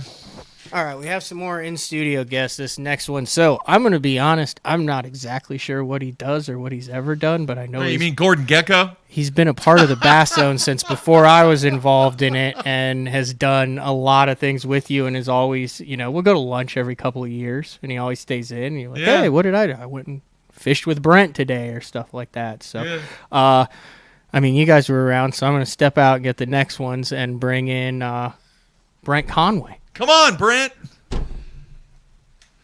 I did not expect this, but folks, he's one of the original crew members. See you, Gary. See you, DAren. Brent is one of the original crew members and been through hell and high water in the early stages. I am OG, baby. Man, dude, we actually went to dinner. When was it? A couple weeks ago? Yeah. And we were flashing back to some of the memories in the early stages, and especially the early stages when video didn't exist, audio didn't really exist, and we were trying to cover the classics and cover the Elite Series. And Brent did a lot of the stuff behind the scenes because we eventually got to the point where we would record the interview. I would FTP the interview to Brent, and then Brent would write the story. Crank it up. And we would have it posted by 11 o'clock at night. Always. That was the goal. That was the goal. And sometimes sooner, but never later. And sometimes it just didn't happen. And sometimes it happened, but you almost wish that it didn't because, look, I can barely spell my name. And then to write, and then we carried that over writing these little short snippets on BAS website. Yeah. It was crazy. We did the original stuff for Bass Insider. Yeah. You remember that? Yeah. And when they first started that was back in the ESPN days. They had kind of spun off a secondary site called Bass Insider, and we were doing a lot of the written and video content for that. But man, just talk a little bit about how we started this whole thing, and did you really think that it was going to turn into what it's turned into? No. Back then, it was like you said. You would send it to me in an and originally, even before then, we had a list that Darren would provide of guys, FLW and BASS, and after every single day, I would call them and I would try to write what they said and somehow make that into a story. 3 dudes, and we would post that the next day, every single day. And then sometimes it would be an FLW tournament, like I said, or a BASS tournament, or even smaller level BFLs. You get the winners from somewhere in freaking Alabama, wherever it was. It was just chaotic. It was. Somewhere along the way, you had this inspiration to FTP it, which totally made it easier because then we didn't have to be on the road. And then it's evolved into what it is today. Yeah. Now, we've heard a ton of stories today from a lot of people of how upset, intense, whatever you want to call it. What's your fondest memory of those early stages? Well, I have one, and I want to see if it's the same one. I remember one in particular where I was on location at Gunnersville, and you were back here in Norman, and something broke. I don't know. Thankfully, we've passed the period of where it really even matters. But for whatever reason, we couldn't get the file to upload. And you called me. I was sitting in a restaurant, have no idea which restaurant it was.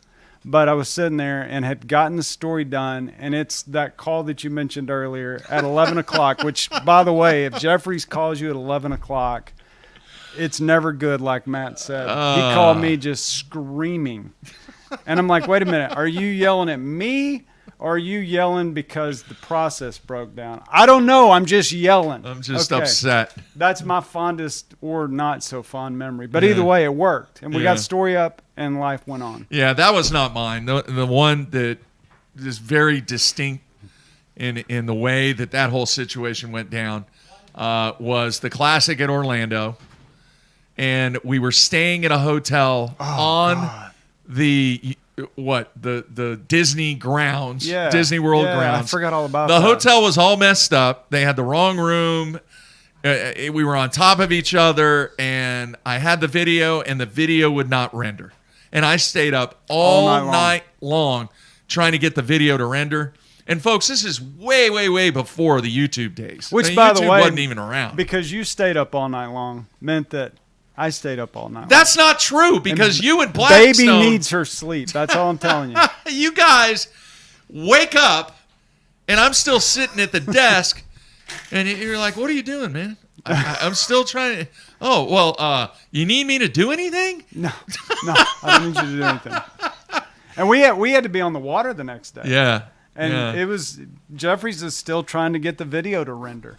But it worked out. It finally did, and I finally figured it out. But, man, that was one of the frustrating times and moments of trying to do that stuff in the early stages before, video coverage ever really exists from an internet standpoint. No, and I mean, we were doing things back then that Mark would dream of it, and we would figure out a way to make it happen.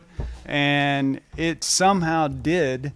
And, 20 years later, all is well. We were talking about the KREF with Giudice and going to that studio. I ran that radio show for a year. Yeah. And I'm just like, okay, I'll get on and I'll start talking and maybe somebody will pick up on what I'm saying. Had no idea what I was going to talk about. I would just start running my mouth and then think of something to say. Yeah. And it was always the same dude. They would always, and we would stop every 15 minutes to do a tackle giveaway through Pradco, I think. Same dude would always call in. And I'm like, you're the only guy that's listening. That's why you're always winning. That was, man, those early stages were really, really hard. And, folks, I'm going to tell you, I mean, Brent is a true friend. When I did my little what was it, 3-4 month stint in Kansas City. I don't know how long it was. It wasn't that long. It wasn't that long. You know, we pulled the pods up into the driveway. They dropped them off, and Brent and Keith Blackstone, and who else was there? It was just me and Keith. It was just you and Keith. We all loaded up the pods, and we headed back to Oklahoma, and just a true friend. We left the tournament at Grand Lake and drove straight to Kansas City. Yeah. To move you back. To help me move, because I wanted to get back so bad, and so glad I was able to get back. It all worked out. So as you can see, Brent, very successful, did not stay in the broadcasting game or the bass fishing game, but you have went on to do very, very well. And man, I can't thank you enough for those early years and what we went through in the beginning to get to this point. And who would have thought that somebody that was an independent media person would eventually be involved in this game for over 25 years and actually get to a point where he can walk away. Yeah, no doubt. And I mean, just going back in time after our dinner the other night, and even before then, just the recalling of all the stories and things that happened along the way, trips to Lake Fork, trips to what is that place in Tennessee that we would go to for the riders? Reelfoot Lake. We did that 2 or 3 years in a row, and just all the travel to the tournaments from point A to point B, and yet 20 years later, here we are. We're still going. So thank you. Thank you for having me. Thank you for the friendship, and kudos. Thank you for driving me in those early stages of what was going on. Giddy up. Hey, all right. And enjoy retirement, brother. I'm gonna fish a little bit more, hopefully. Do it. And I expect the recurring visits to Lake X. Yes, we will be venturing to Lake X. Very good. All right. Take care. All right, thanks, Brent. All right, Matthew, what's next in this exciting day? Dude, we are rocking. I need some more water. No, that's the first time I've ever had anybody in a suit on the show, though. That's Gordon Gecko, man. All right, so we have a couple more guests, one of which I think everyone is expecting, one of which has been around. You even had your own show with him for a number of years. We're going to talk about that. But these are some of the two original local anglers that have been very instrumental in the bass zone for the past 20 years. Yeah. So we'll bring in Kenyon Hill, Elite Series champion Kenyon Hill. Remember when he had the jersey with the pistoleros on the side? Oh, yeah. The Smith & Wesson pistols. That was one of the greatest. Yeah, he does. And Brad Hallman, who I remember one of the first tournaments I ever covered with you when I was still an intern. I thought it was so cool that you had a Bass Zone wrap on the Bassmaster Elite. Like, I was like, that is big time. Like, that is, you've arrived when you have a wrap. And I also thought that you paid Brad like $100,000 for that. And I was like, this guy is making it because, man, he's out here.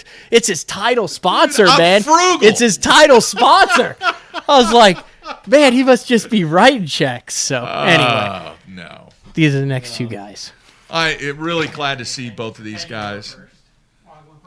Brad, get the headset. Oh, you want Brad? You want water? Yeah, grab me a water if you don't mind. They're in the bottom, very bottom.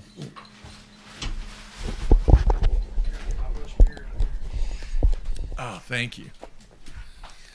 All right. Kenyon, how are you, man? I'm doing great. It's good to see you, my friend. Man, so much history with Kenyon and Bradley on here. And Matt and I were actually talking about the Vision Hill show. That's what I came up with. That was fun.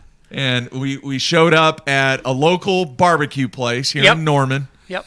And I came up with the idea, hey, Kenyon, man, let's just have this show where you can talk about anything you want to talk about, and we'll just go from there. It was scary because I don't have much of a filter, and which has cost me. We were just talking about that a minute ago, which my filter has cost me dearly throughout my career because everybody else will kind of sit with their, mum's the word. They're afraid to say anything because they're afraid of the backlash that might come from saying what needed to be said. And I'm kind of like, excuse me, but there's an elephant in the room, and I need to let everybody know about this big pink sucker right here. And, this tournament circuit does this, or excuse me, sponsor, why should we come up here and give you all this acknowledgement on stage at the Classic when you're giving us, peanuts, and I've got a sponsor up here that's supplying me a boat and a motor. And so why should you get all these accolades for 4 spools of line and 2.5 reels? And why should we give you 45 minutes on stage at the Classic when I've got Earl Bent sitting up there, who's a true gentleman who's really helping me get down the road? And then a week later, I get a letter saying, we're no longer sponsoring you. I'm like, really? Well, boo-hoo, that really hurts my feelings. And then, of course, somebody famous said, if you sit on the river, you'll see the bodies of your enemies. You sit by the river long enough, you'll see the bodies of your enemies come floating by, and sure enough, that person gets fired. And so there they go floating by, ha-ha. But we're doing Vision Hill all over again, Brad. I know it. It's pretty awesome.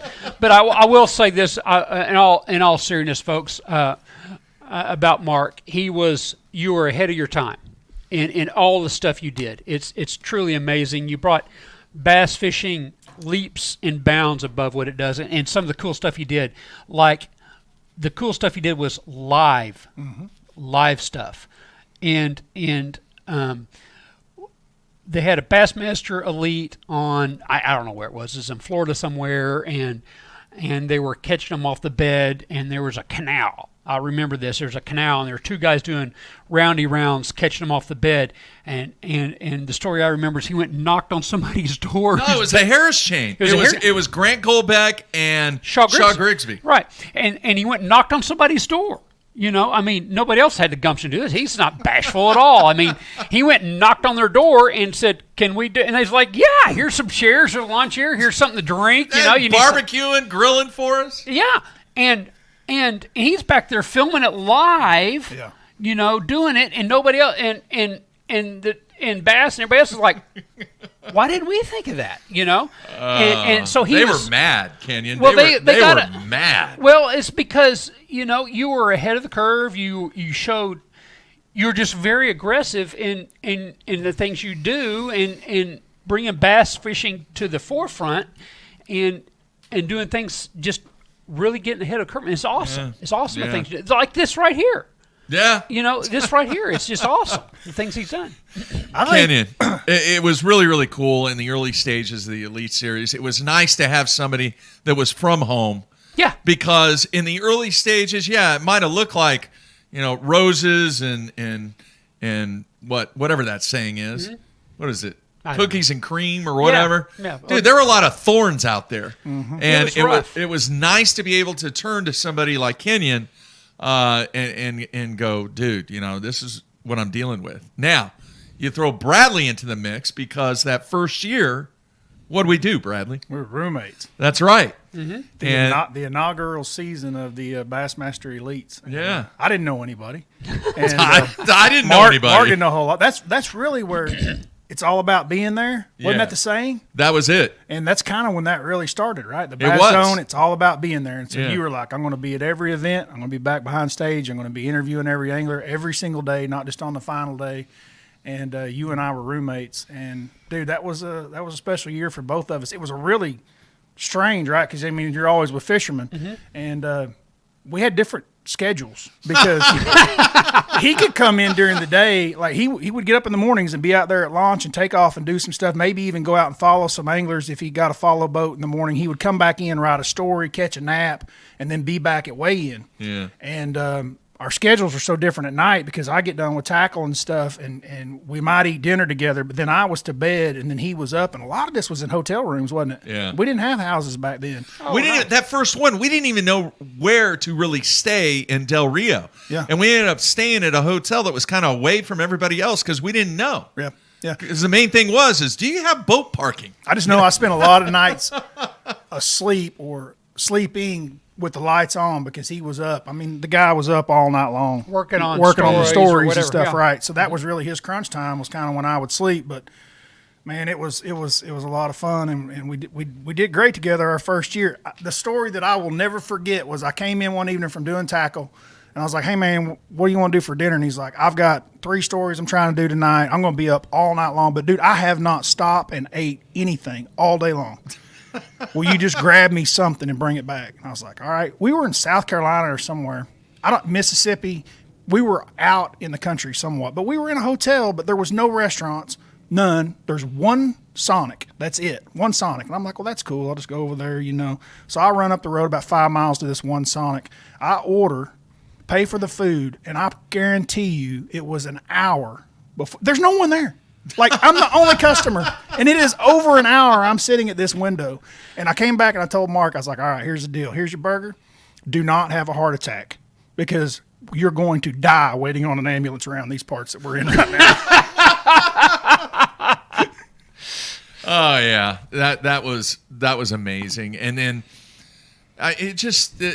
when you look back at those early stages and the relationships that were built, the friendships that were built, but dude, it was hard. It really was. And I think the ease of doing video now and the abundance of video that the younger generation is seeing now, they don't really understand how much of a challenge it was in those early years. The technology's changed so much to make it so much. I mean, we didn't even have iPhones. No. We did not have iPhones. I mean, flip phones, man. Yeah, flip phones. So it was a lot different era. Yeah, well, I mean, they see this coming off without a hitch. They don't understand how it got here. I mean, in the early days, is like we'd get a phone call like, holy crap, can you come up here? Can you do this? Can you do, I mean, so-and-so is not going to make it, or the connection, the phone didn't go through. We're doing it on, you know, you're doing a call in or whatever. I mean, there was always a stuck bolt. No matter how slick you tried to make it, there was always a stuck bolt. And the equipment you had to use to film and stuff like that. Now they got a GoPro, this daggum big that can do everything and almost edit it for you and stuff like that. And the stuff you had to use back then was like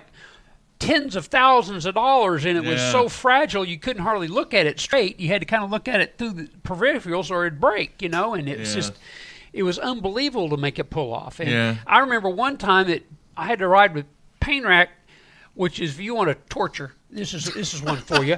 I had to wait. I was in Syracuse, New York, and I had to wait an extra day because I didn't make the cut. And I had to give Pain Rack a ride from Syracuse, New York to Norman, Oklahoma. That'll make you need pills. I mean, that is a case and a half for opioids right there. If you didn't need opioids before that, you needed it afterwards, because I got to St. Louis and I was about ready to strap him down to the boat and decided just ride in the boat, please, just ride in the boat. You ride next to the rods. Unbelievable. But I mean, it was unbelievable. But I mean, just, you know, the things that we had to do to make it work. Yeah. You know, I mean, that's just the point. I mean, everybody, you know, we had to work together to make it all come together. You know, and it was just is it all in together type of deal. It was. We've all been full circle. Like the group of us have been full circle with each other. And man, Mark, your ideas have always been original. I know that through the years, a lot of them have been copied and stolen, and you know, you come out with part them, of it. and some of them have bigger platforms, and they take them. But guys, like the live TV that we all watch and take for granted every day today, that really started on the water shooting and putting stuff up during the day from you guys, and then everybody was like, "Hey, well, we can put cameras in the boat," you know? Yeah, but they still haven't got the live like you had it. Originally live like you had it. Yeah. Everybody's live is delayed, and nobody's really got the live like you had it originally. Yeah, it was and that's hard to do. I understand why they haven't, because that's God, that's high math. It was just some of the stuff that we did. I remember it was I think it was Santee Cooper, because the cell service at Santee Cooper is horrible. Mm-hmm. But there were certain areas that we were able, because of the technology that we were using at the time, I was able to kind of hone in on certain areas and be able to do it. But I was back somewhere else. It was a house that we actually rented, that they had an internet connection there, but it was kind of creepy. It was this old house, and the only place that I could broadcast from was the dining room. Yeah. But the dining room, it was like one of these old southern mansions that wasn't really a mansion, but it kind of was. And I had all the stuff set up in the dining room. And when they got back, when everybody that was staying there got back and they looked at me, they said it looked like a shrine, because there was a light from this solar kind of window looking thing that was shining down directly on me and was shining on nothing else. And imagine this. The stuff wasn't working. when they came back to do the post-game stuff, wasn't working, but the light was shining directly on me where I was in the dining room. And no, that light was definitely a sign. What's up, Matthew? We good? Yeah, you guys good? All right, we good on time? Yeah, we just have one more guess. Okay. So, yeah, the early stages and everything that we did in the beginning, you guys were a big part of that. And Bradley, I'll tell you this, man, I will never forget the phone call that I made to you. And I said, man, what do you think about getting involved in this stuff that we have going on? And Kenyon, his immediate response was, nope, not going to do it. Don't want to do it. All I want to do is catch fish. Yep. And now look at you. Yeah. You have the fan base and the following that is incredible. People love having Bradley Hallman on the show. They love all the video work that you're doing. And, dude, I'm here to tell you, you're one of the best in the business at doing what you do now. And dude, I wouldn't have even started. Like, you've pushed me for years. For years, you've pushed me. And I was like, man, nobody wants to hear me say anything. Yeah. But I appreciate it greatly, dude. Yeah. Greatly. And Kenyon, I know you got married, you're running a business, you got a lot of stuff going on, but I know in some ways you still have your hands in what's taking place from a fishing standpoint. Yep. And, man, the things that you have supported me in the early years and your involvement in this game, it's greatly appreciated, along with the great friendship that we've had over the years. Well, it's been a pleasure, and it's always been fun, and it's been neat watching you set the pace because you have, and truthfully you have. I mean, when they say they've got mad at you and they've kicked you out of this and that, and that's true. They have, folks. They did, and they have, and not just one organization but several organizations. They have got upset with you and they have kicked you out, and that's because you have pushed them to be better than they were. And you have set the bar high, and you're to be congratulated on that because because you have made everyone else better. You've made people like Brad in their webcasts and stuff like that, and the stuff he does online. You've made them better because of what you have strived to do, and what you have done here has made everybody better. Thank you. And there's no doubt about it. You have made industry that was kind of good enough. Not good enough. Yeah. You have made them become better because of what you've done. Thanks, man. That means a lot. Bradley, you going to hang around? Yeah, I'm not going anywhere. We're going to be around. All right. Kenyon, you going to hang around, or you and Giudice headed back? I got to go crack some whips. I got to make sure people are working, not sitting around on their cell phones going, touchdown. Oh my gosh, Kenyon, thanks for coming by, man. It's my pleasure. All right. Hey, now that you're retired, come by and we'll go do lunch. All right, done. All right, man. Done. Congratulations, dude. All right, Congratulations. thanks, Bradley. Awesome.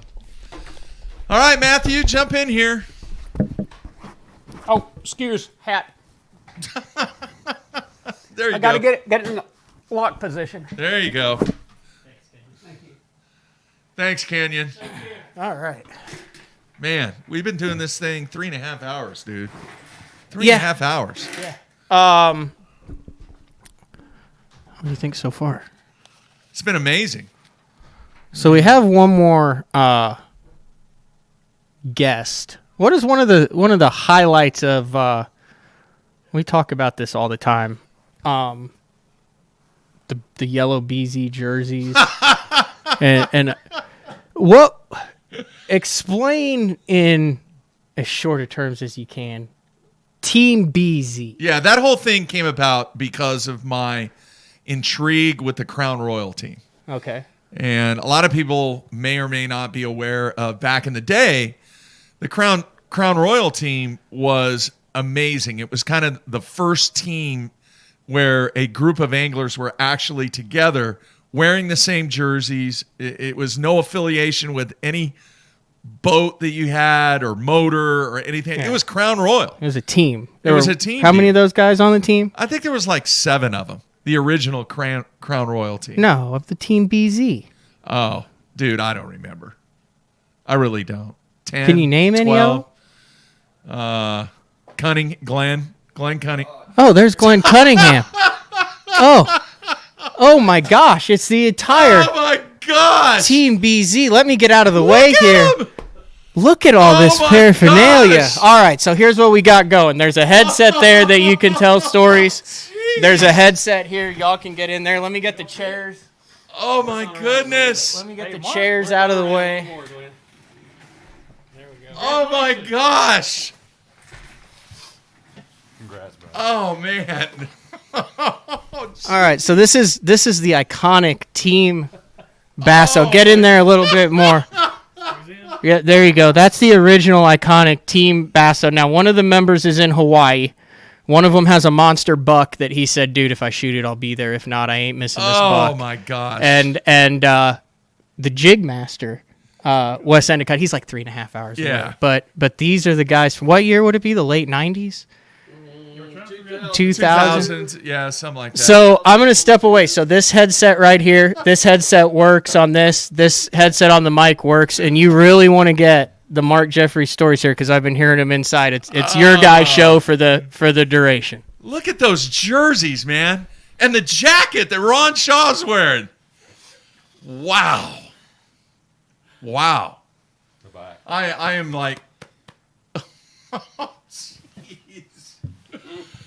Man. All right, who wants to jump up there first and tell something really bad on me? No, hang on. Here, I want to show this real quick. Sean, do you remember what this is? Any idea? No. All right, do you remember what happened the last event that I fished in the Central Pro-Am at Table Rock Lake? I don't remember. You're going to have to remind me. So here you go. Dude. I forgot we didn't train any of these guys on podcasting. And the last...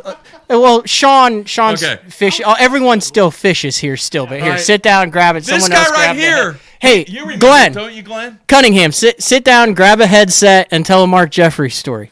No, here, Glenn. You walk inside there, you couldn't hear yourself talk. It comes in here, and they're all just standing around like it's the first day of school. Glenn knows all about this too. Yeah, tell me about it. I don't remember that. Okay. I'm headed to Table Rock Lake for the Central Pro-Am. All right? And I'm not to the, Chandler exit yet on the Turner Turnpike going to Tulsa. And I look in the back, and all of a sudden I feel something really kind of weird. And I was like, that was weird. And then I kept going, and I got over in the right-hand lane, and the next thing I know, my boat is ramming the back of the Suburban that I'm driving.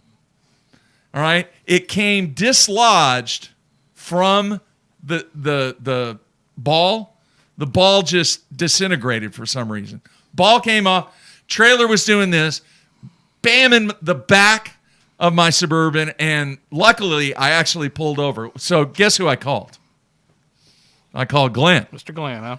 And I called Glenn. I go, dude, you're not going to believe what happened. My Suburban's a mess. The boat's off the trailer, and I don't know what happened, but I need a trailer hitch, and I need to get to Table Rock. So Glenn shows up, all right, we kind of pushed the boat over and made it, and this was actually the strap that remained that kept the boat from completely becoming unconnected with the Suburban. So in other words, if it wasn't for this right here, the boat would have been maybe on the other side of Interstate 40 on the turnpike. But I ended up fishing that tournament, all right, with a damaged, I didn't know if the hitch had been screwed up or anything like that. And actually that was an event that I actually did real well at on Table Rock after going through that whole deal where I almost freaking died. But Glenn showed up, cool as a cucumber. Oh man, here, we'll get this taken care of. No problem. And got me back on the road, and then, I was a mess coming home. Yeah, I brought you an extra receiver and a ball, and we put it on there, and it took both our power to get it on the ball. Yeah. Scared to death. I was shaken by the time, because I was really concerned that I really thought that the boat was going to come dislodged from the trailer, and by the time that I got over there, and, I remember the first time that I saw you, once I got up there, dude, I was a mess. But I ended up still getting a check in that event. But man, this is amazing.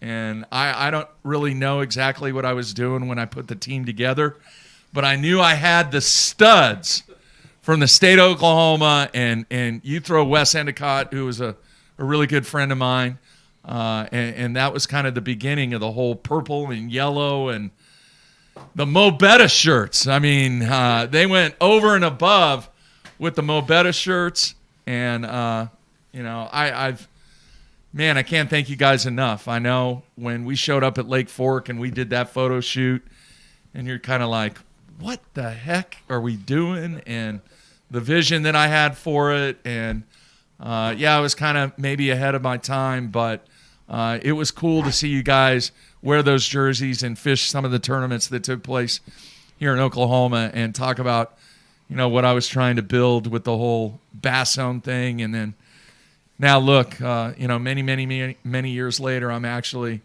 one of the few guys that's actually able to walk away from this thing with a ton of memories and a ton of friends.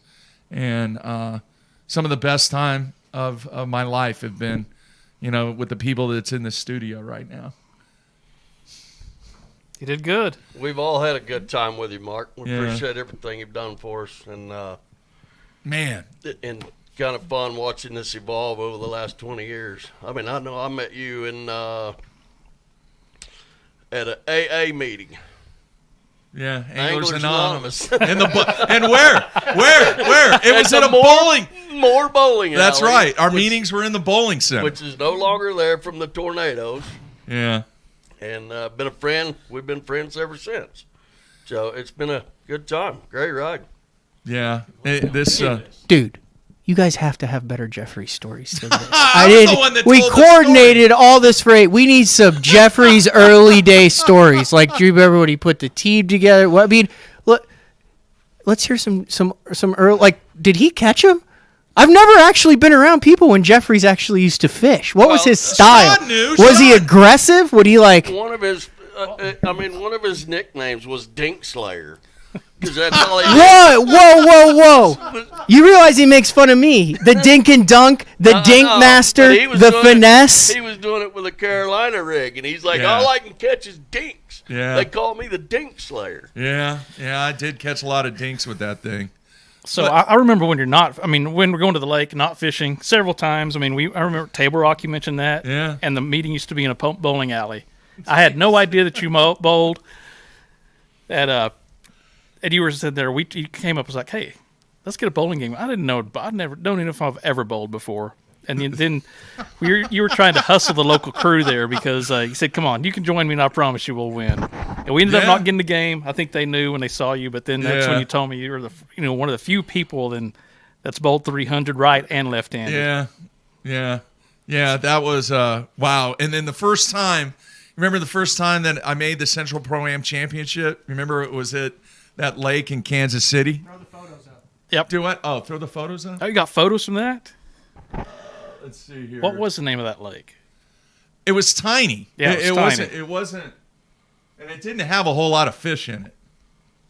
But it had a drive-through weigh-in. Remember that? I do remember the drive-through weigh-in. Let's see here. Is that the same place you went, Robert, for nationals? I don't think so. Okay, here. Hang on a minute here, because I got to. Sean will remember this. Hang on.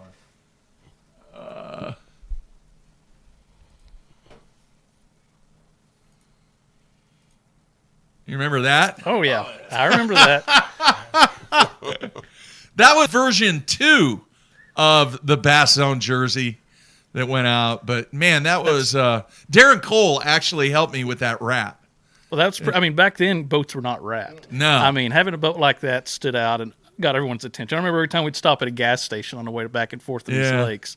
It would be. You'd be like meeting all your people. Everybody would want to come up and talk to you. Yeah. Let's see what else. Did you have some more, Matt? Yeah, I had another one. Let's see here. Oh my gosh, this was the epic Mo Betta shirt here. That was a bad one. Look at that. And it really was Mo Betta. You get those at. What was that? What was the name of that town? Not Fletcher, Elgin. It's down in your neck of the woods. woods. It is. I used to play them in football. Maury Tate. Mo Betta. Mo Betta. I remember that's where we got all the jerseys back in the day. Man, look how young I look in that picture. Apache. Jeez. Apache. I think it was Apache. Oklahoma, yep. But now, that whole Crown Royal thing, when the Crown Royal team came out, and I saw that, and I was like, all right, here's what I'm going to do. And I went down, and I actually visit with a lady at Mo Betta because the only other shirts that were out there, you remember the old Ranger shirts with the red V's, and they had the Triton shirts with the lapels that were ginormous. I was just like, man, no, we're going to come up with something unique and different, and we put that right there together, and by gosh, yeah, it was unique, and it got everyone's attention. It did get the attention, and you know, I invited everything. We had the whole Action Optics thing going on too, so that was a great time. But man, you know, to see Gene here, and I will never forget that time that we spent in your house. Gene. So Gene's before I get off here, Mark, you Yeah. got to tell the story how Mr. Barton got his name. It's still in my phone as the Ed Barton. The Ed Barton. But I got that story from you. Where's Gene at? And Gene is sporting one of the vintage, and I do mean vintage, one of the first. That is the original Bassone hat from like 1990. I don't even know. Mid 90s. Yeah. Wow. It's the first generation. That is the original right there. Yeah. Anyway, and we haven't really dove into the story, but the friendship that Gene and I developed was a result that we lived in the same neighborhood. But I was intrigued by this whole internet thing, and I thought, what a better guy to bounce some stuff off of. So one day, Gene and I sat in his house and just bounces. We had a pad of paper, and we just bounced stuff off and started writing it down. And you know, that was kind of the true birth of the Bass Zone, and everything that exists today was a result of that conversation that Gene and I had in his kitchen area. Yeah, the fishok.com days, when that was the first iteration. And I was telling some of the guys when we were hanging out in the house a while ago that those conversations, you know, I guess you had mentioned on a few shows ago how you had learned how to do this front page thing to build websites and stuff. Yeah. And it wasn't long after that we had our talks in my kitchen that the Tulsa Boat Show came along, and we went over there, and I had been working with some of the companies in Oklahoma, the industry people, and introduced you to John Beckwith at Falcon and Vic Vreeland at Gene LaRue, and some of the folks like that didn't even have websites at the time. I mean, that's how new this whole internet thing was. And Mark pitched a package to them, and they bought it. And that sort of, you know, was kind of the birth, I guess, of the actual Bass Zone website and where it went from there. But yeah, it's been an interesting ride over the years of you know, with my career at the Wildlife Department, kind of meshing sometimes with things that Mark was doing. The message board that was on the Bass Zone was huge here, at least locally, within the state, and that gave me an opportunity to communicate with fishermen, with bass anglers, that the Wildlife Department really didn't have that type of. I mean, this is way before social media, so those message boards were invaluable in terms of communicating with anglers, and it really, you know, it obviously has evolved from there. And with the advent of the live shows and all that's done over the years, it's made a difference from my perspective, having worked for the state agency for so long. The kinds of communications that are available now, and you know, that every state has access to, but a lot of it started right here with the Bass Zone and BTL. Well, that meaning will forever be entrenched. There's a little another one for your collection. There we go, Matt. We're going to put that one up there. One of my bass conservation hats. All right. That's awesome. Thank you, Gene. You were talking about the wrap boat. I remember a tournament we were fishing at Grand Lake. I can't even remember what year, but you had just gotten the vehicle and everything wrapped, and you pulled up to a gas station.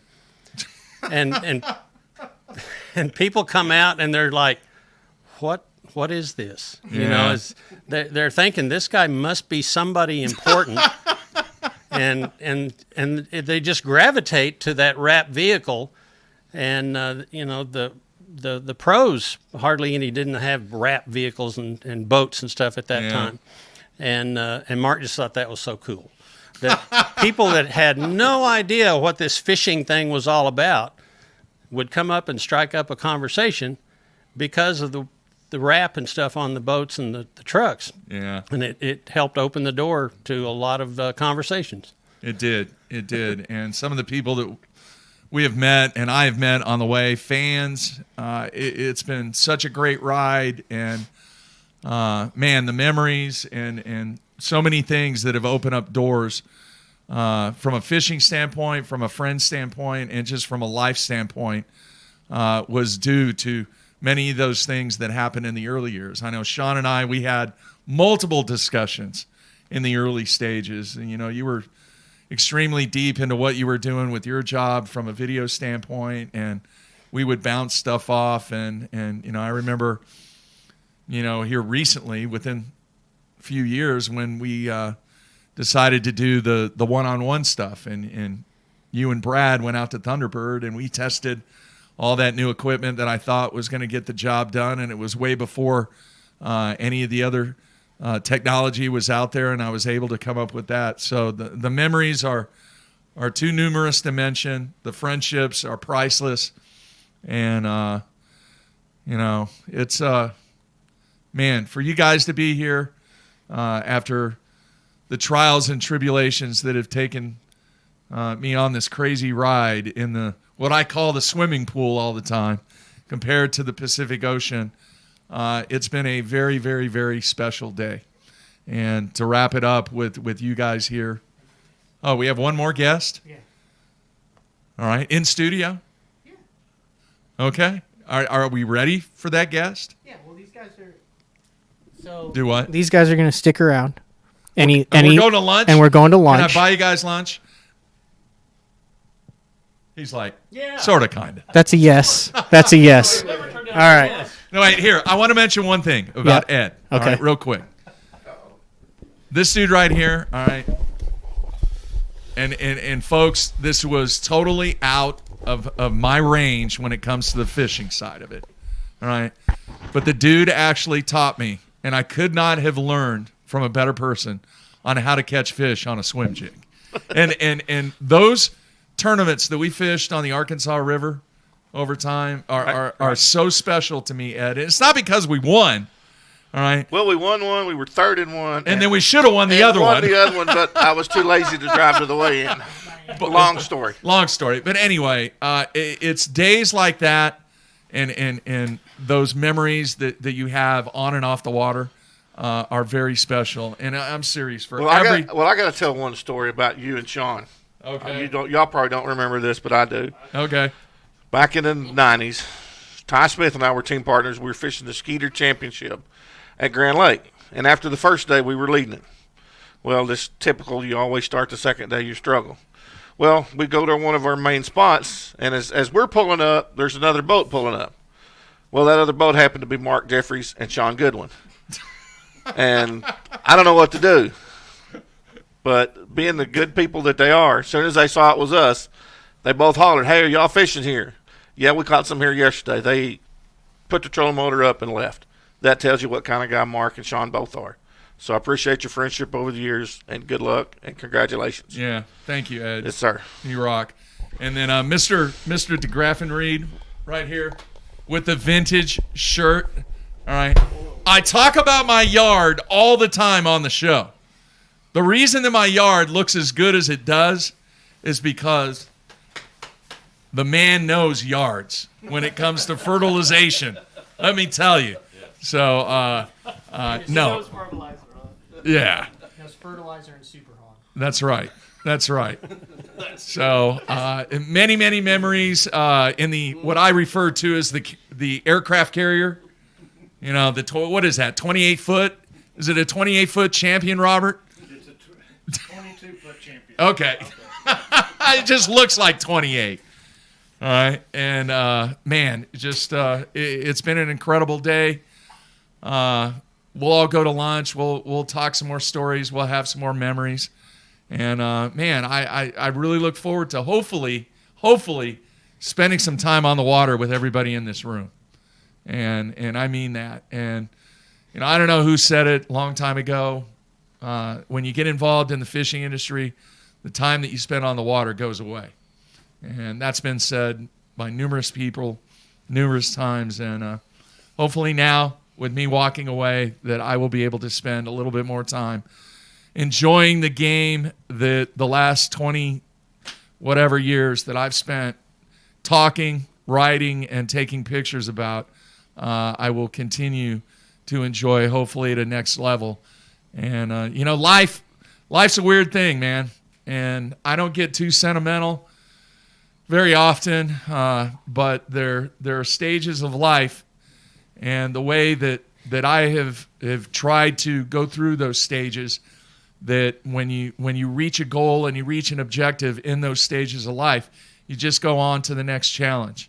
And I've always tried to go away and leave or move on when whatever I'm trying to accomplish, whenever I'm at the top. And I'm leaving this brand and this company in great hands with Matt, but there is no way that this thing is not in the position that it's in today, being on top, if it wasn't for all the support over the many, many, many years that people have helped me, that people have guided me, and that people have really kind of pushed me into that next stage to be the person that I am. And, man, so many other people, you know, there's a lot of people that did not make the show that have been great to me over, you know, many years. You know, Steve Bowman. There was a guy that I wanted Matt to try and get on the show that he never made contact with, but there was a guy by the name of Doug Grassian who used to be the Bass kind of media relations guy for what, Gene? Numerous years. And Doug was really good at his job, and he really kind of understood what I was trying to accomplish being out there. But at the same time, he made a heck of a referee too, because there were numerous times, and Matt can vouch for this, that I did not agree with what was taking place from a journalistic standpoint when I was just trying to do my job, and I was vocal about that. Hopefully people will remember the style that I had of, yes, being aggressive, but also being respectful to all parties, because the numerous shows that I've done over the years, I've always tried to focus on three things. And hopefully everybody knows that by now. Entertain, engage, and educate. And to do this, sometimes it does become a challenge. And sometimes it does become a thing that you have to put forth the effort, even when you don't want to, or even when you don't think that you're going to get through it. You push through it and you continue to strive to that next level. But you can't get to that next level if it's not for the people. And it's hard to walk away.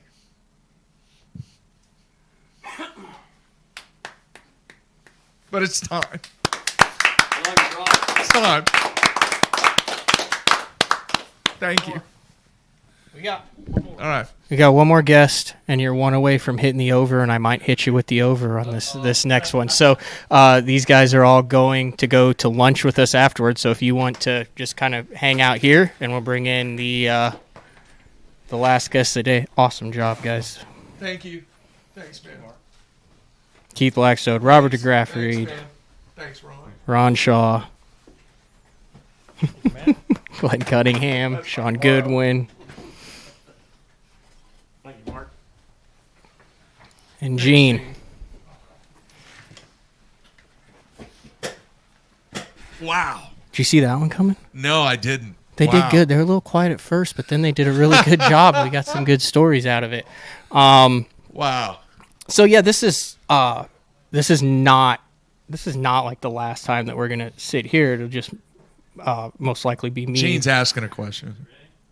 Yeah, just hang tight there. Yeah, it'll most likely just be me sitting there. And like I said, we're still doing BTL. We're still doing all of it. It just won't be me and you every day. Yeah. But thank you, Mark. Like I said, we're not going to rehash what we went through in the retirement, in the announcement that's already been said. Yeah. But greatly appreciate it. And just like other people owe their careers to what you did the same thing with me. And I am incredibly grateful for that. And thank you, and consider you a weird boss, friend, employee, brother. Not too weird. Like we've covered the gamut. And I think I've seen you grow in a lot of different ways, and I think you've watched me grow in a lot of different ways too. Yeah. But I think there's one way to end this show that I think would be right. And you talked about a little bit about it before, and it's all about the relationships that you make in this sport or industry, and really anything, right? Because if you're successful and you don't have people there to share and people to support you, like, what's the point of it? Yeah. Like, you have to have people to share it with. And we had your older son, Mark II, who had to go take care of some business and fly a plane in earlier. But along those routes, your youngest son, AJ, and your wife, Carolyn, they've never been on the show either. And I know they have the BTL gear. So to send you out as the host of the show that you created 17 years ago and your 25 plus years in the industry, I think it'd be no better people to have on than AJ and Carolyn. Wow. Come on in here.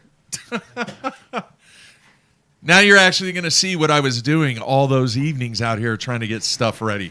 Care. Yeah. You doing okay there, honey? I'm hanging in there.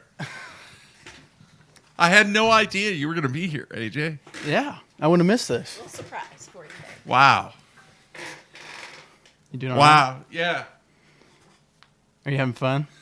Oh, it's been really cool to reflect, and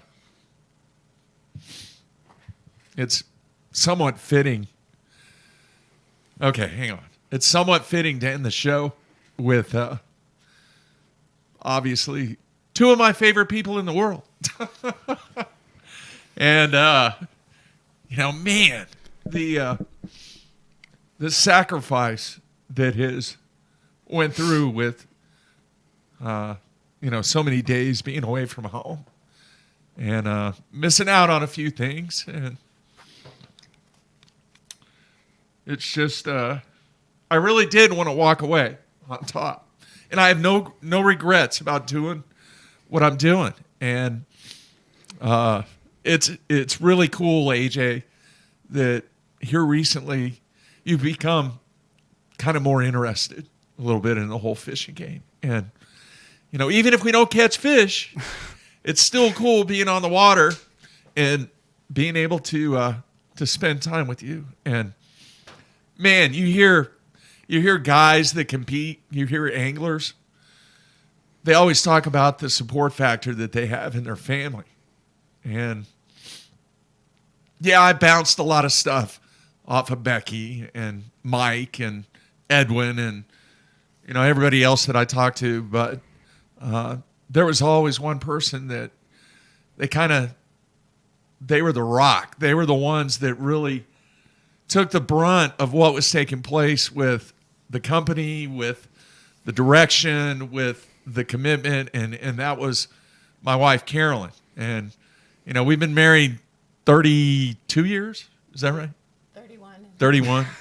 I was close. I knew it was 30-something. Should have been 32. Well, hang on. There we go. She said it should have been 32. That's another story in itself right there. But to be able to sacrifice and tolerate and be able to let me do what I love to do. I've said it on this show a zillion times about how UPS and my experience at UPS really taught me a lot of things as far as running the business. And yeah, there were some brutal times, and Kara can vouch. I mean, there was several times that I didn't even come home at UPS. You remember that? And I do. It was extremely challenging, but it taught me so much. And sometimes you don't remember what it really teaches you. And what it really teaches you is the support that you have to have from your family and an understanding of what you're trying to accomplish. And the family is the basis, the foundation of everything that you're trying to do, no matter what it is. And the cool thing is, everybody, I talk about the bowling and I talk about that, but Carolyn and she's actually going to go with me to some of the tournaments that I'm going to try and do on the national level next year. And, just the freedom and the time that both Carolyn and AJ and Mark deserve from the time that I've spent away from them. It's not like I'm trying to make up. It's like I'm just trying to enjoy what remains. And there's a big difference in that. So I can't wait for the summer, Care. AJ, I can't wait for the springtime to where we can actually go to Lake X and catch fish the way that I know we can catch fish at Lake X. Yeah. I can't wait for the striper trip Yeah. that me, you, and Mark are going to take on an annual basis. But most of all, I can't wait to spend a little more time with you guys. Absolutely. You've been telling a lot of people you want to spend time in their boats with them, but you better make sure that me, Mark, and Mom are the first people you get in a boat with. Done. Yeah, you mentioned me getting into fishing recently, and I got to thank my friends for that, who are big fans of your show. And I feel like I would be doing them a disservice if I came on here and I didn't tell them or shout them out. Austin Griffin, Tanner Griffin, and then their buddy Big T. Okay. And then Trip, who you signed the bowling pin for. Yeah. Pins and fins. I sent you that video of us. We were just hanging out in their living room. Watching BTL. Yeah. And that was the first time that I really sat down and watched it. And, especially hearing the stories today, I didn't realize the amount of people that you've impacted, the amount of success you've had. Yeah. And half of this, just like the stories that we heard today, like I had no idea. And it's been really cool to hear all those stories, to hear struggles, to hear time that you overcame things. And a lot of it was like you were a pioneer or a visionary, and that was awesome. That was inspiring to hear from me. Yeah. And, for all of our lives, like you've just been dad, and that's been awesome. Like we wouldn't have that any other way. But it's been really cool to see this side of you. And I really appreciate everybody that came on here today that were a guest and that was here in studio. And we appreciate Matt. Matt did a great job for putting this together. Did a great job. So, Kara, let me ask you this, and I don't think I've ever asked you this. I asked Mark when he came on. What do you tell people when they ask you what your husband does? Well, I ask them if they have a few minutes. I'm not really sure exactly what he does, but it's got something to do about talking about fish. In the morning or in the afternoon? Yeah. Or in the on evening. the weekends? Yeah. Yeah. Well, it has been a tremendous ride. And, when you and I talked about this, and you kind of knew where I was headed, Care, and, it's the right decision. It's the right moment in my life. It's the right time to move on to that next stage. But as everybody has seen today, if you've watched or listened, there have been tremendous people that have impacted my life and my friendships that will last forever. And, I do want to mention a couple people. I mentioned Steve Bowman and Doug Grassian. I do want to mention one other guy. His name is Dave Hartman. And before we wrap things up, I just want to say Dave gave me an opportunity. He was one of the guys in the beginning. He was a boat dealer around here. He had been well established. And he said, you know what? He goes, I like the way that you attack things. And that's quote unquote. And Dave believed in me. Dave understood what I was trying to accomplish. And, there's a core group of people that in that beginning back in the 90s that if they didn't give me a chance, I wouldn't be sitting here today. But The Rock that makes this happen is family. And Carolyn, thank you for letting me do what I do. You didn't have to.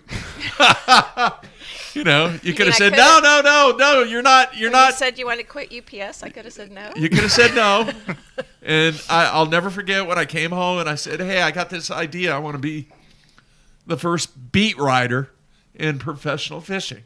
You know, ESPN is buying them, and they're changing a bunch of stuff, and I think I can really do it. And you know what, AJ? I freaking did it. Yeah, you did. I did it. And I know people out there appreciate what I did, and it's time to move on. And I will make an appearance every now and then, but this thing does not happen if it's not for Matt. And people have seen the evolution of the relationship between Matt and myself over the last 17 years, and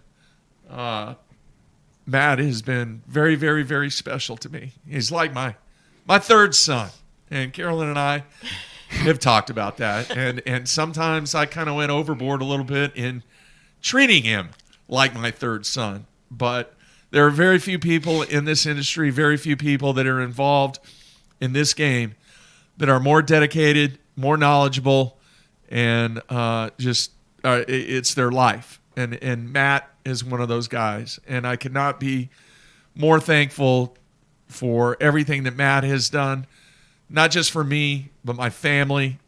And he's given me and worked really hard to get to this point where I can walk away and we're on top. All right. What Matt and I have done, if it's going to be duplicated, so be it. But I don't think it ever will. And I think what Matt and I had for the last 17 years was very special. And hopefully the fans truly appreciate the approach that Matt and I took on this show. It was different. There were no agendas. It was journalistic, and it came from right here. So, Matthew, thank you, dude. Does he know the boy in the attic story? He does not know the boy in the attic story. I'll give you a hand. Thanks, man. Did we hit the over? We hit the over. Nice. Okay. Yeah. Good. Yeah, I didn't think that was going to be too tough. So, Matt, come here. I want to sign off, and I want you to be in here because you're a part of it. No, I want you two to stay. What? You want this? No. I just want you to be into the final scene of the final show. And fans, you guys, the emails that I have received, believe me, I am going to get back to every single one of them. It has been enormous, the amount of email and comments that I have received from people. And I care about each and every one of you. And the brand will continue. The brand will continue to be strong. And I look forward to that day when it does happen, where I will be not a host, but a guest on BTL. All right? So, I got to get it queued up, remember? Let's see here. There's the music. And for the last time, thank you, everybody. And that's it. I'm out of here.